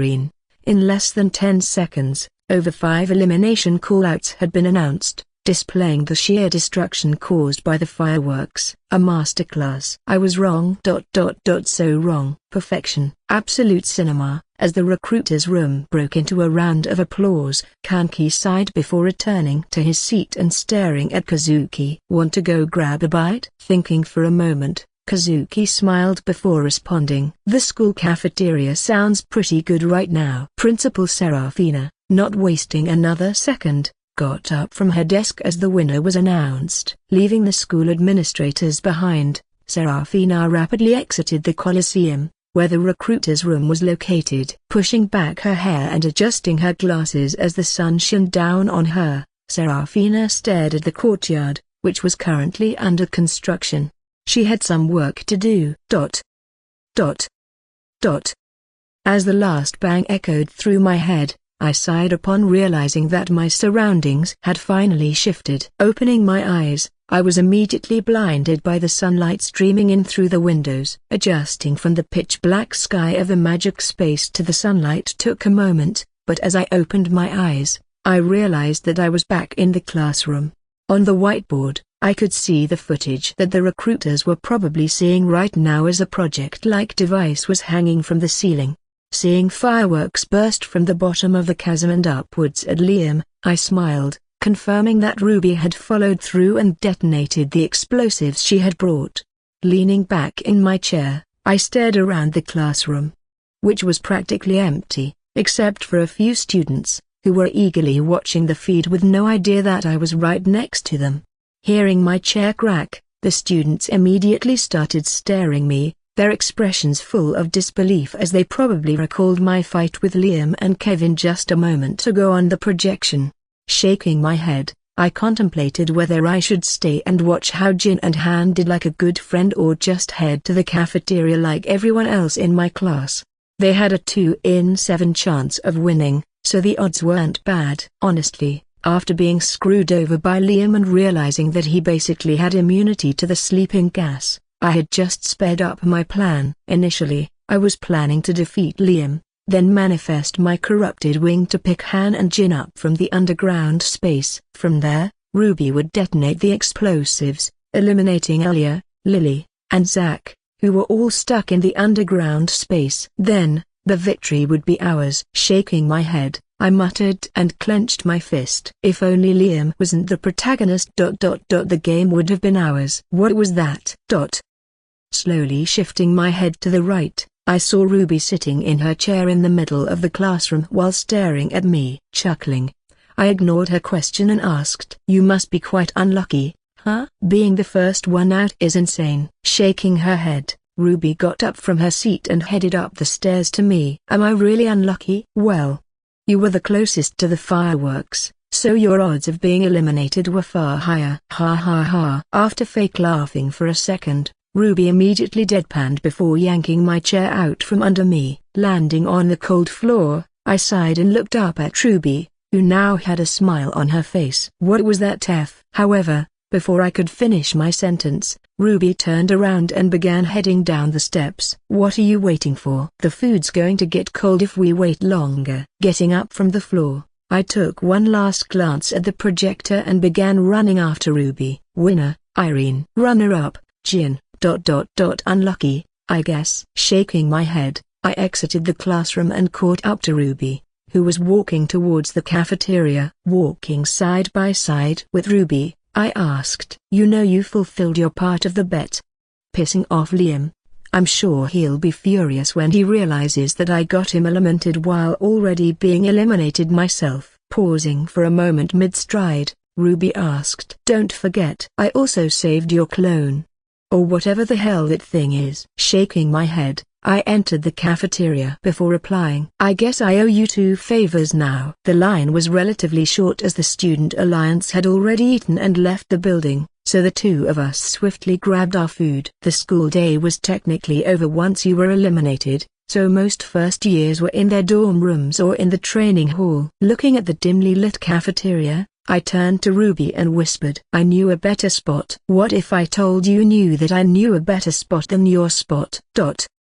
After a quick game of rock paper scissors, which I proposed to Ruby, I grabbed my tray and followed Ruby as she led me to her spot. Heading outside of the first year building, I followed Ruby as we walked by countless benches and other eating spots. However, instead of stopping, Ruby continued forward, heading straight for the forest that surrounded the campus. Stopping for a second, I questioned, "Where exactly is this spot?" Seeing me halt, Ruby ignored my question and grinned before grabbing my shoulder and dragging me forward into the forest ahead. "You don't trust me? I do." As the 2 of us entered the forest, I caught up to Ruby, walking side by side with her while admiring the scenery of nature around us. The leaves, previously a lush and vibrant green, were now dry, with some trees actually devoid of any leaves. Winter was starting. Looking up at the sky, which now had multiple gray clouds, indicating a change in weather, I sighed, manifesting a corrupted sweatshirt. Turning to Ruby, I said, "It might snow while we eat all the way out here, you know." Raising her hand to the sky, Ruby hesitated before replying, "I've never actually seen snow before." Was winter and snowing a once-in-a-lifetime occurrence in this world, or was Ruby just different? Not wanting to drag the mood down by questioning as to why, I simply replied, "Well, today might be your lucky day." Pausing for a moment, Ruby smiled before slowing down and waiting for me to pass by her. Then, without even telling me anything, Ruby tapped my back before saying, "Do you remember this?" Nodding my head, I immediately responded, "I already told you, didn't I?" "I don't forget any place." Sympathetically patting her on the shoulder, I added, "This is where we ate the candy basket after coming back from the training camp and cruise ship." Shaking her head, Ruby resumed walking and sarcastically responded, "It's because of the candy, isn't it?" As the two of us finally arrived atop the hill where we had come months earlier to share the basket of candy we had gotten from protecting the museum from djinns, I set down my tray. Realizing that the ground was I stopped Ruby from sitting down and manifested a makeshift blanket using corruption. After laying the big blanket of corruption down over the cold and hard floor, I sat down before grabbing my tray. Hesitating for a moment, Ruby poked at the corruption before finally sitting down. Picking up her fork, Ruby continued touching the corruption before curiously asking, "Can you make anything with whatever this is?" Nodding my head, I replied, "Yeah, basically." Stopping me mid-sentence, Ruby pointed outward at the lake surrounding the academy. "Oh, look, it's frozen." Following Ruby's finger, I spotted the body of water surrounding of the academy, noticing that the lake's surface was almost completely frozen. Shaking my head, I half sarcastically and half not sarcastically muttered, "Where am I going to go swimming now?" PFFT. As the two of us were discussing various topics ranging from our recent plan in the battle royal to our exam grades, the food quickly disappeared from our plates. Staring at my empty tray with a shocked expression, I said, "Wow, I think this is the first time I've eaten a full school lunch from the cafeteria." Ruby, who was accustomed to Lily's cooking by now, was also surprised by the fact that she was able to eat a whole tray of the cafeteria's notoriously bad food. Leaving the forest after a whole hour of talking and relaxing after the battle royale, Ruby and I went our separate ways. Ruby went to some post-event meetings for the main cast, where they would discuss what happened and strategies for the Winder Wonderland event. On the other hand, I simply went back to my dorm room. Well, it wasn't like I was unshamed or happy. Rather confused. At first, I thought that revealing my powers would be detrimental and cause me to be targeted by djinns every second of the day. But now that I had just come out and showed off my powers, I felt the same. Sure, some djinns probably knew of my name by now. But who cares? If they were scared and hiding in the shadows, I could probably beat them already. It felt kind of liberating, not having to act like some weak idiot anymore. Passing by students on my way to the dorm building, I was also happy to see that I was receiving no stares. Perhaps it was because the second years and above hadn't heard of what happened yet, but I was going to enjoy it while it lasted. Heading up the stairs, I wasn't even surprised to see a familiar figure with blonde hair standing outside my dorm room. Walking past her and inserting the key to unlock my room, I asked, "Is there something you need, Charlotte?" Pushing past me and entering my dorm room, Charlotte immediately sat down on the couch, prompting me to follow. As the door slammed shut, Charlotte immediately started speaking. "First, I must thank you for overshadowing my brother after your fight with Liam and Kevin. And the statue, I doubt anyone will remember Butters and Liam." Nodding my head, I simply shrugged my shoulders, as it wasn't like I had intentionally done it to stop Butters from gaining attention. Pausing for a moment, Charlotte stared around the room before saying, "You know, I knew you were strong and special, but not to the extent where you could take on the top-ranking first years." "Well, you know now." Getting off the couch, I began cooking a steak for my cat while Charlotte began asking various questions. "I'm guessing Liam and you have a bad relationship." "Yep. The thing you did was boost your height and wingspan. How tall can you be?" "No idea. It was my first time. I kind of just came up with the idea on the spot." As I sliced the steak and put it into my cat's bowl, Charlotte hesitated for a moment before finally asking, "Those boys, Han and Jin, are they worth recruiting?" Making a thumbs up symbol, I tried to reply in the most unbiased way possible. "I mean, you saw them go toe-to-toe with Elia, Lily, and Kevin. In my opinion, they would definitely be a good pickup for the Night Order." Clearly realizing I was biased, Charlotte smiled before getting off the couch and heading towards the door. "I'll let you rest." Nodding my head, I asked from the kitchen. Let me know who you plan to recruit. Waking up the next day, I did my typical routine of showering and changing into the academy uniform. However, since winter started, and as of yesterday night, it had started snowing, so we had new academy puffer jackets. Putting on the black puffer jacket, I also added in hand warmer, which was just a small stone imbued with fire magic that I had bought from some vendor, and headed out of the door.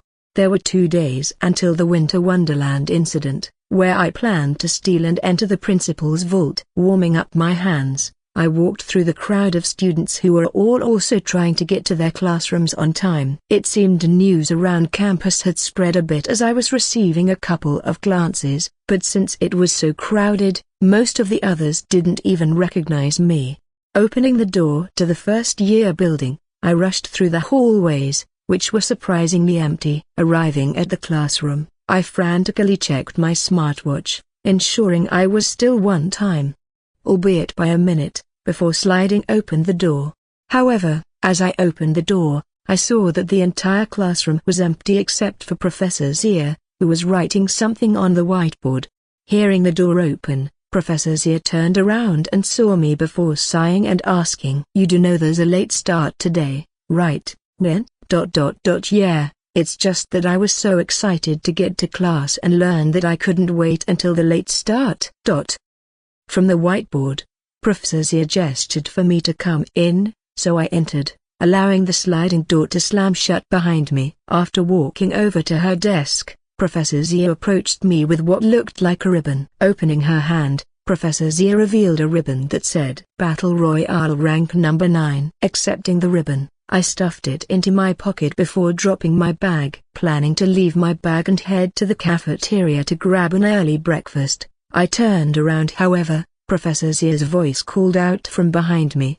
"Conveniently, there is another matter that involves you, Ren." Confused, I turned around and saw Professor Zia standing in front of me with, this time, a paper in her hand. "Your transfer into the royal dormitories has been approved by the principal. From this day forward, you will be living in your assigned room at the royal dormitories." Alternating glances between the piece of paper and Professor Zia's stern face, I muttered, "I didn't send a transfer rec." "I know, all right, then." Not unhappy at the fact that I was getting a better room, I slowly took the piece of paper from Professor Zia's hand, before also cramming it into my pocket. Maybe revealing my power did have some upsides. But why would I get upgraded to the royal dormitories? A special place for the top 10 rankers of the first years, second years, and their years. Don't tell me rankings are changing this soon. After staring at me silently for a couple of seconds, Professor Zia finally spoke once again. "Ren, I'm not sure as to why you've been hiding your skill for the past months of school. And I won't ask why. But, I hope in the future, you put your utmost into the academy and beyond." Seeing another paper appear in Professor Zia's hand, I didn't dare to turn around, and instead, in an emotionless tone, I asked, "Is there anything else?" Handing me another piece of paper, Professor Zia patiently stared at me, waiting for me to fully read it. "Class rep, you have been selected to be the class representative for your class for the remaining portion of the year. Please report to your teacher's classroom early once a week to discuss and plan events for your class."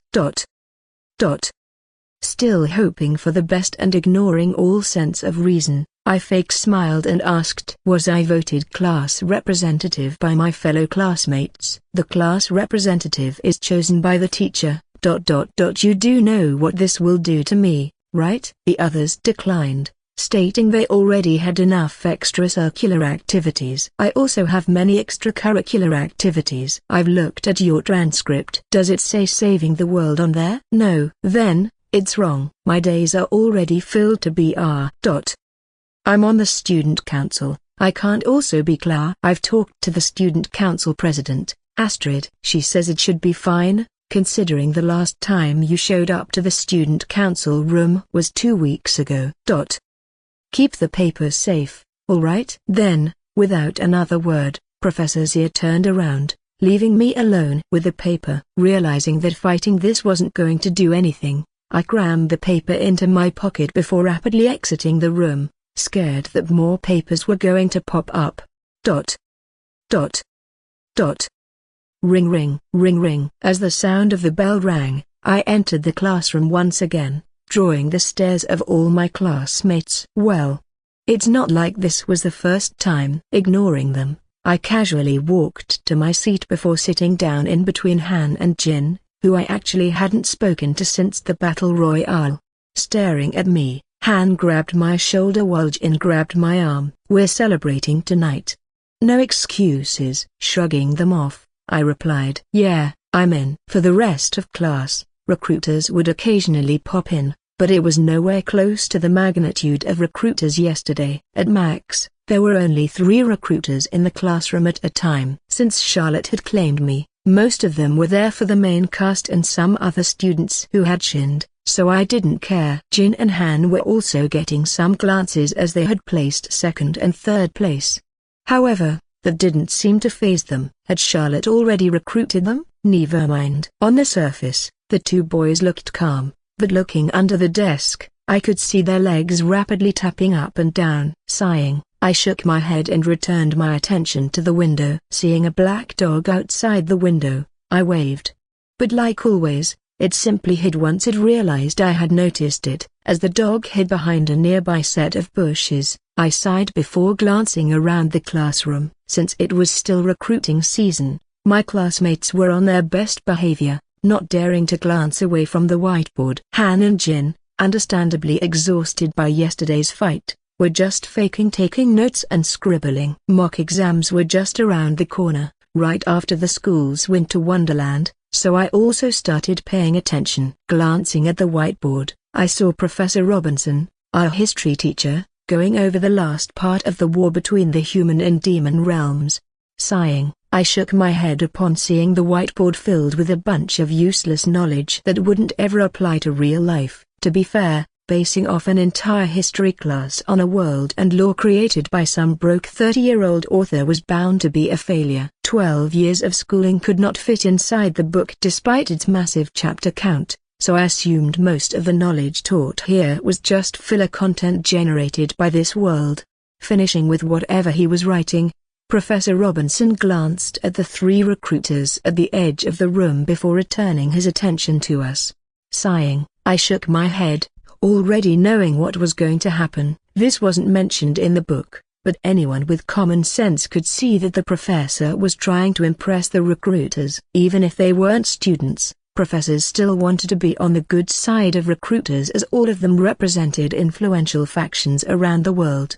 The academy paid well. But night orders paid way more. Adjusting his round-shaped glasses, Professor Robinson examined us, scanning the entire classroom. Then in an unusually sweet tone, varying from his usual stern way of speaking, Professor Robinson smiled and asked, "Would anyone like to volunteer to assist with a demonstration?"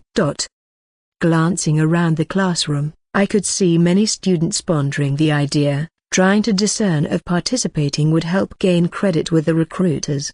Leaning back in my chair, I attempted to hide behind Han and Jin. Professor Robinson was already known for his over-the-top and extra way of teaching, so I didn't dare to imagine what would happen if he actually had to impress someone now. After thinking for a moment and seeing the classroom in silence, Professor Robinson sighed and said, "If no one wants to volunteer, I'll randomly select 2 students." Leaning back in my chair, I ignored his words and continued staring out the window. Professor Robinson wanted to impress the recruiters, so he wouldn't pick someone with a low exam score like me. Rather, he would pick the students with the highest grades and the most amount of renown to show off his teaching skills to the recruiter. Also, if a well-known student was selected, the recruiter would be more inclined to pay attention to his development as it would probably be more interesting. To no one's surprise, no hands went up even after his declaration, so Professor Robinson glanced around the room for a moment, pausing as his eyes passed by the center of the classroom. After a moment, Professor Robinson cleared her throat before kindly asking, "Ruby, would you like to participate in the demonstration?" "Liam, and would you like to as well?" As a sigh of relief washed over the classroom, Thanking that they had not been chose, Ruby and Liam nodded their heads. While it wasn't like they had much of a choice, if they refused to participate in Professor Robinson's demonstration right now, in front of the recruiters, this class would probably be hell for them until the end of the school year. Professor Robinson would surely make their lives difficult for the rest of the year if they stood him up right now. Walking to the stage, Liam and Ruby patiently waited with their backs against the board as Professor Robinson gathered materials from his desk. After a second, Professor Robinson emerged with a peculiar-looking device in his hands that resembled a volcano. Didn't I make something like that for my 6th grade science fair? And now, I'm a high schooler staring at the very same thing I made when I was 6 years younger. I've come full circle. Intrigued at whatever the hell Professor Robinson was going to do, I watched as he put the volcano on a table, which was visible to everyone in the classroom, before walking to the whiteboard. Gracefully grabbing a piece of chalk, Professor Robinson silently began scribbling away on the board. The Battle of the Harjan Mountain Range. Did I just foreshadow myself? I've come full circle. What the hell? The place where I first started and gained the power that would change the trajectory of my life was now standing in front of me in the form of some shitty paperwork project. Staring at the dim and uncolorful volcano sculpture at the front of the classroom, a sense of anger rose. I almost died. And they're treating it like that? My 6th grade self made a better volcano and mountain than that. Albeit with my parents' help. It should be a hallmark of human history. Resisting the urge to shoot an arrow right through the shitty volcano, I silently waited as Professor Robinson began to speak. Today, we will be doing a demonstration of how the humans took back the Harjan mountain range from the demons. Walking to the table, Professor Robinson pointed at various locations before continuing. Not only was the mountain range a big piece of land, but it was also a very important strategic location in the war. In fact, it was so important that it would be an over-exaggeration to say that the tides of the war totally shifted after the humans recaptured the territory. Mentioning the elephant in the room, Professor Robinson pointed at the volcano before adding, at the time of war, the mountain range contained a volcano, but over time, it has become dormant and covered up, so it is no longer visible. That's probably why I didn't see a volcano. Then, again, I was on the desperate lookout for the dragon's eye, which ironically came to me through the secret tunnel, so all my searching was practically useless. And then, because I wasn't able to access my system menu due to not meeting the bare threshold of stats required, I didn't even realize I had obtained it. So, then, instead of calling it a day because I had obtained the dragon's eye, I continued searching the caves, leading me to a near-death experience.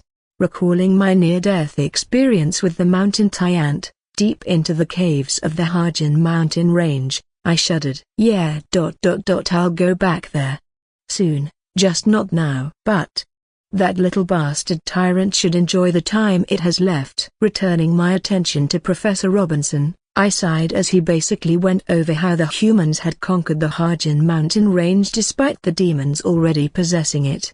In the book, it was simply said that the humans were able to take control of the mountains due to the demons being weakened. The demons were weakened as they had lost over 100 of their soldiers while trying to forcefully recruit a dragon that lived deep within the Harjan mountain range.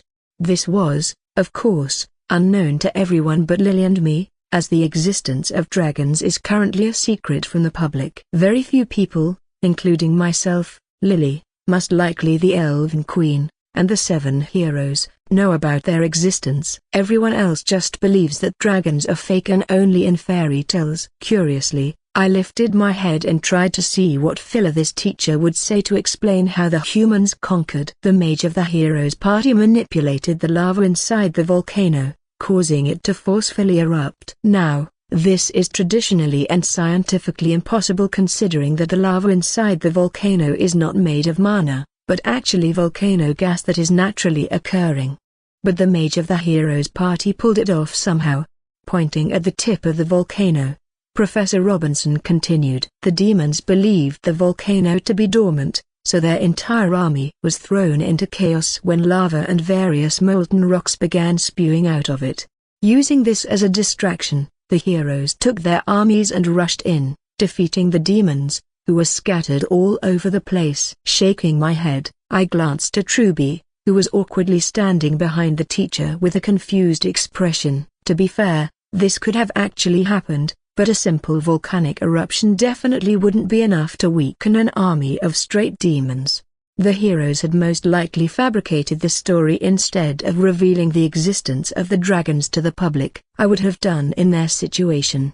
But then again, I don't call myself a hero, nor have I ever claimed to be one. Finishing up his story, Professor Robinson finally turned around to face both Ruby and Liam. Pointing at Ruby, Professor Robinson said, "Ruby, you'll be the demonic army. And Liam, you can be the heroes alongside their army." Confused, the two stared at Professor Robinson before asking in unison, "And how exactly are we supposed to do that?" Smiling, Professor Robinson made sure that the three recruiters were watching before gesturing for the two students to come forward. Also intrigued, I carefully examined the professor's every movement, trying to discern what he would do next. However, even with my one-of-a-kind eyesight and knowledge that surpasses everyone besides one person in this world, I couldn't have predicted or even come close to knowing what Professor Robinson did next.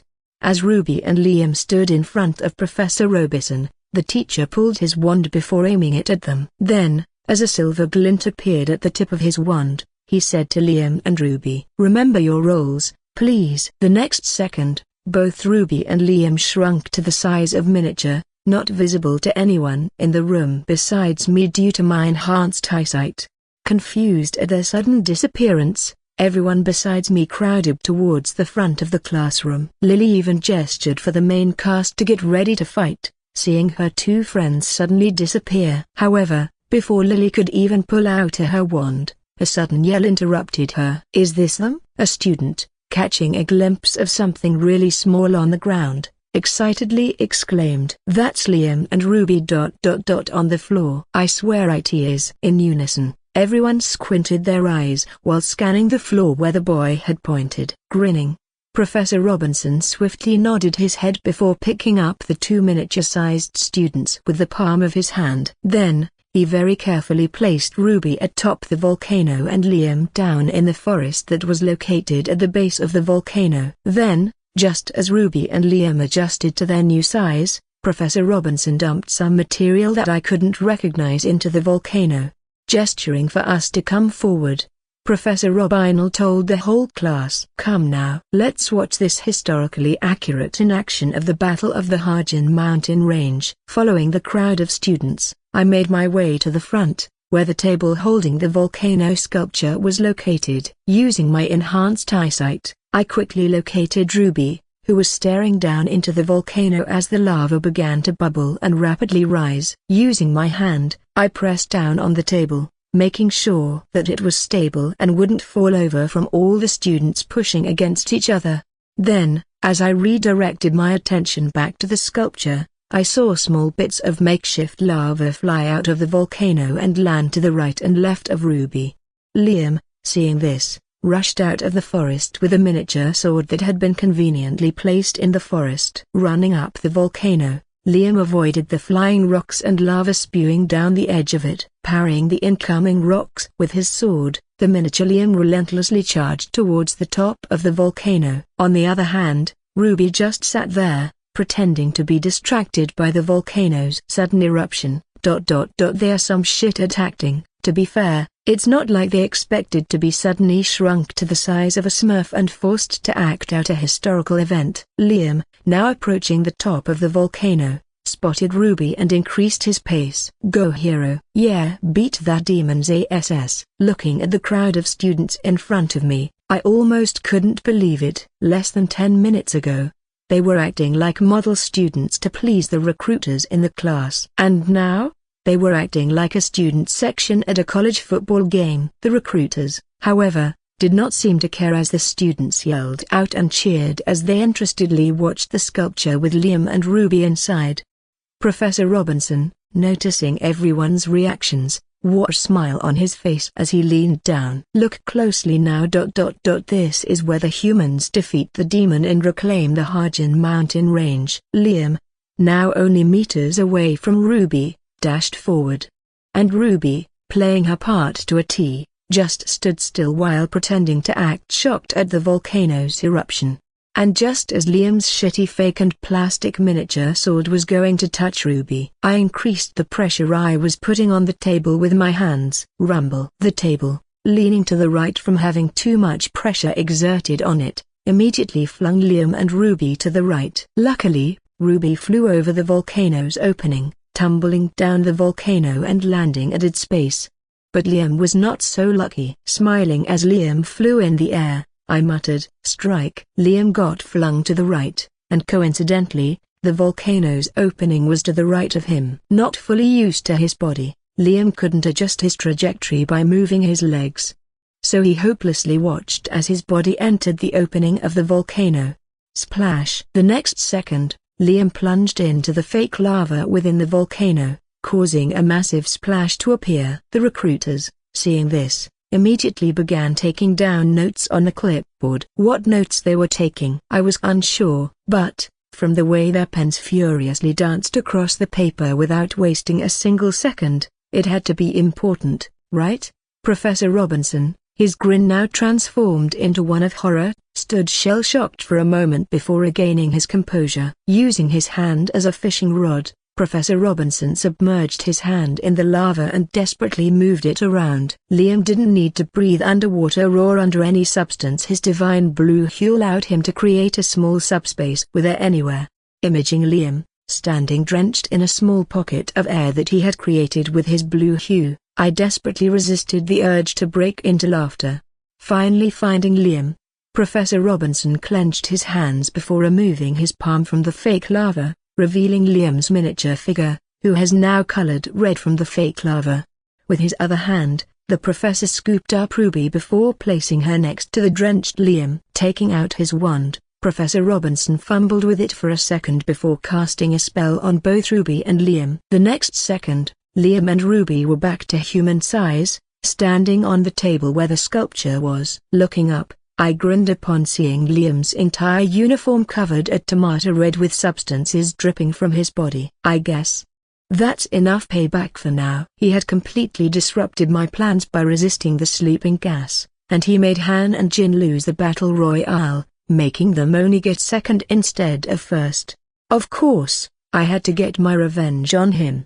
Professor Robinson hesitated for a moment and awkwardly said to Liam, "You're free to use the restroom." Then, after a moment of alternating gazing between us and the sculpture, Professor Robinson sighed before announcing, "Class is dismissed early. Please make sure to do the homework before the next class starts. That is all today. You folks may leave." Clenching my fist in excitement, I caught up to Han and Jin, who were already out the door when the professor said, "Dismissed early." I had just scored us a free period. As I was about to say something to the two boys, I felt a sudden tap on my shoulder, causing me to slow down. Turning around, I was unsurprised to see Ruby staring at me with an amused expression. Grabbing my right hand's wrist, Ruby sighed and said, "That's a pretty clumsy hand you have. One wrong move and I could have been just like Liam." Shaking my head, I said, "Don't worry, it was all calculated." Chuckling, Ruby glanced around for a second before asking, "The others are getting a new uniform from our headquarters for Liam,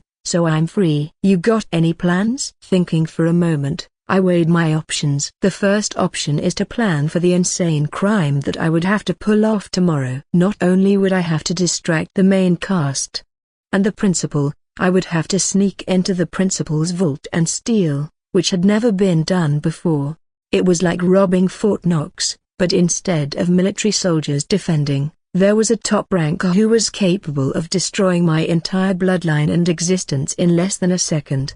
But they do say that the harder it is, the more rewarding the reward is. Imagining the treasures stored in the vault was all the motivation I needed to keep going. Needless to say, I needed to plan to make sure everything went right. And, magically, I had been granted a free period the day before the robbery. Was this the world's way of telling me that I should plan? On the other hand, I could walk with Ruby instead of planning. Closing my eyes, I glanced at Ruby one last time before making the obvious decision. Both the obvious answer and my choice were both. Shrugging my shoulders to Ruby's question, I replied, "I'm free, are you?" Silent, staring at me for a second, Ruby sighed before saying, "You know, you don't have a very good poker face." I don't? I had actually thought that I was rather good at concealing my emotions and true intentions, especially after all the scenarios I've been through where lying and hiding yourself is necessary. Shouldn't I be an expert at making a poker face at this point? Recalling how Ruby had managed to discern my dangerous thoughts and emotions when I had seen my father for the first time during the training camp, I sighed. No one else in the room, even my father himself, had managed to notice anything wrong with my smile or way of acting. To other people, I was just an overly happy student walking around. Yet when no one else had, Ruby had somehow noticed that something was off with me. And, now, she was doing it again. Maybe she was immune to my poker face for some reason or another. Seeing my silence as an admission of guilt, Ruby let go of my wrist before asking, "What is it you need?" Glancing around for a moment, I made sure the corridor was clear of any students, especially the main cast members. Confirming that there were no other students, I leaned against the wall and stared at Ruby for a second. Should I? I could just straight up ask what Lily and the main cast's exact plan is to prevent the Jinns from robbing the principal's vault. That information would help me majorly in my plan, as I wouldn't have to guess their locations and actions. Also, I highly believed that they probably had a counterplan for me. Even though I had shown no signs or hints of participating in this event, I knew that the main cast had still prepared some backup plan in case I interfered. If Ruby had told me that plan, then I would have been able to outmaneuver the main cast and avoid being caught or captured by them. It was such an easy thing to do. Just ask Ruby to tell me the plan. Not only would this speed up my process of planning, but it could potentially save me from getting caught and attacked by the main cast. Yet, as I stared at her fidgeting figure, I couldn't open my mouth. I had already put her in an awkward situation when I had called in my favor to get her to betray the main cast and help me during the battle royale.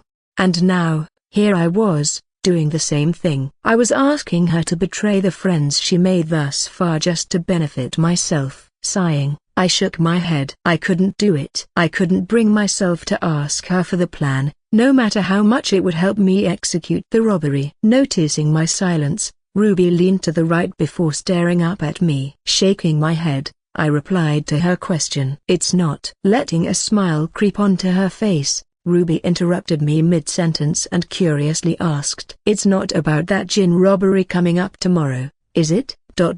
Is my poker face that bad?" Chuckling, Ruby leaned on the wall beside me before saying, "If you want to know, Lily, Kevin, Alia, Liam, Zach, Irene, and I are planning to head tea." Raising my hand, I stopped Ruby mid-sentence and said, "It's no fun if I already know what the enemies are going to do, is it?" Shocked for a second, Ruby turned around and faced me before smiling and sarcastically replying, "Are you calling me an enemy?" Breaking into laughter, I followed Ruby as the two of us headed to the library building, which was only a minute's walk from the first-year building. Heading into the library after Ruby, I recalled the hour I had spent here upon returning to the academy. Back then, I was paranoid that people were going to find me out as not being the real Ren, so I frantically tried to learn everything about this world to fit in perfectly. Looking back on it, it didn't really matter, because the people around me didn't care if I was the real Ren or not. They hated me regardless. Finding a seat, the two of us sat side by side before pulling out the homework that had just been assigned by Professor Robinson. "I just want to check my answers with yours." "Oh yeah, why don't you hand me your sheet, and I'll check for you. It's more efficient." Standing up from her chair, Ruby stared at me with a confused expression. "How did you even manage to pass the first exam?" Sighing, I pressed on with the worksheet in front of me. During this short-lived homework session, I learned something very important. Initially, I believed that Ruby had used her Jinn connections to get herself a high score on the exams without even trying. But it was wrong.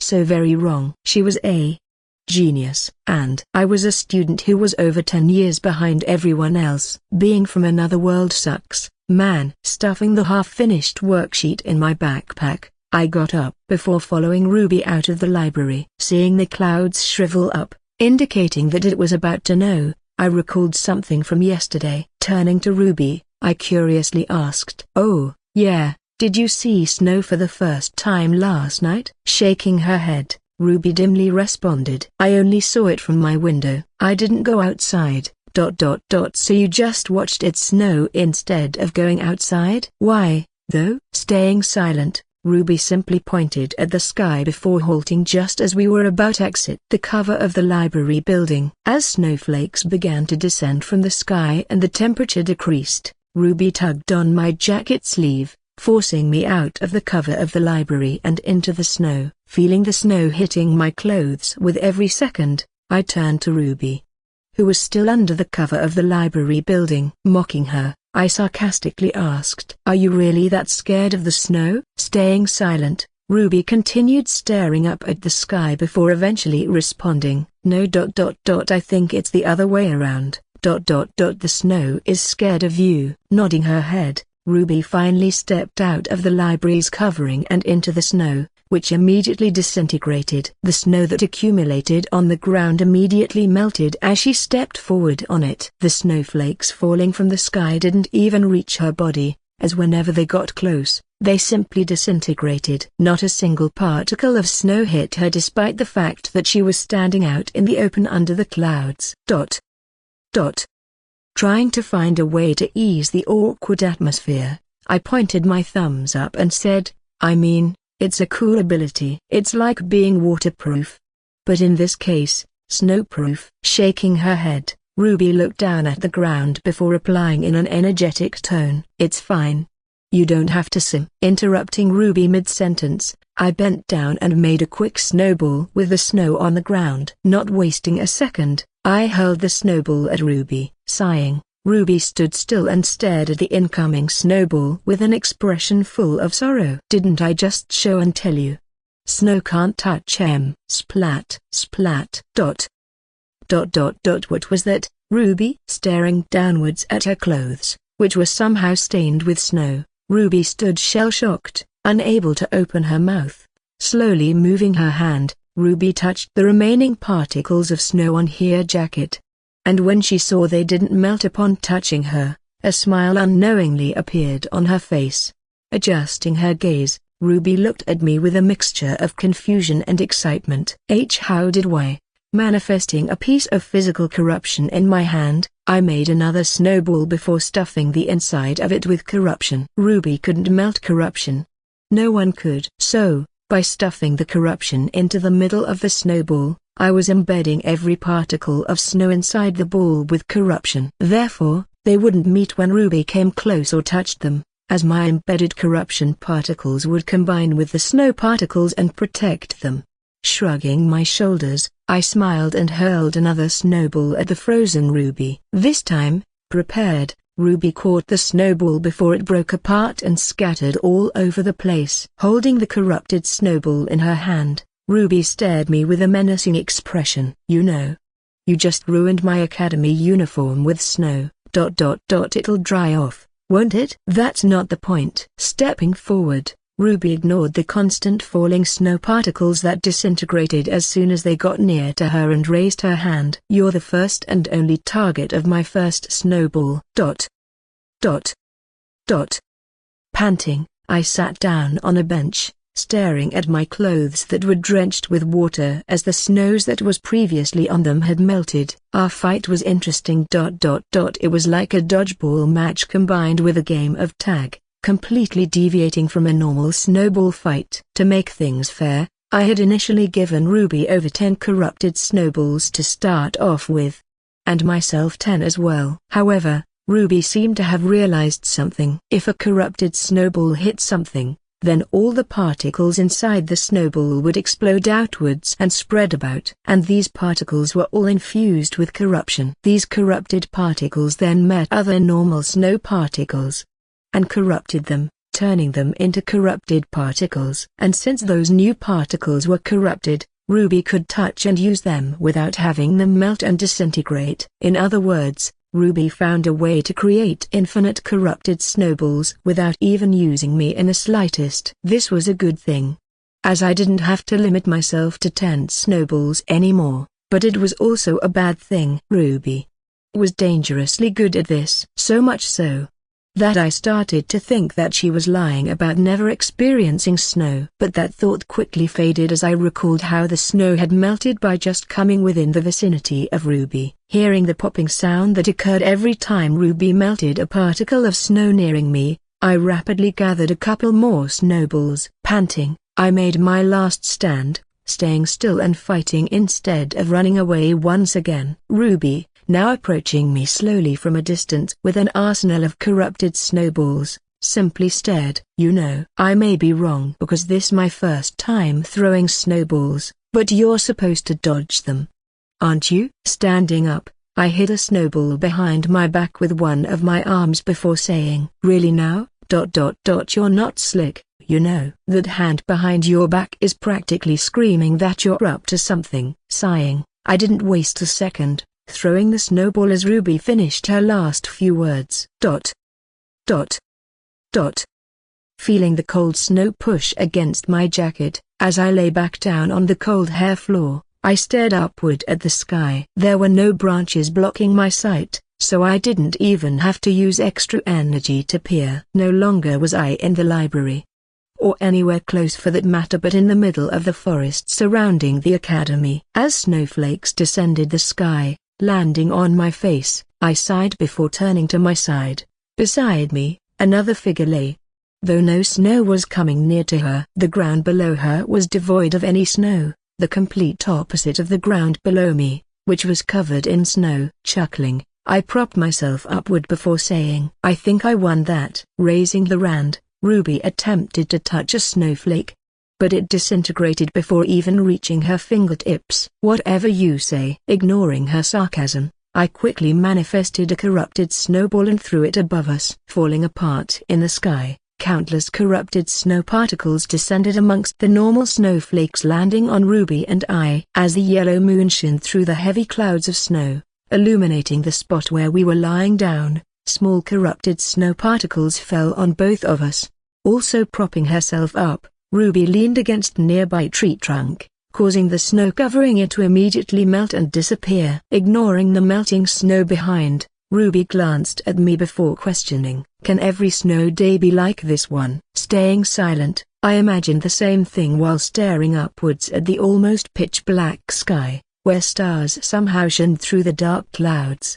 What if every day could be like this? Frolicking around in the snow, enjoying time, and resting under the moon after all of it. Maybe, someday, I will be able to live that life. Unfortunately, both of us seemed to be very far from that day. Of course, I had already decided to save this world, and I didn't plan on going back on my words. And, Ruby, stemming from a villainous organization, and now being part of the very hero part that defeated that organization, had some things she had to sort out, to say the least. All in all, times like this couldn't last and repeat forever for Ruby and me. That's why I had to cherish the times when it did happen. Staring at Ruby, I nodded my head with a grin and replied, why not? These small moments, despite lasting for less than a couple of hours, would be held in my heart for years at a minimum. Thinking back to my time on Earth, a sense of sorrow overwhelmed me. I had already learned my lesson. My time on Earth had been limited and short due to my early death at the prime age of 16 years old. And, despite living on Earth for those 16 years of living, I couldn't recall a single memory that was better than the one I was living through right now. My mum was right. Setting yourself up for a good future is vital at a young age. Your entire life is essentially determined by what colleges you go to, and that's controlled by your grades and extracurriculars in high school. My mom's personal motto was, work hard now, enjoy later. Yet, in my case on Earth, I had worked hard without even enjoying its benefits. My time had been wasted, and that could be seen clearly through my lack of good memories from my time on Earth. I wouldn't make the same mistake again in this world. Instead of going back to my dorm room immediately after class to work my ass off to figure out some plan to rob the principal's vault, I had come here with Ruby. And because of that, I created a beautiful memory on a cold winter day, with some snowballs mixed in. Even if I was found out tomorrow during the robbery, I think I would have still chosen to come here instead of planning for 10 hours straight in my dorm room. Why couldn't I work hard and enjoy life at the same time? To be fair, I was a special case. I doubted the other academy students had the same privilege as me. They had to work hard to get recruited and fulfill their dreams of becoming a hero so that they could survive in this chaotic world. Studying and training was something they had to do every day. It wasn't an option for them. They needed to be noticed and accepted into positions within night orders. And me, I could drop out of school right now and be living in the middle of nowhere in some luxurious mansion with everything I could ever want in life. A glass of wine in my right hand, a small black cat in my left, and a full 5-course meat on the table in front of me. Anything in this world could be mine with the click of a finger. That is, except fulfillment. Would I be fulfilled if I simply lazed around for the rest of this life because I had the resources to sustain that lifestyle? No, I would not. That's why I made the choice I did, putting my all into protecting this world. To be fair to me, I had worked hard in my previous life. So maybe I was deserving of this privilege where I could do anything I wanted to. Maybe the other students simply hadn't worked hard in their past life like me. Ruby, smiling, brushed back her hair, which was no longer jet black but a mix of white and black as my corrupted snow particles had hit her hair. The same could be said for my hair. But much worse, since all snow, and not just corrupted particles, could hit my hair. It was completely white right now, with barely any signs of my original jet black hair. Ready to leave and depart from this beautiful memory, I tried to stand up, but a voice interrupted me. A little longer? Staring at Ruby's open mouth and disappointed expression, I couldn't bear to walk away. Nodding my head, I laid back down, feeling the cold snow brush against my jacket, and replied, "A little longer." My eyes. Waking up the next morning, I opened my eyes as usual, expecting to see the ceiling of my dorm room. Instead, the sun's rays immediately and directly blinded my eyes as soon as I opened them. Shrieking back, I covered my eyes with my hands before slowly adjusting to the unknown sunlight above me. Looking around my surroundings, I quickly realized that I wasn't in my dorm room, but in the middle of a forest. Barren trees without any leaves surrounded me, and I was currently lying on a bunch of dirt with crushed grass. There was no snow anymore, as somehow, the sky was now a clear blue. As the memories of yesterday flooded into my head, I subconsciously turned to my left, seeing a familiar figure lying down beside me. Unlike me, who was drenched as all the snow that had accumulated on me yesterday had melted under the sun's rays, Ruby was completely dry and still sound asleep. Brushing my hand through my wet, jet black hair and pushing it off my forehead, I looked at Ruby, who had her clothes crumpled and her hair tangled.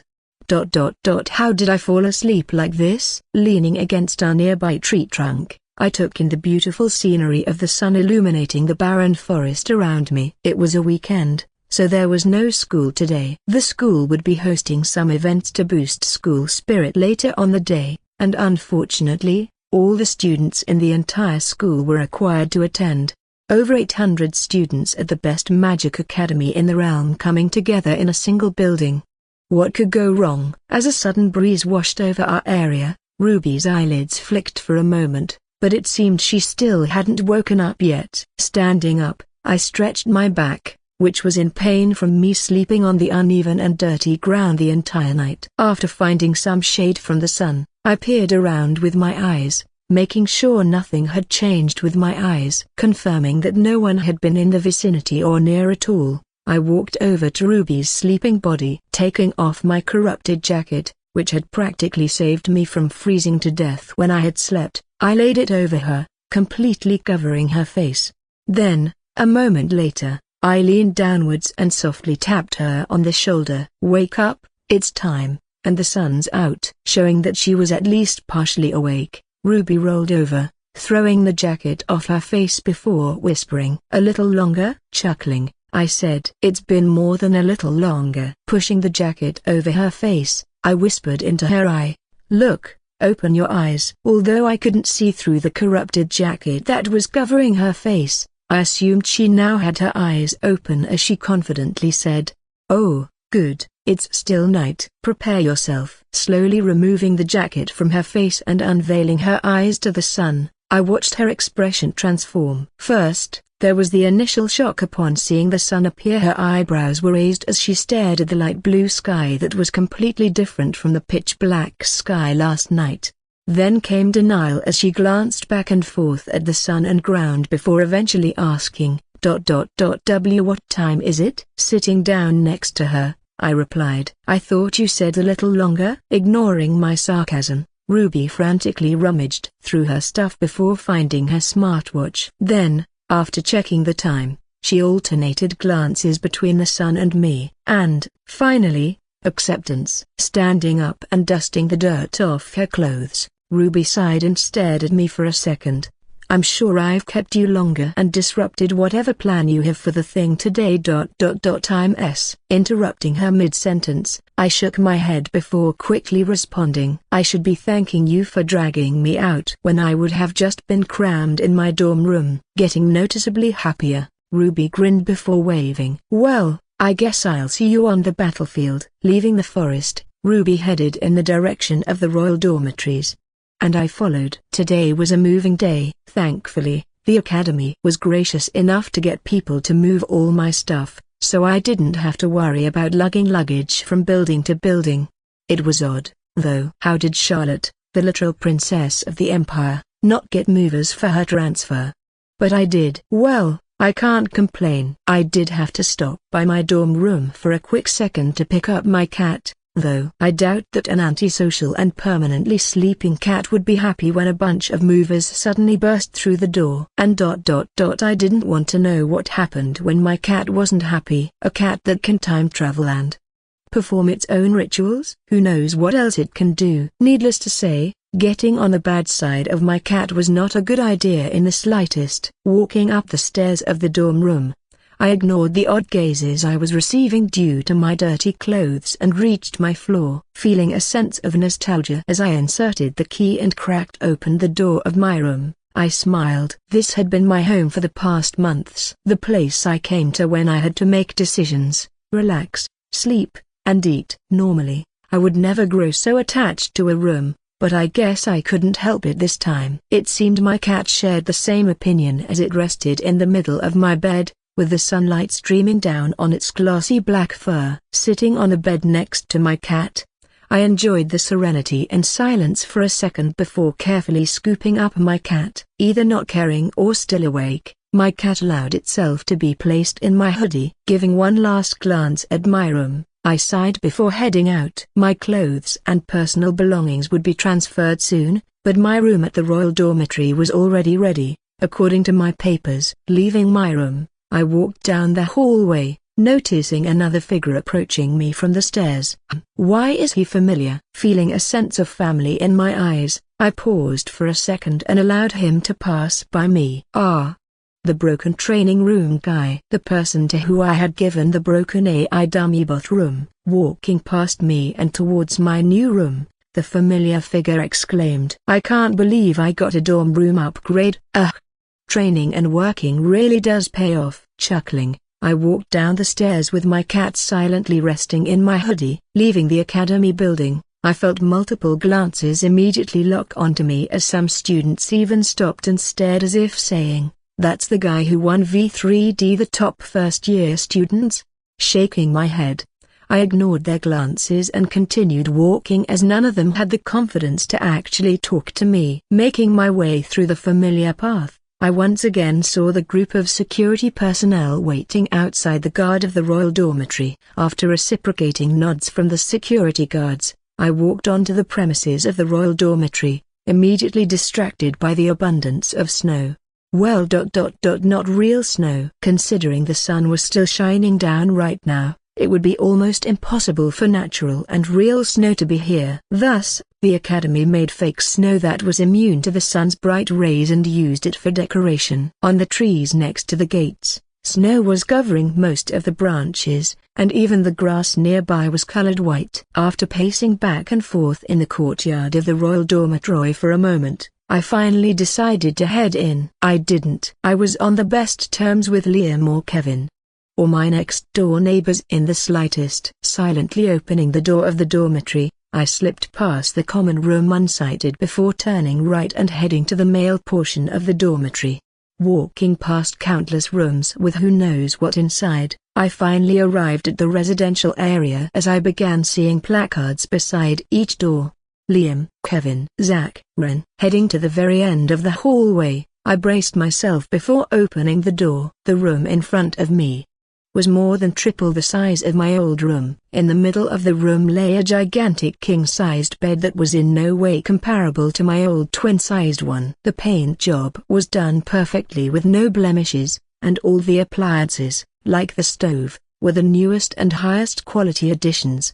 Not only that, but the room seemed to have a loft as there was a set of stairs that led upwards in the corner of the room. Waking up the cat with a soft tug, I watched as it gracefully jumped from my hoodie to the ground, perfectly landing on its feet. Ignoring all the lavish and expensive decorations, the black cat simply headed straight for the bed. Then, without sparing a glance at anything else, the cat jumped on the bed before settling down in the exact center. Alternating gazes between my now sleeping cat and the lavish room, I sighed. A nap does sound good right now. Unfortunately, due to my antics yesterday, I didn't have time to spare at this point. Also, ignoring the lavish decorations, I headed for a desk near the center of the room, which was bathed in sunlight through the tall windows.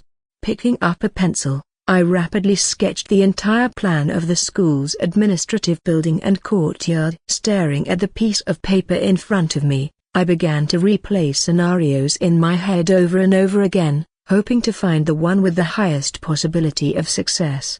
But, unfortunately, no matter how much I thought about it and planned, something was always bound to go wrong. Recalling Lily's personality from the times we had spent together, I tried to put myself in her shoes. What would I do? I have the principal, the student council president, the protagonist of the story, and the main cast at my disposal. How would I use these materials to first eliminate the jinns without any student casualties, and to protect the vault from the other jinns? ... Tapping my pen against my desk, I sighed and leaned back in my chair. If only this damned vault wasn't located in the administrative building. The layout of the building was, of course, designed perfectly to prevent intruders from sneaking in. This meant that there were very few routes I could use to get in and out. And all those routes would most likely be guarded. Of course, the paths being guarded didn't mean they were useless, as I could simply fight my way through. But that would waste time and draw attention. Brushing my hair back, I got up from my chair before grabbing a bottle of water. The school-wide assembly would start in about an hour, and after that, things would start happening one after another. The school assembly would go on for about an hour, give or take, until the emergency alarm would go off. As per procedure, all the students would evacuate the field to take cover from whatever emergency. From there, things could go a lot of ways depending on what decision and plan Lily makes. Ding, ding. Snapping me out of my thoughts, I heard the sound of a doorbell ring. Is that mine? Leaving the kitchen with my bottle of water, I headed to the door and peered through the hole, surprised to see a familiar figure waiting outside. Well, I wasn't really surprised. It was kind of in his personality to do things like this. Opening the door, I saw Zach waiting outside with a basket of fruits and other various baked goods. Seeing me, Zach was about to say something, but instead, he paused. Then, a moment later, Zach said in a clearly forced, excited voice, "Welcome to our dorm, Ren." As the first-year residential advisor of the Royal Dorms, I hope you find your time here comfortable and enjoyable. Nodding my head, I thanked Zach before grabbing the gift basket and heading back into my room. You're saying we have to speak at the assembly? Kanki, furious at the fact he was still at the school, stared at Principal Serafina in utter shock and anger. Kazuki, seeming to not care in the slightest, simply nodded his head. We're already here, so we might as well. Putting out a magical artifact, Kanki responded. What if I'm not